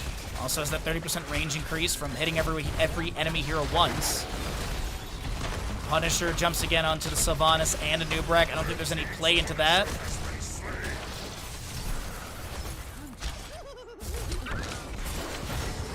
Haunting Wave forward. They're going to chase a little bit more into this. Windrunner level 13 does not get triggered. The Ice Wall zones the enemies back, and that'll be the end of this engagement. Meanwhile, Blaze in the top lane pushes things up. Thrall trying to soak up mid. He's at 69 Echo the Element stacks. I got it. Like, I'm not even intentionally doing this. We've had so many stats that have hit on 69 today. I have to be honest.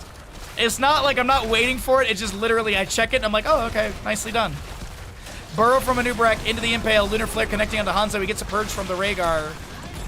No Purification level 7, as we do have... Oh my god, the Interrupt onto Junkrat denies his channel of the Riptire. The fort may fall, but the Jet Propulsion onto Slithery Snake. There's going to be some body blocking. Li Ming Disintegrate takes down the Junkrat, as she also got the kill onto onto Sylvanas. Tyrande falls to Mei. And a triple kill to the side of Sloth Sanctuary. Right, Lafasia?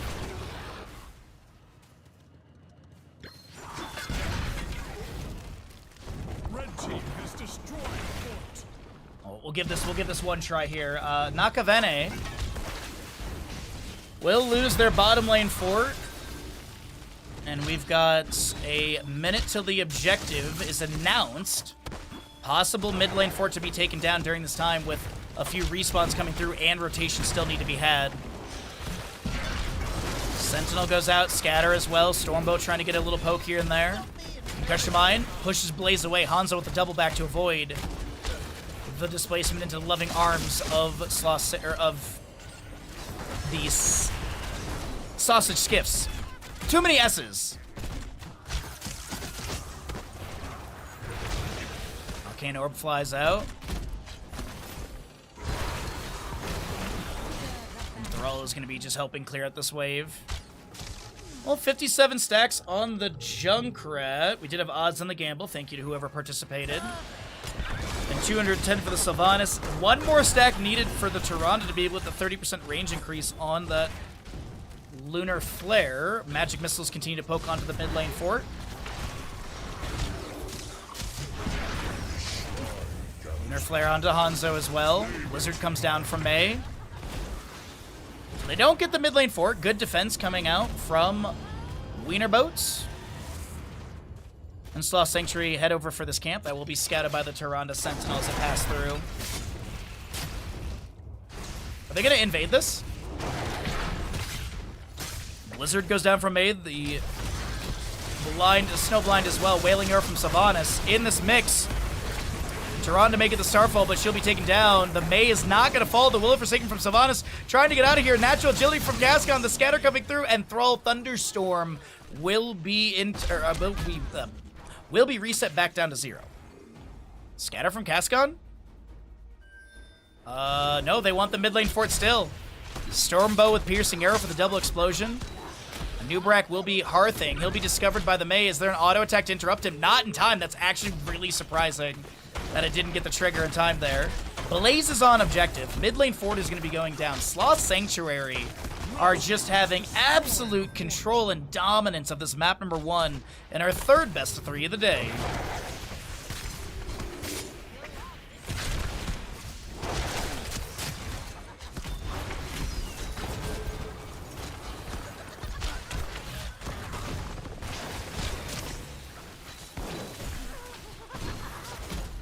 Continue to throw a few grenades out here and there. Possession will be used onto the catapult to just push back the wave.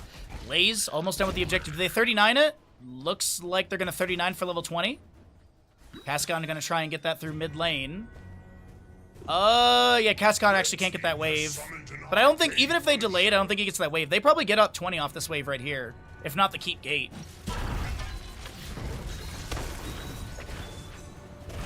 Yeah, so this tower right here is gonna be enough. Hanzo actually got it in bottom lane, or mid lane. Shatter, I'm sorry, Archon PP? Lucy, Archon PP, really? Burn Notice Blaze, Bullseye Hanzo, upgrade. And you do have your Farseer's Blessing. Archon Pure Power for the Li Ming. As she stands and is going to be a beam.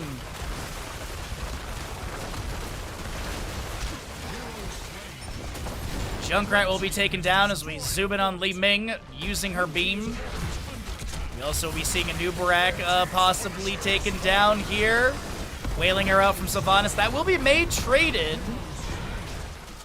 And the Ancestor on a 10-second cooldown, I believe, was applied to Mei, and she was taken down there. So, Blaze also falls.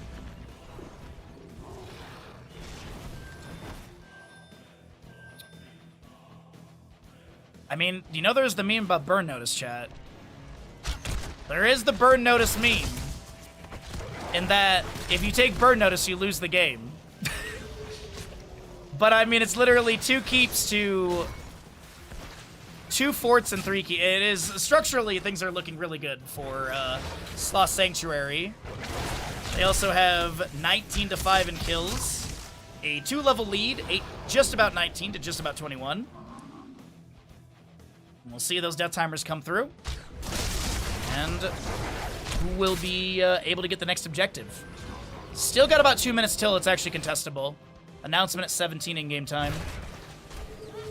Bullseye checks the bush. Thrall is done with his Echo the Elements.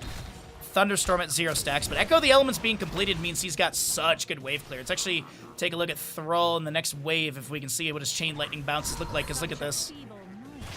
Chain Lightning's getting extra bounces per target.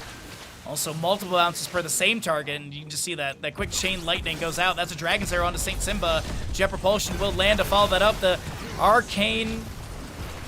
Disintegrate from Li Ming will be coming through, and she will pick up a double kill. And the next objective is mid lane. I would not be surprised if they open up the entire fort gate. Keep gate.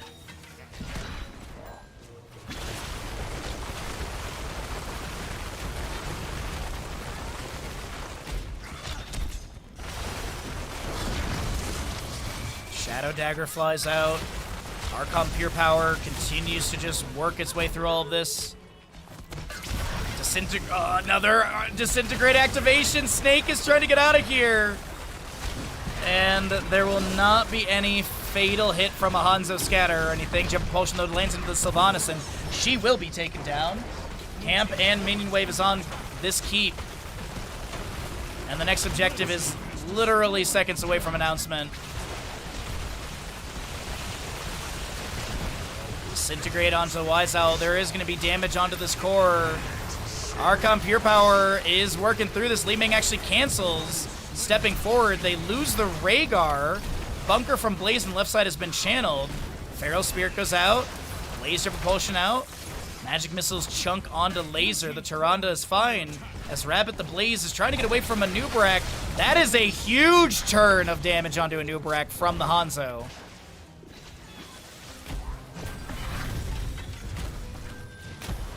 Thank you for Get What, I appreciate it, bud. Thank you for Get What, I appreciate you. Hey, we're just trying to make that movie money. We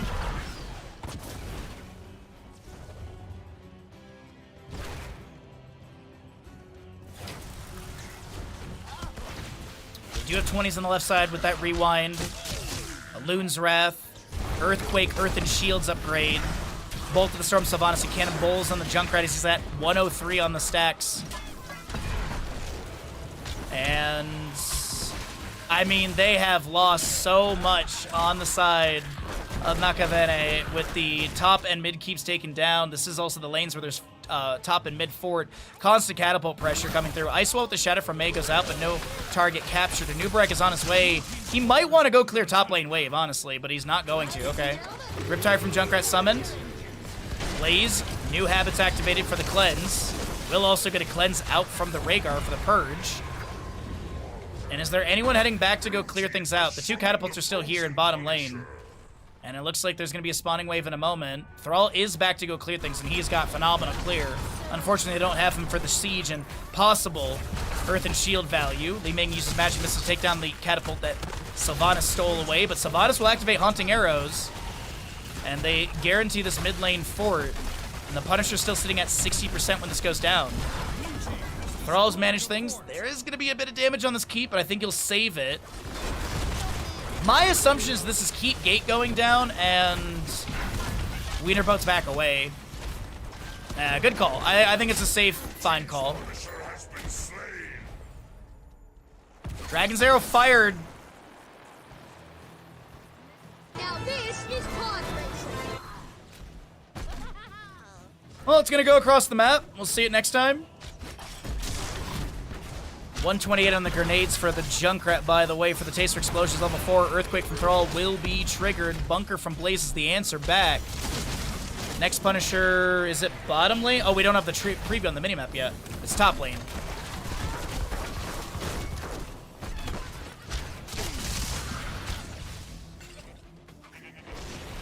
Ubrecht looks for the burrow onto Hanzo. I think they got it. Concussion Mine pushes Cascon back.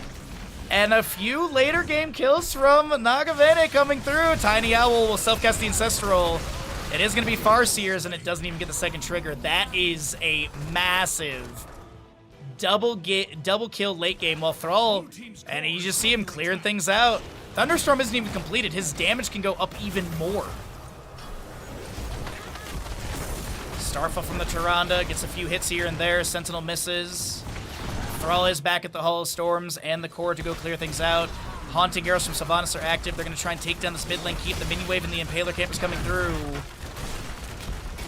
It's looking pretty promising. Also, Sylvanas is getting really close to finishing out her Black Arrow baseline for the healing on top of that increased damage that we did get at the 250 mark.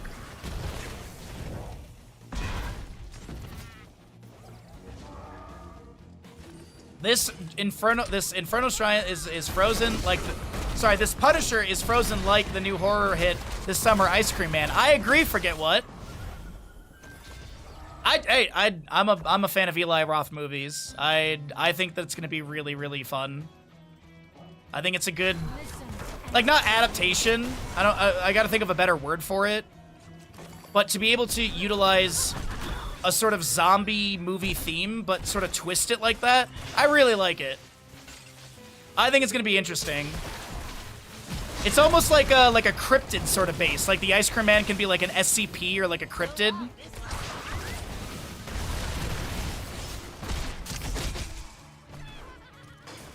A grenade or two is going to be going out. The cannonballs are going to weaken the fort gate, and there's going to be the Punisher activation.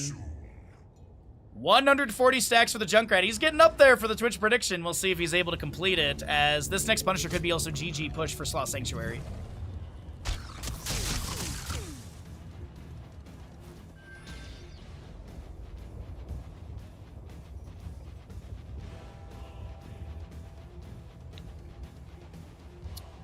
Alrighty. Oh, sorry, hold on. Twitch is trying to run ads. I got you, chat. Try and hit that snooze button in time before it forces them on. Blaze is looking to get away, but he gets hit with the Burrow Charge. The Impale. Ancestral will be applied, and he jumps inside the bunker. Farseers afterwards. Icewell for the May finds no target to connect onto. Starfall with that Earthquake from Thrall, and that's a lot of damage. Wailing Arrow out from Sylvanas. Tiny Owl the next to go down. Haunting Arrow so they can dive underneath this fort. And Hanzo with the natural Jitted with 250 HP. Your May is going to be able to icing away, and Sylvanas is done with her baseline stacks. Junkrat heads to the objective. Is this a turnaround from Nagavene in this map number 1? They were trailing for so much of it. It seemed like Sloth Sanctuary had the map, but Junkrat's on objective. The rest of the team is pushing with an inspired minion wave onto this keep gate of top lane.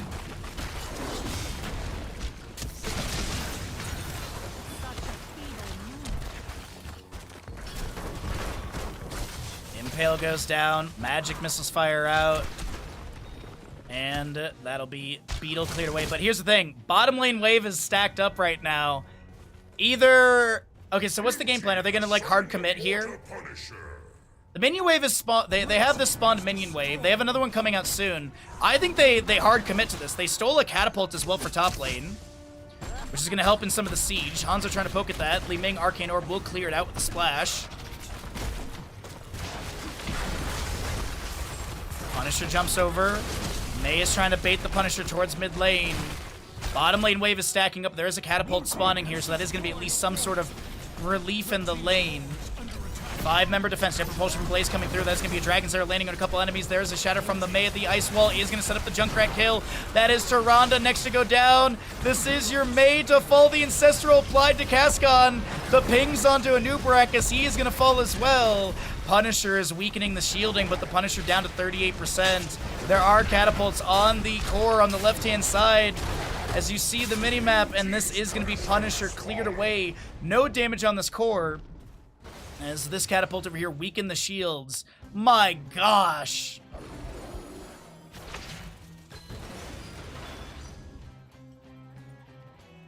Whoo-wee. They move across the map through the minion waves. It's obvious that they're on their way. Thrall Sylvanas to defend for the next 20 seconds, 25 seconds on average for the 3 death timers. Blue team's core is under attack. Shielding broken. Archon Pure Power triggered. Or shielding breaking. Tiny Owl goes down. Haunting Wave 4 from Sylvanas. Cascon natural agility over the rubble of that keep. Dragon's Arrow goes out. Thrall is going to be able to get the kill, but Blaze is on core. You see the pings onto Rabbit. Bunker available in 18 seconds. Thrall goes down at 2 with 12. What a game number 1, dude. Still like a minute or a minute plus for the next Punisher, I think. And we're playing baseball with Dad. We're going from one side of the map to the other with these core calls. As Anubarak looks to push up, Mei Blizzard to zone and stun. Junkrat Concussion Mine to close the distance. Can they get the victory here? Mei Li Ming to defend in a similar 25-second on average cooldown. Anubarak pops the rewind. Earthquake from Thrall will be coming through. The Ice Wall from Mei. Summoned. Shatter finds no target. Saint Simba a little bit low here. Minus 40 armor, has to be careful. Earth and Shields going out from the Thrall. As this is a Mei icing in the Disintegrate. Not going to be enough to get a reset. Arcane Orb doesn't hit. It misses. Cocoon onto Li Ming. 32. 30%. Tyrande falls. Dragon's Arrow lands onto Junkrat. He'll be taken down. 3%. Not like this! Not like this! 489 HP remains on this core. Shielding building back up. Sylvanas going for the Hail Mary play. As the catapults are on this core over here. And they win. There's no way she gets this in time. Good attempt. But that is going to be the members of Sloth Sanctuary with 3% on their core taking map number 1. Holy Jesus. Sup, Jace? Holy Jesus. That was a good map number 1.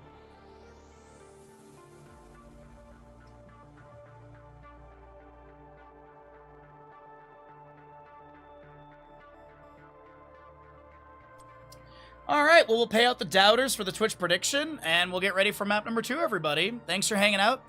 We do have a sponsor stream going on right now. Be sure, in the meantime, to click on the banner around the screen, because your interaction with that helps us achieve a better payout. Also, you get to check out the new movie, Ice Cream Man, directed by Eli Roth, from the horror section. And also subscribe. If you'd like to help us set our sub goal, that'd be super duper, because we are currently, and I know it's a hike, 38 subs away if you're feeling generous. We're looking to climb back up to 375. All right. Yeah, the horror section. I did get it right. Okay. I was just making sure I was saying the name of the Yeah, like and subscribe. Yes, turn into a giant werewolf. It was an incomplete quest, by the way, so doubters get paid. Ooh-wee, everybody. Ooh-wee. As we head into Volskaya Foundry for map number 2, we'll double-check the sides. As they did swap sides on me. Okay.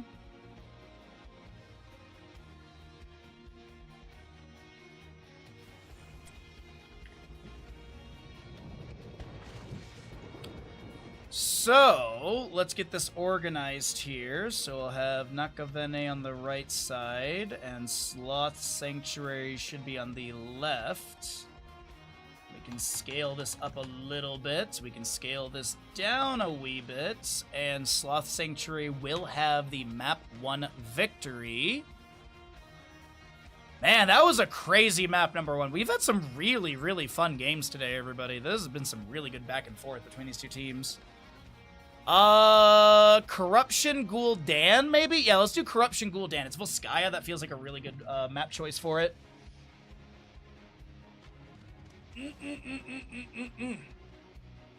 Oh, otherwise, how's everyone's day? Oh, there's apparently a hole in this t-shirt. I have so many armpit holes in t-shirts that I either need to sew or... Oh, there's one on this side, too. Oh, that's wonderful. This is why I'm such a good sponsor candidate. That's why Blizzard should hire me for BlizzCon. I need new t-shirts, Blizzard. That's not only would I love to cast Heroes of the Storm at BlizzCon, but I also need new t-shirts so they don't have armpit holes in them. I do have like 3 or 4 band t-shirts, including this one also that I need to sew up. It's just I don't discover it till I'm literally streaming, and then I just need to remember to do it after stream. All right, but things are looking good. I will say this though. After watching the Ice Cream Man trailer, I do want ice cream now. I think I have a drumstick in the freezer. Maybe I'll have that later on tonight before like when I'm watching like a TV show before bed. Drumsticks are good. It is the last drumstick though, and I don't want to eat it immediately. Because I got them on sale. Like, usually I think they're, like, almost $10 for 4 of them or something crazy.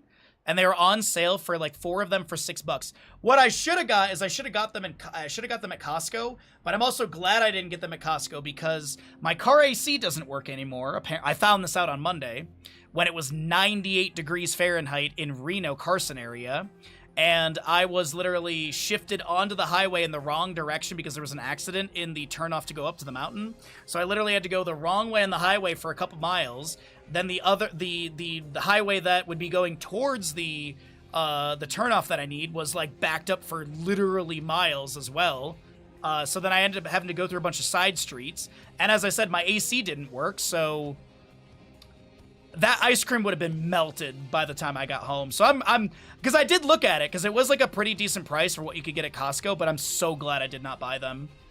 I will say this, I think the next time I go to Costco, I think I'm going to take a cooler with me in case that happens, because it's just been hot, and Carson, Reno is a desert. So if it's like 80 degrees Fahrenheit up here in Tahoe, it's like 100 plus down there. It is that desert, it is the dry desert heat, but I'd rather have humid heat than dry desert heat. I can't do that desert heat. I hate it. There are some times when we get like really, really hot days up here, and that weather will blow in from the desert, and it's like we get like the dry heat up here. Oh, it's so miserable. What's up, Lucas? How you doing today, bud? Insane map number 1 just now. We're just waiting for the ads to finish out here, and then we're going to get into this map number 2. How are we all? We're doing pretty good. We're doing pretty good. Life is mean, but also nice at the same time. So you roll with the punches. But doing all right.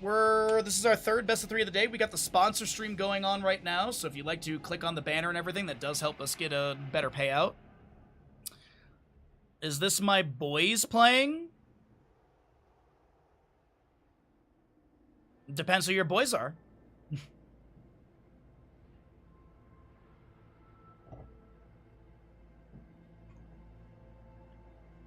All right, that looks good. That's all great. Maybe I'm late. Oh my god, Lucas, I just realized I pinged you incorrectly. I was supposed to ping the Sloth Sanctuary captain, and I pinged you instead by accident. I don't know how I did that. I'm so sorry about that, bud. I'm so sorry about that. I just realized, I'm looking back over, I'm like, oh, I think I was looking at your series, and then I chose this one. But now I feel guilty, and I feel like I should cast that one either way.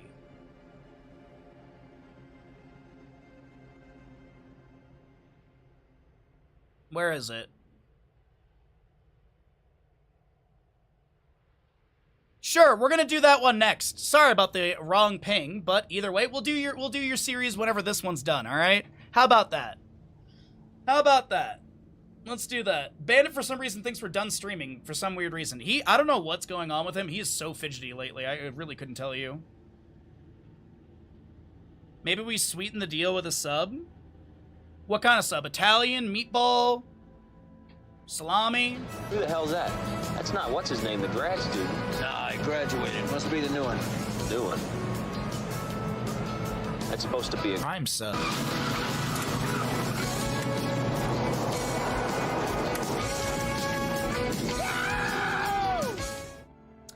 He. Lucas, thank you for the Prime Gaming for 6 months. I appreciate that so very much. Thank you. That is very, very generous of you, but we will do that series next. Thank you for the support. So, let's go ahead and figure out what's going to happen in this next map. And we will get a Twitch prediction for the Gul'dan Echoed Corruption level 1. And let me double check. Falstad is on the left side. And Nakavene is right side. Gul'dan right side? Gul'dan right side. Okay, cool. Alrighty, let's get into it. Map number 2. Let's find out what the results of the series will be as we get into Volskaya Foundry. Commence combat preparations. Alright, here we go. Sloth Sanctuary in the blue, looking for the 2-0. Blaze, Mephisto, ETC, Anduin, Falstad.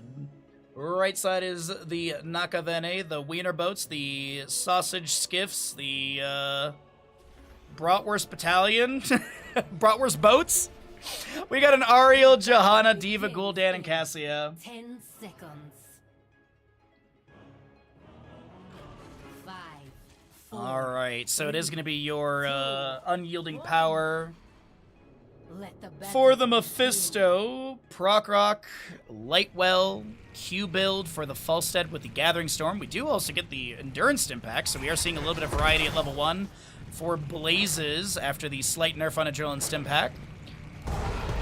Liquid Cooling for Diva. There's going to be your Echoed Corruption for Gul'dan. 85 stacks in total can be picked up. Charge Strikes, Zealous Glare, and Searing Light for the Ariel.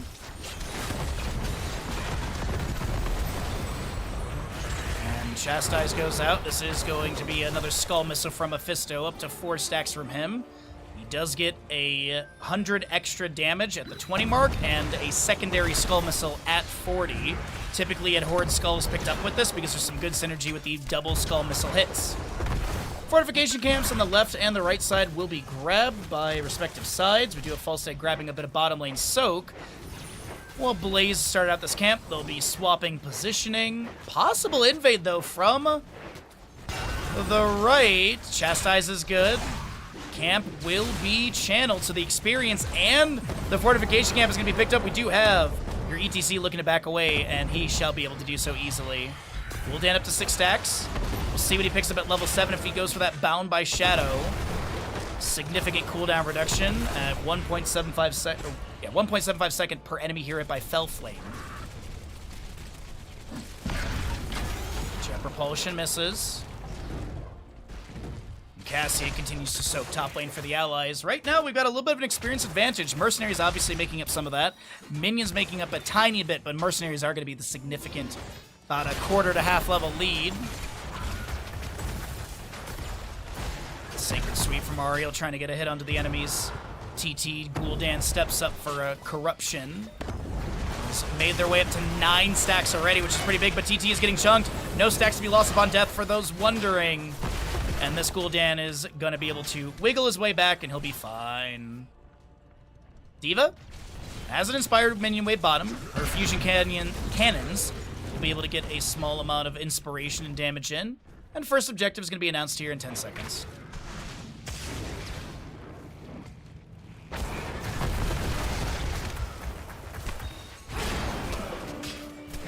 More shield glare value going out. Cassie with a little lightning fury thrown into the enemies. A blind as well. And the top lane wave will be caught here. I don't think they're going to lose out on any experience. Yep. For those that don't know, it is a 6-second duration for the experience on the ground with a 6 range on the gravitation. And the average ranged assassin is a 5.5 range.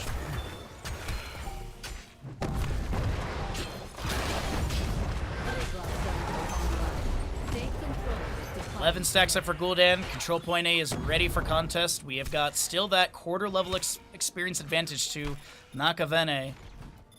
There's a few more lightning furies that can be thrown in. Yeah. A long time ago, Raynor used to be the highest ranged assassin in the game. Passively, yeah. We were watching back some old HCC games on Tuesday, and we were reminiscing about a lot of stuff. Like the old Sky Temple lighting. Because it used to be a lot, like, the lighting on Sky Temple used to be different, so yeah. Ammo on towers, 2 bans during a draft. As well as the animated portraits as well. So a lot of stuff that I definitely miss as well. Fingers crossed I'll go to BlizzCon and cast, and then I can ask them to put all that stuff back in.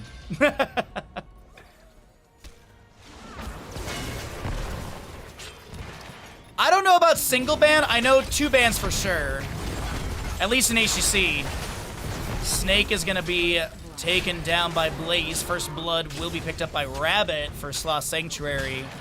As the 10 Talonteers are getting close, let's cycle through the other numbers. And Mephisto, by the way, with the ghastly armor at level 7. Experience, though, still looking pretty much the same. A little bit of an advantage to the sausage skiffs. 89% for the objective, still going up on the left-hand side. Overtime has been activated. Mephisto. D.Va dunks in a mecha explosion, forcing the enemies forward. D.Va Pilot will be taken down by the Falstad. It's now Laser. Tries to get away. And it will be ETC not picked off. Ariel is able to back off. Both of them have well taps, it appears. They're going to let some of that healing over time apply. And Johanna will gain control of the objective. Healing over time from those wells on ATC. He's going to get poked at a little bit by Gul'dan. Fell Flames. Jet Propulsion misses the target. Detainment Strike pushes him back. Iron Skin from Johanna. Shielding of that was just destroyed so very quickly. And it is 99 to 99, but they do get the channel with no one on the point, so no overtime. Johanna will fall, and Sloth Sanctuary are able to find another kill. Mephisto and ETC inside. Gul'dan will be picked up by Blaze. Gul'dan did go for that Bound by Shadow level 7, as I was talking about earlier, for the cooldown on Corruption, hitting enemy heroes with Fell Flame. 28 stacks for Gul'dan, by the way, but the music has shifted. We got 10 Talent here on the left-hand side, and this is also going to be your Bunker, Durance of Hate, Mosh Pit, Light Bomb, and Gust for Falstad.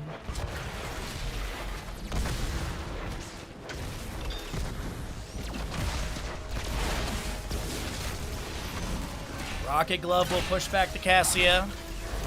This Triglav is very chunked right now. We do have Heroics on the right side with the Micro Missiles, Valkyrie, Horrified Blessed Shield, and going to also be that Crystal Aegis.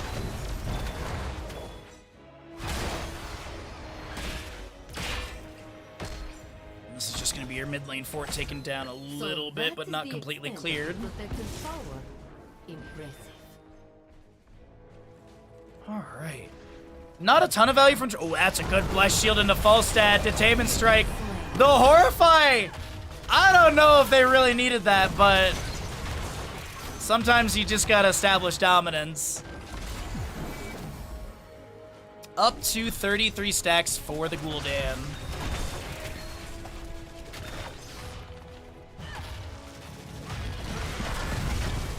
Micro missiles will fire out. Fort Gate of bottom lane being opened up right now. Mephisto did get a wave push up at the top, and Gul'dan is on his way to soak that. It looks like Mephisto is going to join the allies in bottom lane. Not going to be going for the double soak through mid. Power slide from ETC. As the Endurance of Hate goes out, misses. The Mosh Pit has no target. The Valkyrie pulls Blaze in. But that'll be all that they're able to achieve. A few more micro missiles fly out as Gul'dan's wave clears very quick. And he'll be able to catch the top lane wave and get mid on top of that.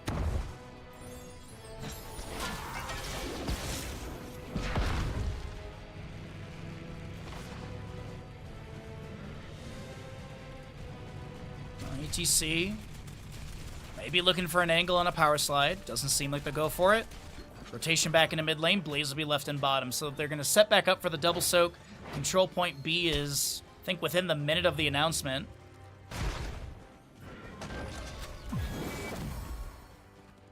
Bit of a lull in the game right now, but it's not... Oh, wait. Hold on. Shield Glare from Johanna. Allies are rotating in. Horrify up and available if they want to use it. So is the Biotic Emitter. The Endurance of Fate will go down. The Horrify from Gul'dan pushing the enemies off the point. Fortification camp placed and Biotic Emitter grabbed. Also, the channel comes through, so that's camp experience to the side of the Wiener boats.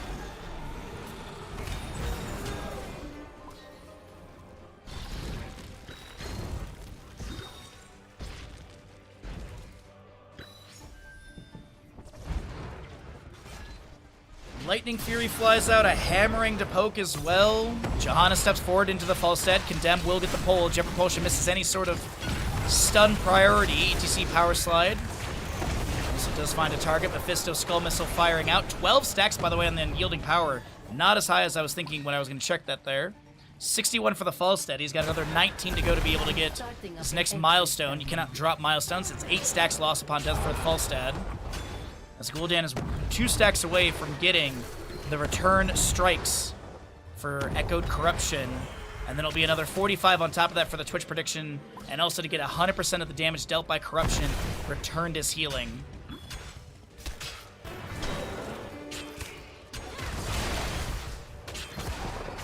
But experience has been really close throughout this game. I think the most it's been is about a half a level, but right now we're looking at 14 3/4 on both sides as Falstad has already head to the top lane objective and will get the channel start. He'll back away safely though. Smart call.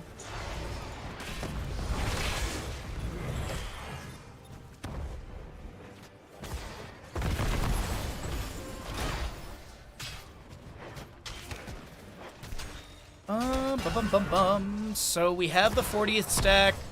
Level 15 hits slightly faster on the right, but it's just a scaling factor right now.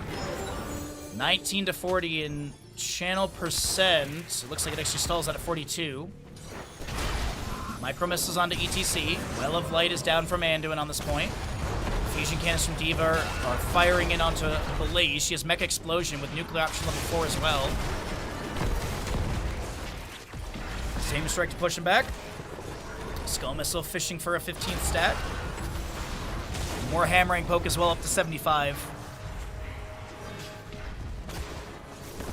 Channel continues for our red side squad. Horrify from Gul'dan will connect. The Endurance of Fate misses. The Light Bomb will get a stun. Cassie's the first to fall. Mosh Pit from ATC. No interrupt onto him. There actually will be one at the end. The Mecha Explosion finds 0 value for Saint Simba.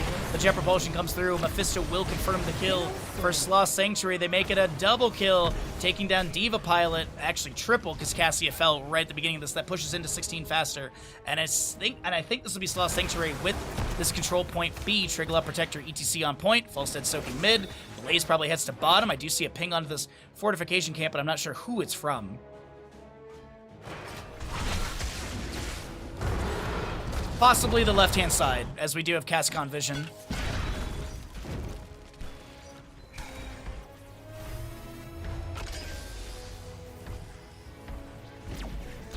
Triglav moves into top lane. Rocket Glove shuts down the structure for a few moments. The laser line fires out as well. A few Fell Flames from Gul'dan fire out. He does have Ruinous Affliction 16. As I mentioned, the split push, Blaze in bottom, Falstad in mid, opening things up further. Pretty good play coming out from Sloth Sanctuary in the mid to late game setup. Laser line goes out. A few more phase bombs as well. The repeater cannon getting a little bit of damage onto the lane. The trigger level will be cleared out. Valkyrie gets the pull onto Anduin. Gust will push them back. The Horrify disconnect onto Anduin, forcing Tiny Owl into the loving arms of Gul'dan's damage. And tower shots to assist. D.Va boosting in, looking to set up a kill onto ETC, and does get that assist from Cassia.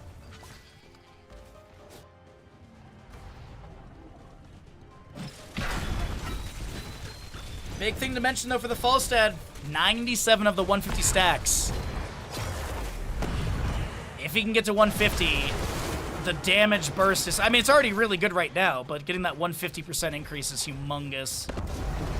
Endurance of Fate tries to find TT. Lucy misses that skill shot. We're up to 63 stacks for Gul'dan of the 85. More Skull Missiles. Lightning Nova as well. Falstad barrel rolls to safety to make sure that they're not going to be taken down. Cascon not wanting to drop the 8 stacks. Cascon has died once. In theory, they've lost 8 stacks. I don't know when they died and where their stackage was. It could have been at like 32 or, 82, and they would have just lost 2 there. Regardless, right side fortification camp is going to be grabbed. Left side started as well. And we've got less than 2 levels for level 20 to be coming through.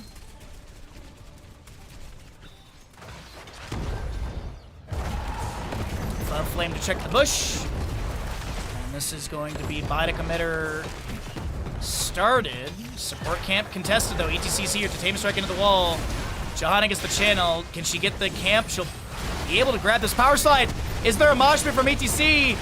There is, and it gets interrupted, but it doesn't matter. It is an absolute bloodbath right now. Can they get the kill onto the... Oh, they almost did. That was almost a Finland. So close! As it seems like the call will be onto mid lane Fort rather than tasting D.Va. Blaze is set up in bottom lane. Mephisto is pushing top. We could see mid and top forts going down, possibly some damage onto the bottom lane as 20 talent here comes through with the music shift again. Mimic, Mephisto, Inner Fire. Big shot from D.Va trying to get that last little bit of charge on her mech, and she also has that natural E per second. Wind Tunnel, Burn Notice, Blaze. And Defense Matrix does go out with that level 16 diverting power. ETC, what are we holding 20 for? Are we going Ride the Lightning, Torbus, Death Metal, Power of Horde?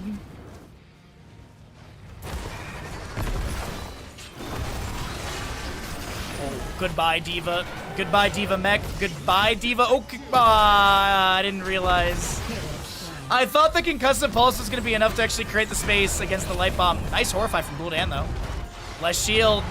Falstad, 117 stacks. He barrel rolls to safety, and he's not going to be taken down. The Endurance of Fate from Mephisto will go out as well. ETC still holding level 20. The Wind Tunnel from Falstad, creating a little bit more space for Rabbit to back off after the Leap of Faith will come through.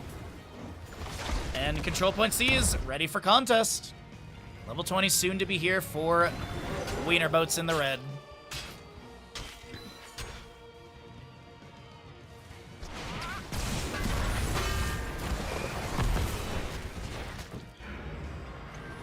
All right, Falstad resets.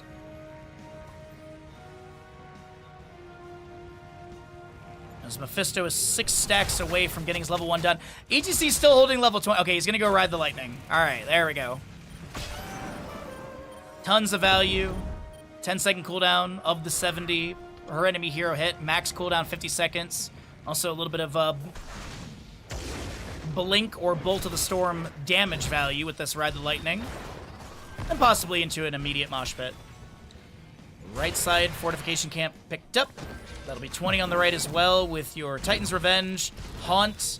You do have the Abative, or no, the Abative Armor, Radiating Faith, and your Shield of Hope for the Ariel. So I'm looking at this top lane wave and it's stacking up. Gul'dan wave clear's pretty decent. Still stuck at 63 stacks for the last, I'd venture guess, 3 to 4 minutes. And Triglove C is here. ETC is unsure if he wants to get inside, but the timer's going, so you either Blue team has taken grab it or control of the not. protector. Falstad still soaking mid. 117 for him.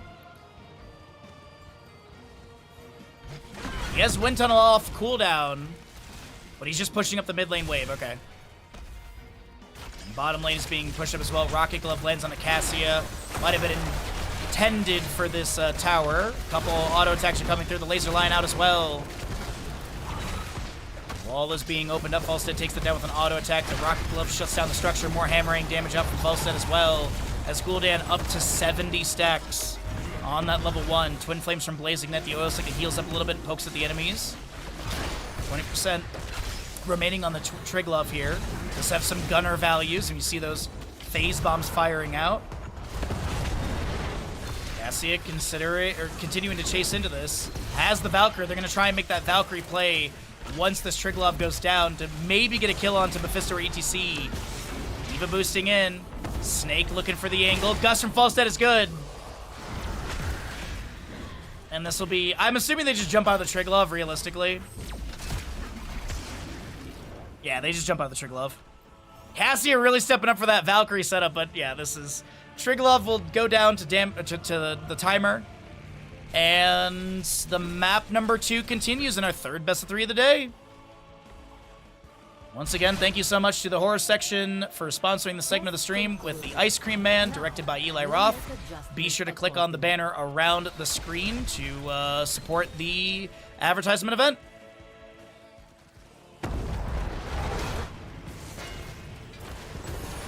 Also, Falstad 10 stacks away from that damage increase. Not far to go for the Gul'dan as well. All right, next Triglav gonna be at control point A. We still probably have a minute 30-ish till the announcement.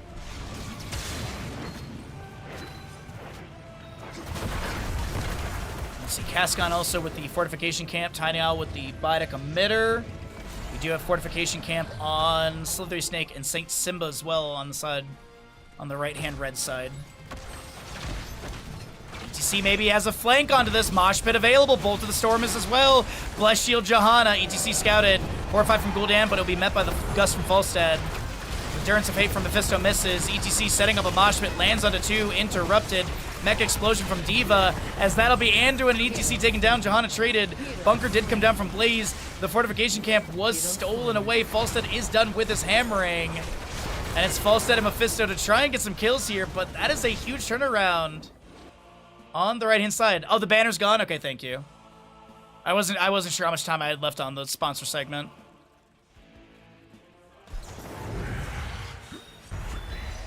So, after this map, then we can just change our title back.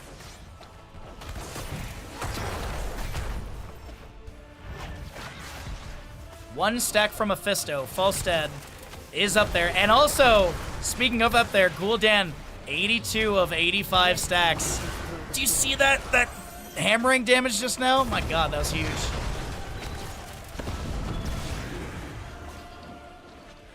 Control point A is coming back in a moment.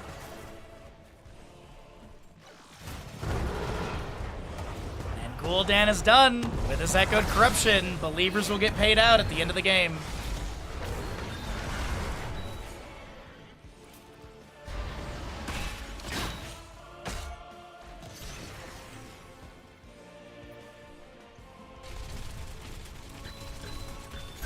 All right. So there's the Triglav Protector from mid lane. Fourth one of the map overall. Going to be contestable at about 21.5 minutes in game time. Shield Glare gets the dismount to ETC to see Bolt of the Storm. Power Slide. They're going to try and focus on the Gul'dan. He'll get a Crystal Aegis, but does that help? It does, okay. I was thinking they might be able to collapse onto him. The Light Bomb after the Jet Propulsion is going to be beautiful. You do have a wind tunnel up against the wall, but I think this is more of a wind tunnel to disengage. Horrify also utilized by the Gul'dan. All right, control point A contestable. Realistically, this could be a game-winning push for either side. Yeah, there's definitely a win condition with this Triglav A number 2.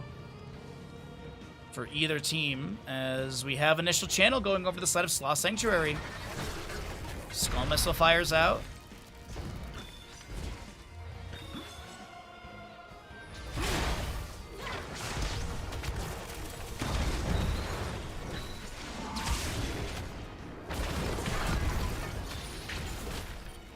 Shield Glare again. Another hammering to poke onto D.Va.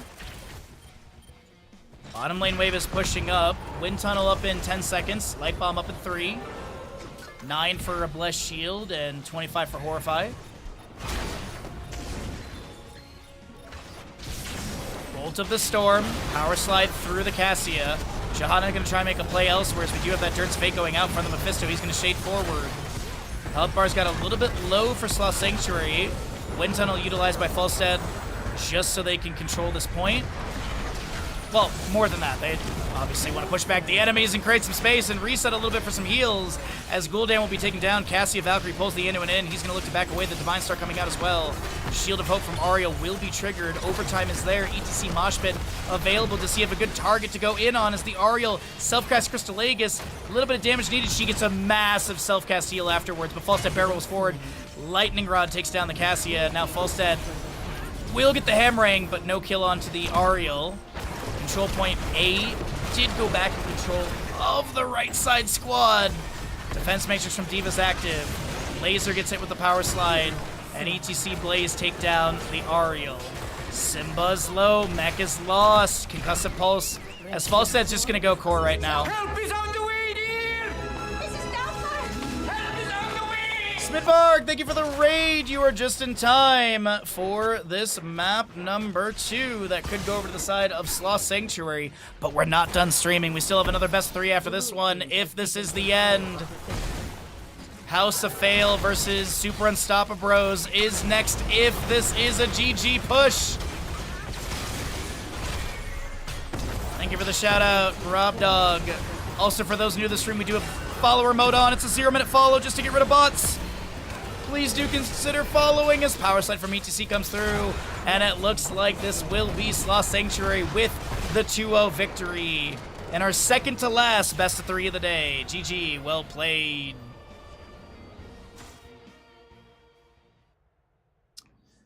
All right, well, I believe we can update our stream title as the, Oh no, the banner's still active. It says 5 minutes. It says it's still active.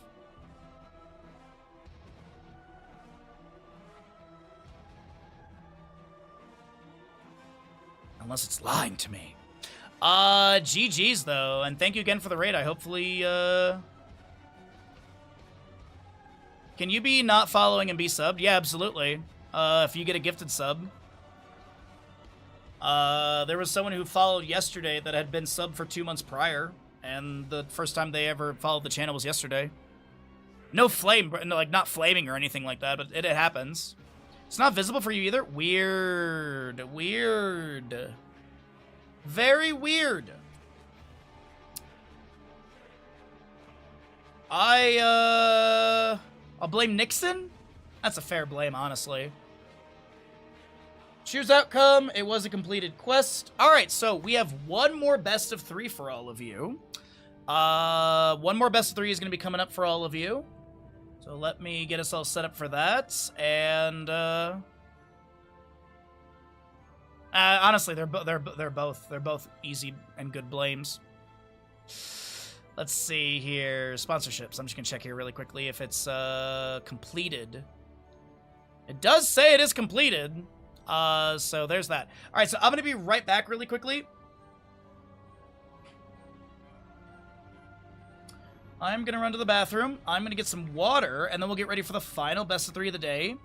As I accidentally juked them earlier, I do apologize. I'm so sorry about doing that. I know you guys aren't, like, it's kind of whatever, but, like, that's rude of me. All right, Super Unstoppable Bros will set things up, assuming they're going to be on the correct sides. And then, hey, there's actually a Ragnaros in map 1, so you love to see it. So we do get to see Ragnaros again. Players are on the correct sides. Thank you so very much. I appreciate that greatly. It actually worked out perfectly. Oh, well, What do they say? Life finds a way? That's not really the right phrasing, but still. Okay, so let me... you're gonna get another ping in Discord, by the way. Let's see, so Wildfire versus Lucas. I'll be casting your match from this day in a few minutes. But Hamid, look. Alright, I'm gonna run some ads. I will be right back, everybody, and we're gonna get into the final best of 3 of the day for this one, okay? Enjoy the bandit while I step away, and I'll see you in a moment when I get some water and run to the bathroom.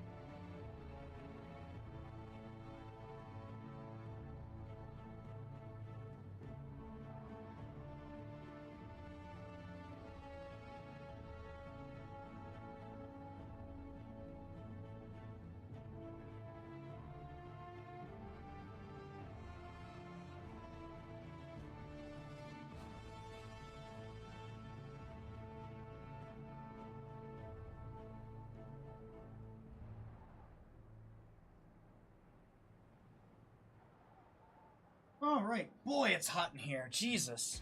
All right. Literally, you walk in this room and it just goes up. It goes up a few degrees. Alrighty, everybody. So let's go ahead and update our stream title. That should be good.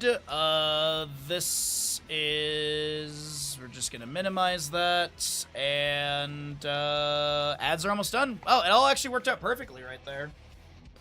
I got myself a glass of water with a hunk of lemon in it. That lemon is from this morning, and it's kind of tasting old. There's a package at the door. Oh, that's my microwave I ordered. My microwave is finally here. I can make burrito. I can reheat burritos again as I look over and I lose 10 subs. I look over and 10 subs. Oh no, the sub counter! The sub counter just dropped again. Oh no, that's unfortunate. Well, oh Jesus. Oh no. Oh no, sub counter, why are you doing this to me? Well, oh. I don't know if I really want to make my sub goal, what, 57 subs? That seems a bit of an ask. By the way, can you all just check in your couch cushions if you happen to have 57 subs lying around? Just out of curiosity. Just look under the couch cushions while we're waiting for ads to finish out here before we get into this final best of 3 of the day. Right, Bandit?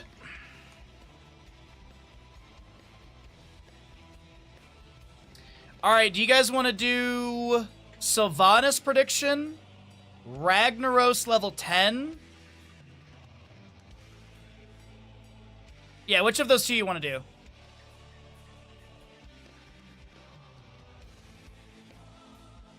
You know, I did, but I gave them away to my local stream. Damn.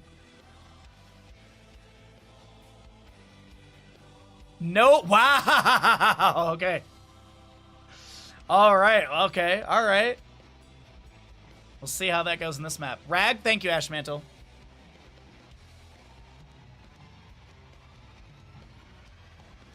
All right, we'll run back that prediction. Ads are completed. Players have been informed of the games. Sides are correct. Thank you, Be Crazy, as well. Appreciate you. I'm just going to triple check here. Ragnaros should be left. They are. House of Fail left. Super Unstoppable is right. LOL looks good to me. Let's rock and roll, everybody, as we've got prediction and we've got game. I would prepare for your ceaseless battle. Alrighty, my friends, as we are here in the final best of 3 of the day, our 4th best of 3 today. We've had a lot of great games today, and I want to say thank you all so very much for hanging out with me. Whether you joined us throughout the day or you got raided over, thanks for being here, thanks for hanging out. Let's get into this final series. Still in Division 3 as we head over to the left-hand side of House of Fail with Hanzo, ETC, Blaze, Ragnaros, and Deckard. Right side is Super Unstoppable Bros with the Dahaka, Sylvanas, Rhaegar, Malthael, and Johanna. Poor Harrison Jones will be stuck in Tomb of Spider Queen forever. He'll never be able to get his magic carpet ride out to safety through Sky Temple. First Vision Tower contest is going to be is had here. Doesn't seem like there'll be much of a skirmish over that. Oil Slick goes out. Sylvanas gets a couple autos onto ETC, going to try and get some base stacks already, up to 10. And has some possession to bolster the wave as well. Malthael already heading over for the Bruiser Camp. The tactic that you see a lot of teams go for here is they want to get the Bruiser Camp. They want to get some siege under the enemy fort gate as quickly as possible, so that way if they can get the objective in top lane, the first objective being top and center always, you're then able to work your way through the remainder of the fort gate and the entire fort, which means early passive experience gain, early structure experience gain, and also early periodic catapult pressure as well. So a lot of really good value can come off this first objective if you're able to do all of those things. The question is, will they be actually able to do so? This tactic is not like a super uncommon thing. Division 3 is... I think the Division 3 average MMR is like, mid-plat, low diamond, something like that. That seems about right.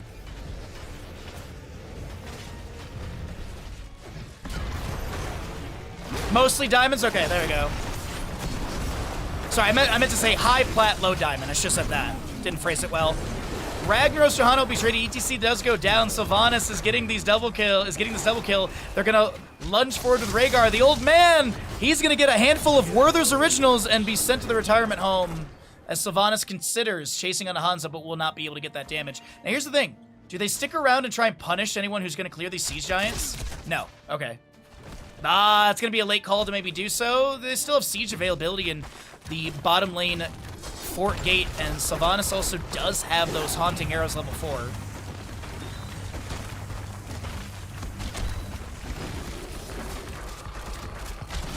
Power slide ETC. Face melt onto Moo. Moo trying to get away, taken down. Hanzo next to fall by the Nexus forces. As Sylvanas is already at 101 stacks. This is actually kind of crazy, I'm not gonna lie. At 2 minutes 19 seconds. This should be... Okay, I was gonna say, this should be a kill on Sylvanas, but she's the Haunting Wave and is able to teleport to safety. That's some high MMR. You should go apply for the BlizzCon Classic Cup.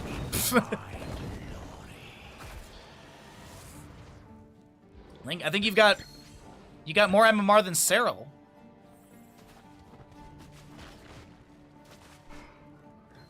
Alright, Black Arrow's up in 35 seconds, noted.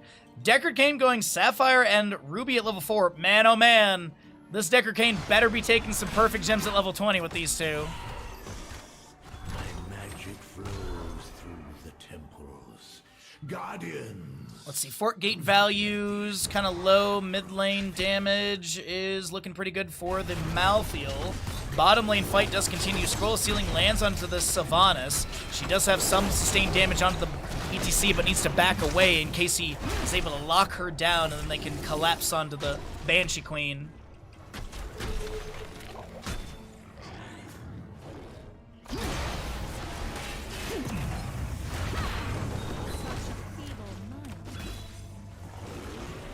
You're also better looking than what, Cyril? Ragnaros Sulfurous Swing does have a knockback. Johanna Ironskin will mitigate that. And there's a 1 second stun. Ragnaros is going to pop out right there, but they didn't have the read on that location. I think they're mostly just focused on the structure, trying to set up for control for the second objective, which we still have the first objective going. Moojuice not taken down.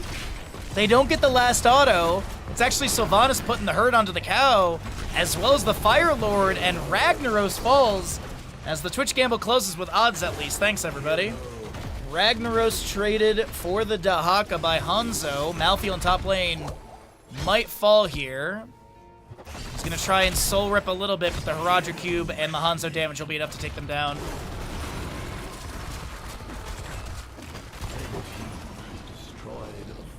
I didn't like his tone when he asked if I was better looking than Cyril. Who? Me? I don't know.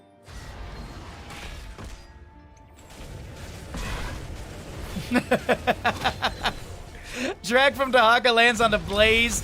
There will not be any tower shots to threaten the health bar, and he'll be able to get the jet propulsion out. The remaining temple shots will fire into this fort, dropping it down to about 50%. No structures taken down yet. Actually, excuse me. Bottom lane fort's the only structure taken down so far. Not a bad start for Super Unstoppable Bros in our map number 1, 4th best of 3 of the day here in Division 3 of Heroes Lounge. Final series of the day, everybody. Power slide from ETC, a face melt onto the Johanna. A drag from Dahaka does land as well into ETC, but there will be nothing but traded damage. Let's go ahead and cycle through the other numbers, because we do have heroics coming up at the top of the screen, faster on the right side, as we do have 4 to 5 in kills, also that passive experience gain, structure takedowns, etc. So it's looking really good for Super Unstoppable Bros in their trajectory for level 10, and what do they get after that is really the big question. The face melt onto Sylvanas is going to be decent. She gets the Haunting Wave off to the side. Johanna creating more space for her to be able to back off. Boss started? Oh, a little surprised. ETC is going to scout this as he steps into the bush, but they don't have 10 talent here. Malthael Shade goes out and sees the ETC. He's going to die for it. The Bless Shield coming out from Johanna. Last Rites extremely early applied. I think maybe Malthael's anticipating more bursts to come through. They do get the kill. They won't get the stack, I'm sure of it. But a Bless Shield, a Mind Control, a Last Rites. Rhaegar, though, does get traded. Boss is going to be leashed, going back to full. As Johanna aims to back away, the Dragon's Arrow connects onto this Malthael. The Meteor does not have the chase, but the Blast Wave movement speed and auto attack will be enough. The drag from Dahaka is going to be good into the Blaze, the Isolation landing. Dahaka has to burrow to avoid the Scroll of Sealing lockdown. Next objective, singular in the bottom of the map.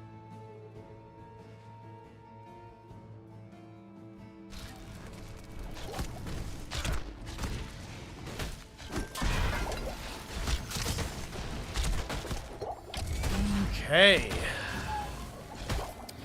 Boss to 50%.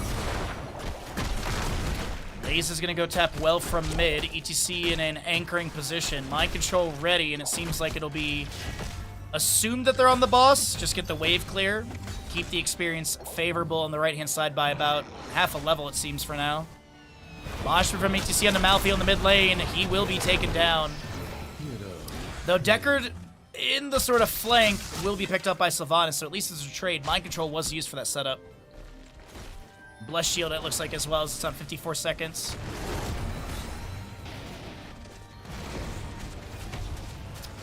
Temple shots.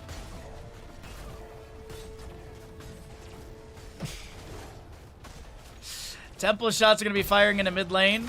That'll take down the structure. We do have Johanna with Iron Skin active. Power Slide comes in from ETC. Johanna trying to back away. The Ragnaros Sulfurous Smash picks up a second stack. We do have the Ancestral connecting just before the Dragon's Arrow. And now Johanna looks to advance forward into this ETC and Hanzo. Dahaka brush talking into this engagement. Mind Control at max range finds your Ragnaros. Dahaka's here! And the Dark Swarm is going to be enough to assist Sylvanas in this kill. Now, does bottom objective confirm the remainder of the top lane fort? I would venture, I guess, yes, with the available shots. Blaze, though, going to get a counter play, or at least try to. I don't know if he's going to be able to take down this fort. Dahaka's on his way up as well. Blaze taking tower shots. Bunker will be forced. So this was going to be the remaining shots, going to be able to take down this structure. Red team has destroyed a Malthael, cooldown counting a little off, but relatively correct. It's gonna be closer to the, Wait, no, I think it's like literally 5 seconds off. Sorry, I thought it was more than that. Never mind, Malthael cooldown counting super on point. I think it's literally within 5 seconds. Might have been a little bit different because ETC did get the encore as well, so that could have affected this as well, but nicely done. They said 9:20, it was 9:09. Last Rites takes down the Ragnaros. Stay While Enlisted comes out from Deckard Cain after the mind control lags, but Dahaka's like, cool, I'll just go ahead and grab this old man and get a kill for the team with the help of Sylvanas. Isolation landing onto the Blaze here. The Adrenaline Stimpak is active as he's trying to get away and will be able to do so as the bottom lane wave is pushing up onto Keep Gate.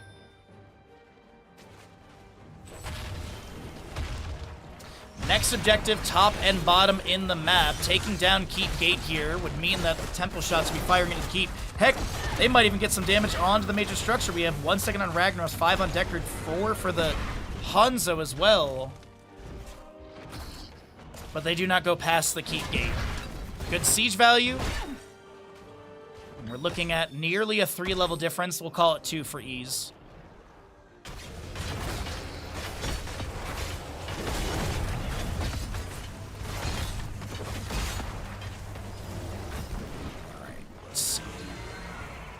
One stack needed for ETC on his proc rock, 8 for the Hanzo symbol geometry, no subdone Johanna, 308 stacks on Sylvanas, enhanced agility at 6, feeding frenzy at 2 as he did die once. And Dahaka might be meandering his way down to bottom lane. Power slide, Mosh Pit, ETC, Ragnaros Sulfur Smash lands onto the Rhaegar, who's going to self-cast the Ancestral. Stay While Enlisted captures the heal of Sylvanas. She'll take a little bit of damage from that scatter. Up to 14 stacks, Blaze Bunker will be summoned. Condemned from Johanna, sub done as well. Hanzo natural agility over the wall. Shield glares fire out. Isolation on the Deckard Cain. And this is top lane Keep Gate opened up. Is there a double play for the objectives here? Dahaka did use Brush Talk to jump into top lane faster.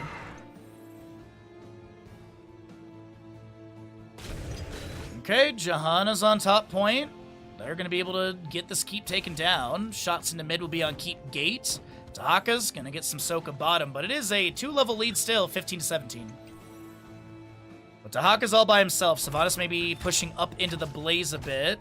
ETC pressures forward onto Dahaka. You saw him burrow with the Lurker Strain pop up.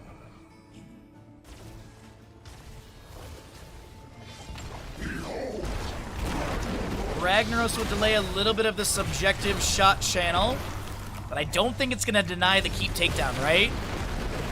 Yeah, I think they still get Keep here, especially with Sylvanas right here on the Keep. Dahaka, he's on the wave, but this is a little sketchy. Blaze damage over time takes him down at the Hall of Storms, nearly able to get back into the Hall of Storms for safety, but that damage over time will be good. And Sylvanas mounts up and backs away, 348 stacks for her. Dahaka bottom? Nah, he's not going to be able to do anything with this, but maybe they can get a kill onto Deckard. Smolina.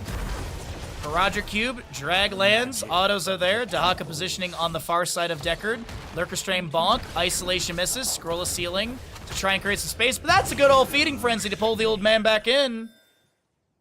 And he'll be taken down. hero slain. I still want legally distinct Scorpio or Scorpion for Stitches. I would love that. Power Slide ETC comes in a little late to try and steal away the camp. He'll be able to back away though. Boss is up. 16 on the left-hand side with the Giant Slayer. You also have that Herodic Staff for the bonk. Stun. ETC Showstopper gives him some armor. Juggernaut Plating for some shielding off the spell damage. We do have those Giant Scorcher as well for the Empower Sulfuris. The map is being pushed in against the side of House of Fail. And it's going to be a top objective coming up next. Those shots will be going to mid lane Keep Gate, if channeled by the side of Super Unstoppable Rose, as the Rhaegar has respawned. Bottom lane wave being cleared away. Blaze currently managing top.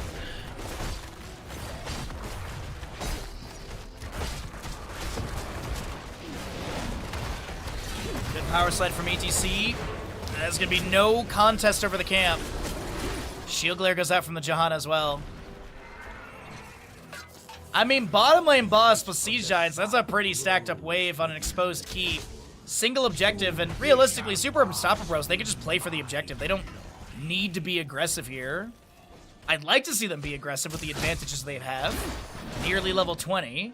Nice Iron Skin trigger, by the way, from Johanna to mitigate the power slide from ETC.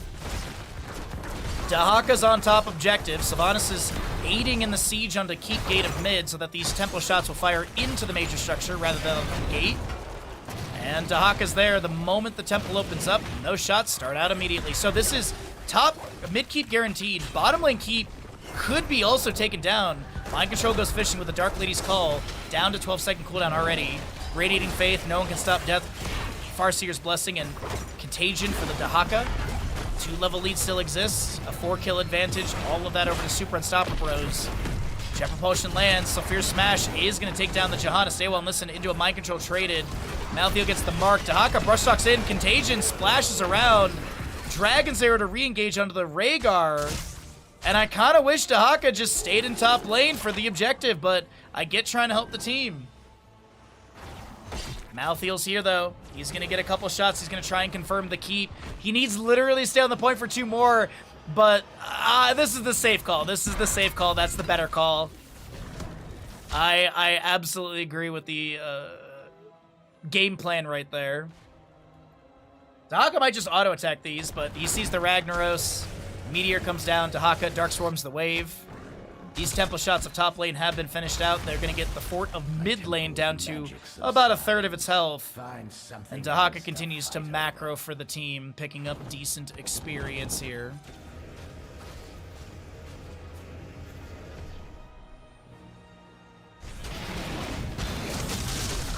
Mid fort will fall. Good rotation from House of Fail to get this clear. Jet Propulsion to back away. Natural Agility from the Hanzo over the wall, and he's fine to disengage. Power slide out from ETC. Blessed Shield gets the hit with Radiating Faith. Is there a Contagion? Yes. Stay well and listen. Ragnar Sophir Smash for the 6th stack. Sophir Swing. They do get the swing to knock back the enemies, but this is still going to be Decker Kane taken down by Sylvanas. What a weird animation right there. Did you see that, chat? That was a super weird animation. The visual of the hit went through, and then the animation... Ah, weird. Anyways, this will be... Bottom lane keep taken down. You already see the note of black arrows available for the Sylvanas, the Haunting Arrow level 4. Not even really need it. Dahaka gonna get a few autos on... He's actually just taking keep shots. Maybe trying to bait the ETC out of position. Johanna will eat a few shots as well. Sylvanas Shadow Dagger comes through with the damage over time. Mind Control into Ragnaros. Rhaegar lunges in. Last Rite should guarantee the kill. As I believe it was Heroic difficulty level 20. No Submerge to avoid that Last Rite. Blaze is the next to go down. And this is Core advanced into by the side of Super Unstoppable Bros at 17 minutes. With a 5-kill advantage and a level lead. 2 dead on the enemy side with Deckard, ETC, and Hanzo to defend. Staywell comes through with the Respect the Elderly. Moshpit is good. Dahaka Isolation interrupts. The core shielding is broken. Rhaegar's taken down. Huge damage from Sylvanas, and this might just be everyone's favorite Northern European country. It is going to be achieved by Super Unstoppable Bros. House of Fail will be wiped on their core, and this is going to be Johanna hecking off somewhere else while the rest of the team is going to go win the game. GG, well played. Super Unstoppable Bros take map number 1 of our final best of 3 of the day with a 7-kill advantage and a Finland to wrap it up.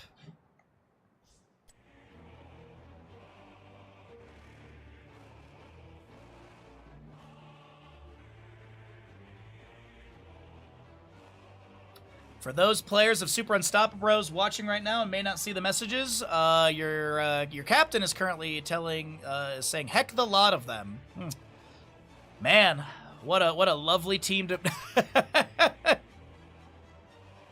Ragnaros, you can see right there is at 6 stacks. It is an incomplete quest. Thank God someone put 10 channel points on the doubt because they just got paid.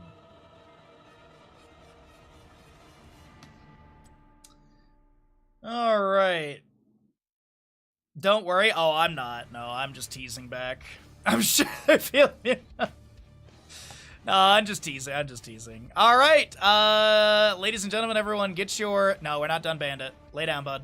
We're not done. That is not the sound that you're thinking of. It's not even that time, dude. Why are you so adamant about being out of this room? Because here's the thing. The moment I let you outside, you just come back in here, and you just want to be in here. So what's going on, buddy? What's the issue lately? Huh? I don't know, dude. I really don't know what's going on with him lately.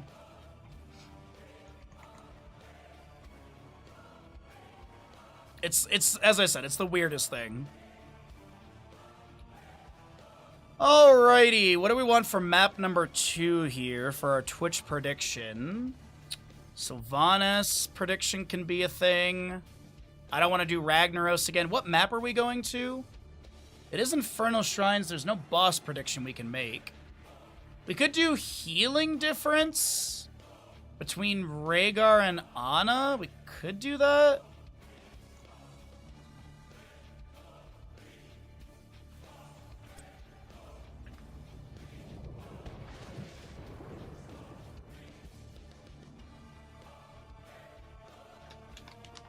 You gotta lay on your bed, though. You gotta lay back there. You gotta lay on your bed all the way.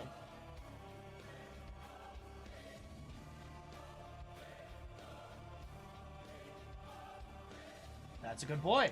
Look at that. Look how easy it is, bud. Look how easy it is. And it's funny because he understands the assignment immediately.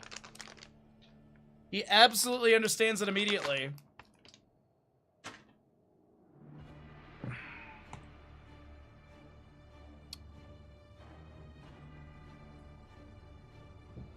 Alright, did we swap sides?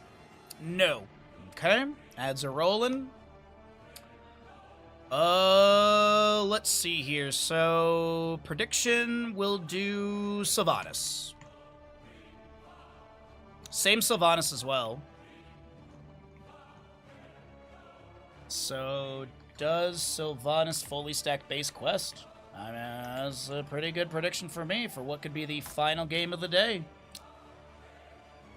Well, unfortunately, we lost a lot of subs today, but it happens. You know, that's the way that the ebb and flow of streaming goes. Some days it's all the subs. Some days it's none of the subs. Okay. Sorry, just double checking things here. That's my brother saying thank you. It's his birthday today. Last month was epic. Last month was a good month. And we're just trying to continue that. That's the big thing. Sustaining it is the nice thing. Be like close to 400 subs is like kind of the sweet spot for being able to like pay bills and everything and be able to put some money away. Definitely doable at other, you know, at lesser amount, but it's you know, to be able to pay bills and stuff is nice, especially with the internet bill being $130 a month. But knock on wood, Spectrum's worked for the last couple months pretty well. I think we've had like 1 or 2 issues with Spectrum over the last couple months. So I'll take it, especially during the hot summers and stuff we've had, where usually things like break. All I know is that when this stream is over, I'm getting tacos. That's what I know for sure. Alrighty. So we'll let ads finish out. We'll get ready for what could be the final map. We've got that set. Players are on same sides. Alright, we're just good. Yeah, I was supposed to go on a date tonight, but my date canceled on me because she's in love with her ex-boyfriend or something like that, so I'm gonna go on a date with myself. I'm gonna get tacos. And I'm gonna drink beer. And I'm gonna go to bed. And then we'll be back streaming tomorrow. Nah, it happens. It's whatever.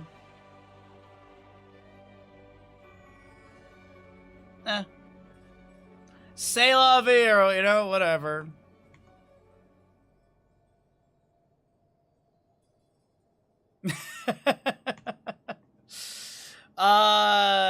It's a transatlantic flight, and then you gotta drive up the mountain too. But I was actually talking to one of my neighbors about this during when we were watching the Spain-Argentina finals. We have, for a mountain town, we actually have a very, very large Hispanic population. He was actually saying that at one point it was actually close to 50% of the South Shore population was Hispanic. Actually, we've got great Hispanic food here. Yeah, but if I go, but here's the thing, Lucas. The tacos up here are better than the tacos down there. That's the thing, though. That's the thing. Would you do a cross-continent? Would you transatlantic flight for subpar tacos? No, no. You might as well drive one more hour up the mountain and get the good shit. Also, you drive up the mountain. Oh wait, I'm on the wrong browser. Hold on. You drive up the mountain, you get tacos, and then you can get views like this. Or this. Or this. Or this. Or this. Or this. Or this. Or this. Or this. How about this? This is where I live. This is Tahoe. This is the South Shore range right here. This is Talac, our famous South Shore range. You can hike to that. It's 10,000 elevation. There's Maggie's Boobs. And Devil's Peak, I think, is somewhere over there, I think. Yeah, I live in a basin. I live in a giant toilet bowl. It is at the widest points, 12 miles east to west, 10 miles north to south. A good way to, if you know this, you can fit the Gaza Strip within Lake Tahoe, because Gaza Strip is roughly the same size. So, yeah. It's called Maggie's Peak, but everyone calls it Maggie's Boobs because it looks like boobs, and, you know, I've lived here almost 10 years, and I agree. It does look like boobs every time I look at it. All right, everyone. Boobs discussion aside, let's get into the next map. Prepare yourselves for battle, heroes. Alrighty, everybody. Welcome back into what could be the final map of today's casting. Be sure to get your gambles in, as we are here with the left-hand side of House of Fail, Ragnaros, Hogger, Muradin, Hanzo, Rhaegar. Right side is Super Unstoppable Bros, looking for the 2-0 victory in this best-of-3 series with the Ana, Sylvanas, Johanna, Leoric, and Mephisto. Sylvanas needs 400 stacks for a baseline quest. That is the Twitch prediction. Does she get it completed by the end of the game or not? Yes or no? Shifting Meteor. On the prowl, Hogger, Third Wind, Muradin, Simple Geometry, as well as your Colossal Totem. On the opposing side, Osin's Renewal, Unyielding Power, Zealous Glare, Unrelenting Torment, and Slumber Shell's Ana. As a drain from Leoric will be broken almost immediately by the Hogger. Leoric heading into top lane, unsure of whether or not they want to head into top lane, maybe sticking around for a possible fight, but Ragnaros is also not shown in top lane. Hogger's going to bounce off to the side as he was maneuvering towards top. Might have been looking for that bounce angle just to end up in the top lane, as Ragnaros is already down here in bottom, and Mephisto will answer back into that.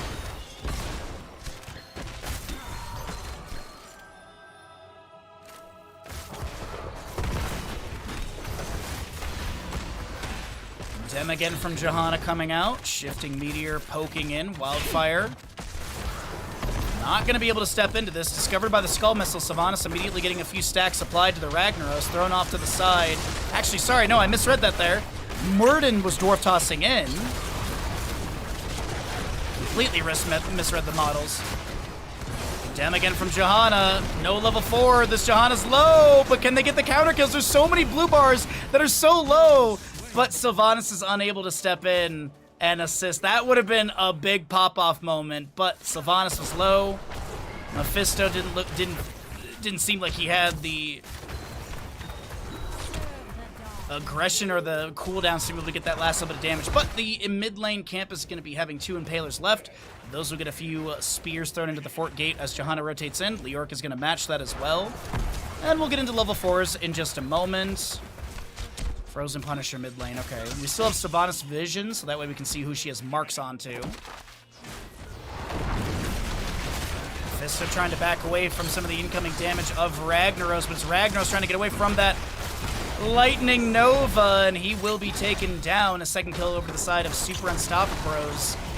As it's 7,000 to 5,000 on the Twitch prediction, with Sylvanas up to 50 of the 400 stacks already. Gonna get a little bit more onto Muradin as he backs away. No Shadow Dagger splash over to Hanzo to deny the Hearth out.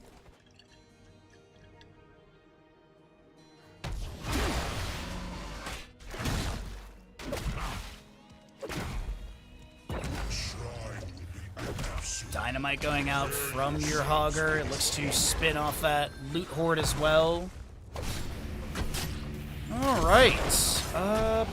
Level 4s. Pretty much the main thing to note is going to be that Haunting Arrows again for Sylvanas. Pretty common pickup. Not always, but it is fairly popular for her. So we got level 7s close to being picked up by both teams. 3/4 of a level just about. The Orc still soaking top lane. Did go to Kneel Peasants. More damage onto Mercenaries and Monsters. Monsters being these skeletal defenders and the Punishers as well. Thunderclap down from Muradin. Up to 10 stacks on his Give Him the Axe. Or sorry, it's hammer time. Jumping over to Zul'jin apparently.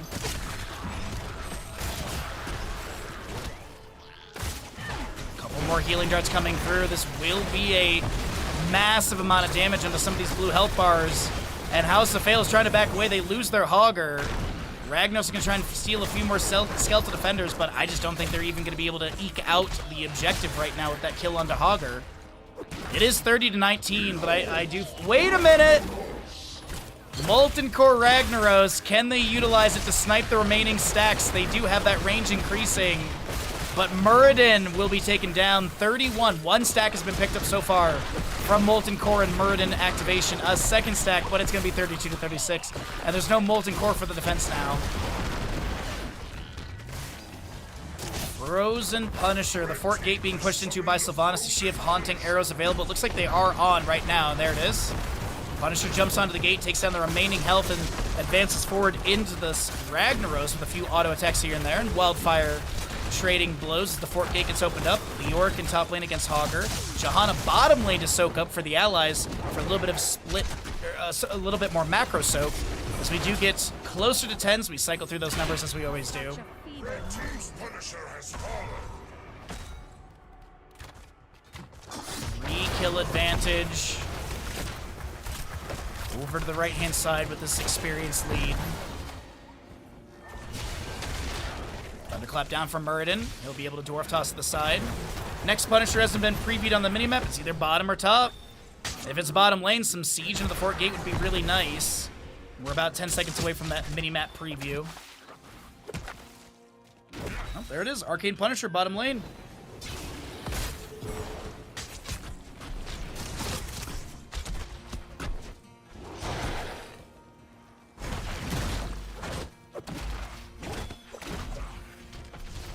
Dwarf Toss in from Muradin. A Stormbolt misses as the Mephisto's trying to back away, and we'll be able to get behind the gate. Shades forward, trying to get another Skull Missile hit. Johanna Condemn does have a subdue trigger, but no completion of the quest, as it was only a double hit. Heroic-wise on the right side, Nano Boost, Mind Control, Entomb for Leoric, Endurance of Hate, and I assume Blessed Shield.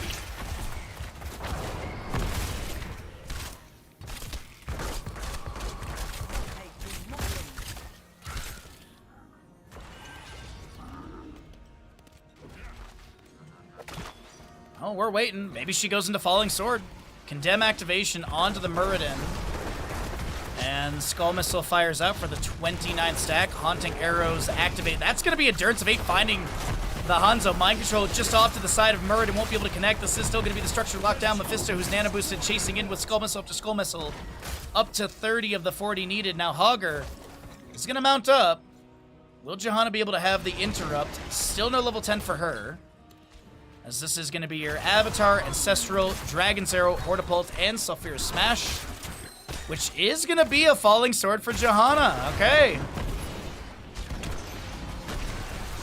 As we mentioned, that Punisher for bottom lane.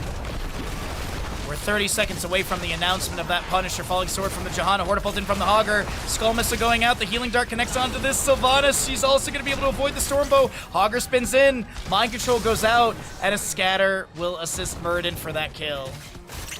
But the objective still hasn't been announced. Sylvanas Death Timer lower than the 30 seconds, and there's going to be the objective. York, by the way, in top lane as the minion wave inspired onto the fort. Hogger's on his way up here. The fort will be dropped down to 50%, and I've assumed Leorc just is going to be able to Wraith Walk out. He actually might stick around a little bit for a few more autos, but not going to be the case. Misses the drain, or at least has it broken, and backs away. But as I mentioned, Sylvanas Death Timer lower than the activation time for the objective. Still 5 seconds for that. She'll be able to get halfway to the rotation, as it is contestable. But still someone has to push the button to start the objective Skeletal Defender summonings. Endurance of Fate to follow up a beautiful Sleep Dart. Avatar does get activated. Cleanse from Rhaegar with the Purge. As Mind Control max range will hit onto Muradin. No Purification 7 for the Rhaegar, by the way. Grounded Totem, as it is fairly commonly picked up. Nano Boost to Mephisto. Dragon's Arrow lands onto the enemies. More Skull Missiles firing out from our Lord of Hatred, as this is going to be a lot of damage onto the Ana. She falls. The Falling Sword won't be enough. Is there a counter kill into Hanzo before the Ancestral connects? Absolutely. As this will be a Skull Missile nearly taking down Mephisto. Shades forward. That might have been a shade forward kill. As Smolina the Rhaegar looks to back away, but Ziggin, Zaggin, will they be able to get out? Haunting Wave forward, but no follow-up damage for the kill.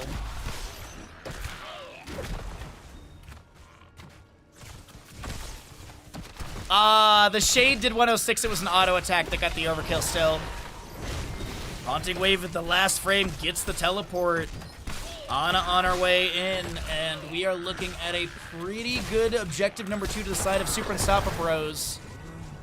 What value does Arcane get? I'm assuming Fort, and maybe most, if not all, the Keep Gate. Ragnaros pops Molten Core. Sulfurous Swing will push people around. That Molten Core gets cleared away so quickly. And Sulfurous Smash up to 4 stacks of the 8. That's a Mind Control into the Muradin. Nano boosted Mephisto trying to step forward. Haunting Guard from Sylvanas locks down the tower. There are some danger pings. I think they're anticipating the Hogger to flank, but he's just double soaking against Leorc through top mid.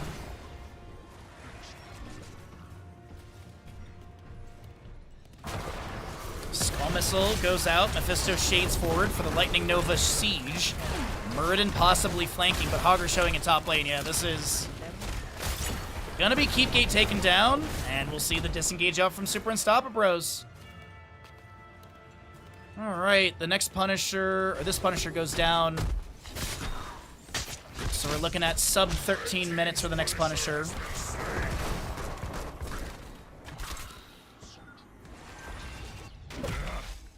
Where that's going to be, well, we'll see the preview on the mini-map in about 25 seconds. Minion Wave in top lane being pushed up by Leorc. No one rotating into him. He might be able to take this down with the Inspired Minion Wave because the enemy is going to try and collapse here. Hogger's decision is shown in this game right now. He's like, do I head to top lane? Mind Control does let... These Mind Controls are insane. They are literally last pixel, last frame that could hit onto Hogger. As the Falling Sword from Johanna tries to create space for Mephisto to back away, he will be taken down. Leorc does get the fort top lane, but that is Hogger now being traded. And here comes Leorc for the offset in the fight. Lucas is low. Ragnaros will be able to drop the shifting meteor and get the kill. Sylvanas still chasing in. Muradin Dwarf tosses back the Haunting Wave forward, and no, Sylvanas will not be healed up by those rapid heals from the active reload. Does go into Leorc at least. Alright, we've got this mid lane camp pushing up. Bottom lane is on the keep, needs to be managed. We still got like 2 minutes till the next objective, more. Less than 2 minutes for the next objective.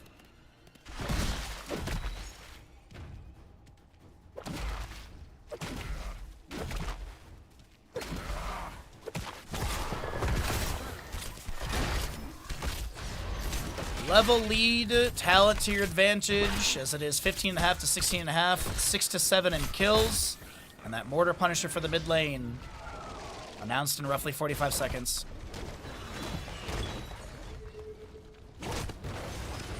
Ah, that was a good attempt for an Entomb, but Hogger was just a little too far out of that grab range. So we do get 16 on the left-hand side at least, so it's even talent here for the next objective.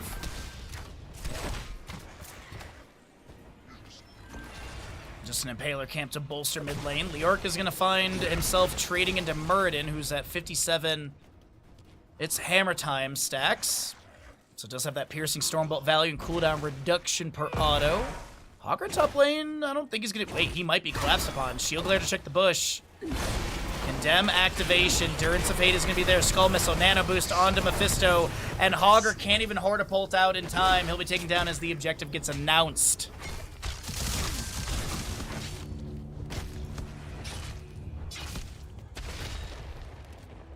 No Blessed Shield for the initiation, but we do have a Mind Control from Sylvanas if she wants to try and go fishing for any Prime subs over that wall. No attempt, but they do get the center of the gate down, which means the Punisher, if picked up by Super Unstoppables, will get the jump into the enemy team. And Mephisto does have that Spark of Hate level 13. A Shard of Hate, so he'll be able to get that little bit of splash onto this camp or objective and be able to clear these out quickly. Stormbolt from Muradin lands into Johanna up to 60 stacks. Entomb from Leoric is there, but he won't be going for it onto the Muradin as he is probably Dwarf Toss to back away. Sleep Dart does not connect either. So Fierce Smash does get the double hit, which is going to be 6 of 8, and they do flank onto Liana getting the kill. 5 to 33 in these Skeletal Defenders. This could be Ancestral. This could be an objective going over to the side of House of Fails. The Ancestral will come through. Ragnaros getting the triple kill for his team, and they just need 3 more as the Johanna's going for it, but she's dead. Leoric, are you going to join your friends in Finland?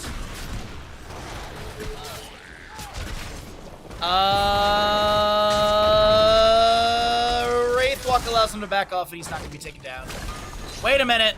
Stormbolt, Thunderclap, Drain. Nah, they don't get the kill.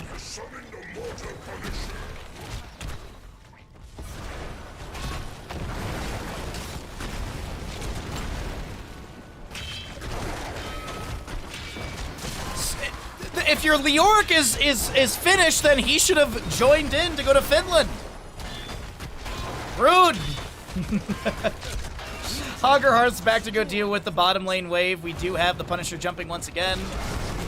Skull Missiles raining out. Sylvanas damage is pretty decent. They'll be able to clear this Punisher.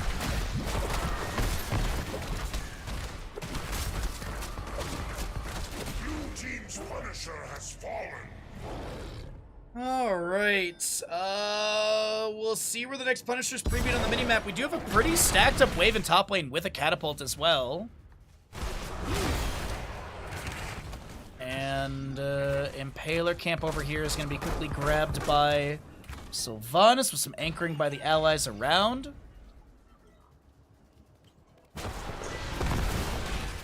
About a quarter level difference, though. Favoring Super Unstoppables, down by 2 kills.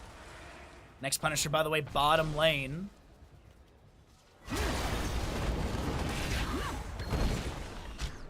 So the assumption with the minute and a half we have left until the announcement of the objective, we should be able to get level 16 or level 20s for both sides. It's been a long day apparently. Sylvanas at 261 stacks. And Muradin's in this bush again. And this will be level 20 right here. Heaven's Fury, Buried Alive, Nano Infusion, Mimic for Mephisto, as well as your Dark Lady's Call. Mephisto, the only hero not to upgrade their level 10. Why get more lightning value when you can have an unspeakable horror? Honestly, Mimic is really good. Also, Muradin's halfway through his stacks to be able to get that upgrade, the Mythic for his Stormbolt. I don't know if it's going to happen here, but we'll keep an eye on that one. Bullseye from Hanzo lands onto the Johanna. It is submerged for the Ragnaros. No control. Mountain King and the Farseer's Blessing. Dragon's Arrow goes out into the Ana, far into this. The Hortipult in from the Hogger, the falling sword from the Johanna with the Heaven's Fury as well. Meanwhile, Leoric on the left-hand side is trying to back away after getting his Entomb activated. Hogger spins to safety. Sonic Arrow provides vision, and Leoric will be taken down. Any counter kill to be had as the mind control lands on a Muradin? No control. Real risky here, especially with the low amount of rage that Hogger had. Warp toss in from Muradin to re-engage, and Sylvanas does go down. Active reload from Ana does not get the hits they're hoping for. Mephisto nano boosted with the Infusion 20. Missiles raining out. It is going to be also that Frost Shade at level 7, so Skull Missiles have a slow on them as well. Lucas with 200 HP is not going to be taken down. Gets the Hearth out. Next Punisher ready to go in 23 seconds. Sylvanas to be a little bit after this. Ragnar's quite a bit after. Rhaegar and Hogger will be respawned in time.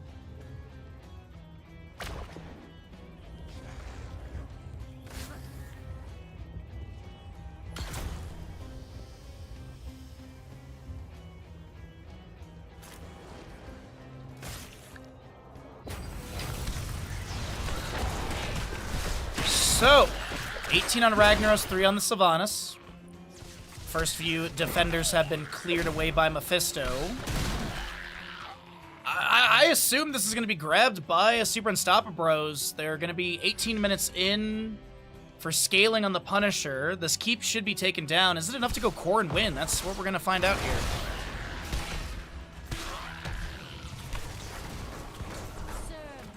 Sylvanas just pushes out mid lane wave a little bit. Leoric clears out that catapult. Gonna be also grabbing Impaler Camp for mid.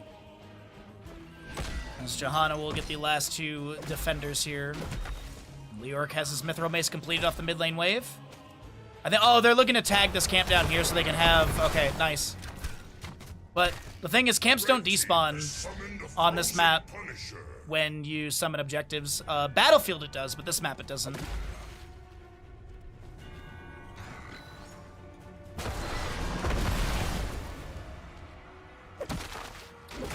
Alright, Punisher, Catapult, Minion Wave, and Khazra Camp coming through. Ana playing it very safe here. Ragnaros pops a Molten Core. Sophia Smash goes out, it misses. The Entomb from Leoric will land on a Muradin. He gets the Avatar afterwards. Also going to be able to Dwarf Toss out after that Farseer's Blessing comes through. Skull Missile. Picks off Rhaegar. The Punisher still at 74% HP. Pulled towards mid lane. Will it focus on the mid keep or will it go core?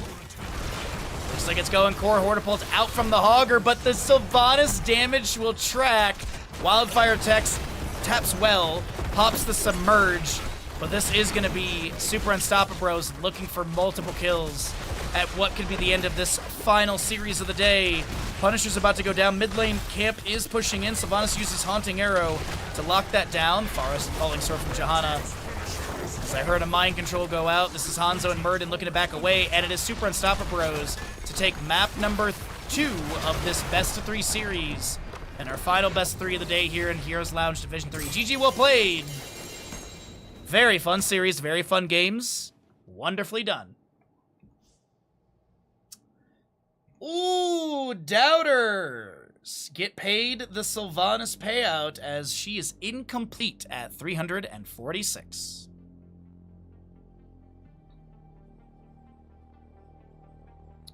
Well, unfortunately, we didn't hit our sub goal today. We actually lost subs today, but you know what? We had a good time casting Heroes of Storm and hanging out and being here together. Bandit's lip is like overlapped on it because he was laying on his paw. He just fixed it. But we are going to get out of here now. See, that's the words he's looking for. We're going to get out of here now. Let's get a host and raid going, and I will be back tomorrow morning. Tomorrow we're going to be doing Final Fantasy VIII. So thank you everyone so very much for being here. Thanks for supporting the channel, and I hope you all had a fantastic day hanging out with me. I'm going to raid you over to our good friend, Dr. Doot. We haven't had a chance to raid him in a little bit. Dr. Doot is currently doing his Dark Souls 1 enemy item randomizer permadeath. He is not dooting it, as he has a dental thing that is it's a pinned at the top of the message, but effectively yeah. So go right over to Dr. Doot, everyone. Thank you all so very much for hanging out with me on this lovely Thursday, and I'll be back tomorrow morning for Final Fantasy VIII.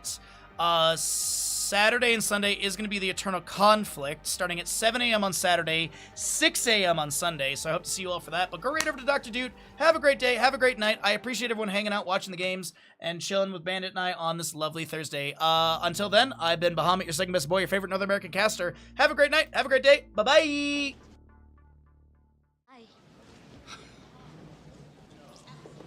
Have a lovely day.